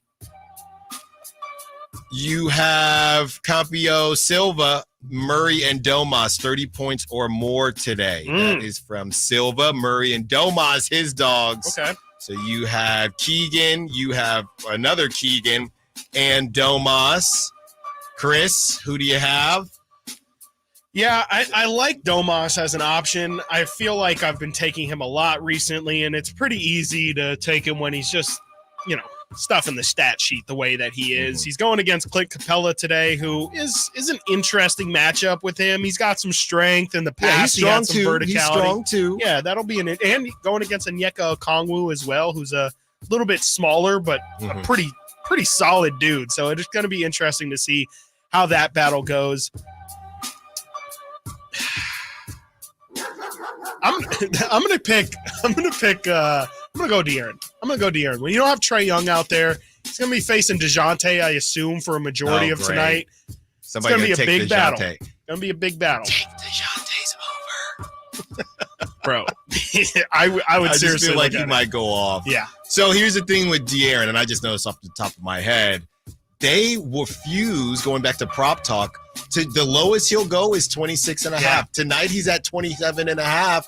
And I haven't been able to trust you, Foxy. No, absolutely not doing good. Ask Jason Anderson, dude. He's just not. He's not in the zone. I cannot trust that, Fox, but hopefully you are correct. He could be a fox and still, or he can be a dog and still not get to 27 and a half because, it doesn't look great. A dog? I think it's a canine. That's a great question. It's got to be a canine. That changes the whole segment. If a fox is a dog. It's got to be a canine, right? That's an interesting Let's see. What theory. Fox. A A fox is a canine. Okay. What else is a canine that isn't a dog? Wolf, let's a not get into jackal. that. There you go. That's all you Jackal. get. Look it up yourself. Okay. All right, Nate, who's your dog? So I'm always going with like bench Interesting. guys, like You sure are. Yep. Just because it's Nate likes to root for the underdog. I think I picked Sabonis once, but can I pick De'Aaron Fox? Too? Sure Like, can. Is that Yeah. fine? Absolutely.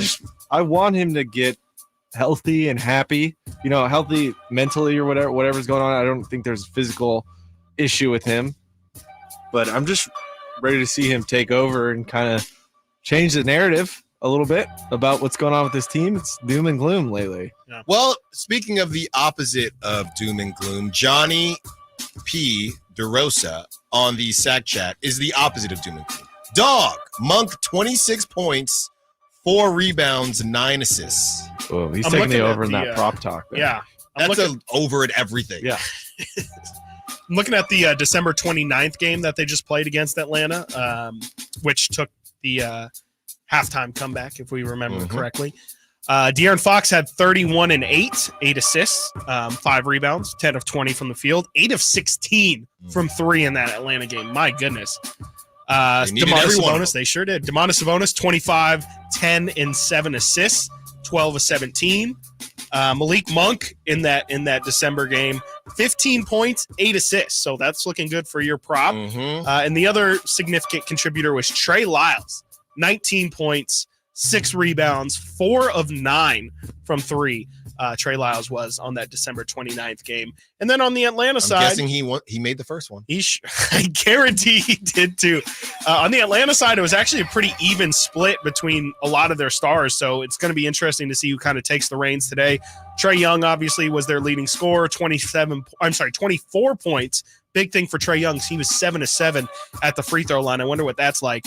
But they're going to be missing his hunting of free throw attempts. Jalen Johnson had 16 and 15 in that game, 16 points, 15 rebounds for Jalen Johnson in that one. So maybe look for Jalen Johnson rebounds over tonight. DeJounte Murray had 18 and 6. Clint Capella had 12 and 12 with 2 blocks. Amid Rock says that Herder will be a dog tonight. Another revenge game against any. I don't believe he had a revenge game last time. He did not. against the Notice how Hawks. when I read off the stats of the last time, Kevin Herter's name was not involved. For what it's worth, Kevin Herter in that game, 3 of 6, 1 of 3 from 3, 7 points. Dwayne Baker saying Kayvon will show up. And Nicktown, surprise HB, big dog tonight. Surprise. Harrison Barnes. So there you go. We got 11 minutes, 50 seconds out of HB last time. Wow. Brandon Deitzman, I can get behind Kayvon tonight. His record night was snuffed out a bit by the loss. Need that energy for all. Great call. Great call. You know, you weren't really slick there. Not that you were necessarily trying to be. So you think Trae Young, is he a foul merchant? Yes. Oh, big time. Big merchant energy there. Who's more of a foul merchant, him or Shea? Him. Because he does that James Harden thing where he drives the lane, gets someone on his back, and then just like the bumper cars. Throws back. Yeah, the throws bumper back cars. into him, but throws it at the rim. Luka's kind of a merchant too, though. Big time. Okay, I didn't know if you'd admit that. No. Luka is absolutely looking for fouls, but that's what the best scorers in the league do. I mean, they take advantage of the terrible officiating. Austin and Reeves is a foul merchant. Let's see here. Trae Young is 5th in the NBA in field goal and free throw attempts. Can we get the 5? Number 1 is Joel. At 11.9. Giannis is 2nd at 11.5. Don't sleep on Giannis. I don't think he's a merchant, though. I think he's just big and strong. He plays it up, though. People have made a good point. People don't mention Giannis's foul hunting because he shoots so poorly at the line. By the way, over the weekend, you can guess why I was paying attention to Bucks Pistons. Yeah. Going back to prop talk. Yeah. Why would I be watching Bucks Pistons? Giannis, by the way, was 31 and a half. He finished with 31. He missed 10 free throws. Dang. 10 free throws. That's crazy. Well, so what did he shoot? Like 40% from free throws? Must have been. He had 31 points. He Those missed are 10 free De'Aaron throws. numbers. That's crazy.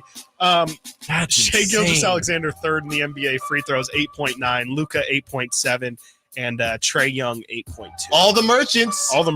Wow. Trae knocks him down at 85% too. Where's Harden on there? Shay's third. Harden's he's not a merchant anymore. Doesn't really do Not it as anymore, much as he used huh? to. Yeah. James. He led the way and then let kids kind of take over after. He said, I built this. Actually, yeah, James Harden is 37th in the NBA in free throw attempts per game, 4.9. Is there anybody in the top 10 that's surprising? Paolo Banchero.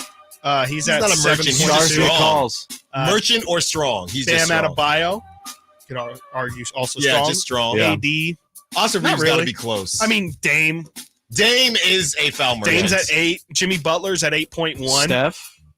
That's not a merchant. Okay, just asking. I don't see Yeah. Steph. Steph is 26th, which Is definitely Chris fuels Paul? the Golden State. He doesn't get foul He calls doesn't when he get drives foul the lane. He does not get a superstar Relax. whistle. Relax. He sure doesn't. No. All those 4-point plays, though. No. Well, yeah, he doesn't get them at the lane, but it probably makes up for it Definitely evens out. because the threes. Come on, It's insane. that leg be It's insane. kicking a little bit kicking there, out. Steph. It's insane. All right, hopefully the Kings can get it done, get back on the winning track, and end this 4-game skid against the short-handed Atlanta Hawks. Time to see a beam. It's been a while since we've seen a beam, Please. and the last time to get a home beam in a while as the Kings take off for a 7-game road trip after this. They will be all over, really, America. Yeah. It's not necessarily Just a worldwide. East or West. They're all over, so they got to leave and get ready for their trip on the right side of things. Thank you to our guy, Nate Littlefield, behind the glass. Thank you to Emil Fergoso for coming in and spending a lot of time with us. We have plenty more Niners talk as the week goes by, and obviously we'll be reacting to the Kings tomorrow. Chris Watkins, Alan Stiles. Until tomorrow, secure the bag, light the short-handed Hawks beam. The NFL's leading rusher plays here. A handoff to McCaffrey, walks in the end zone. Handoff to McCaffrey, takes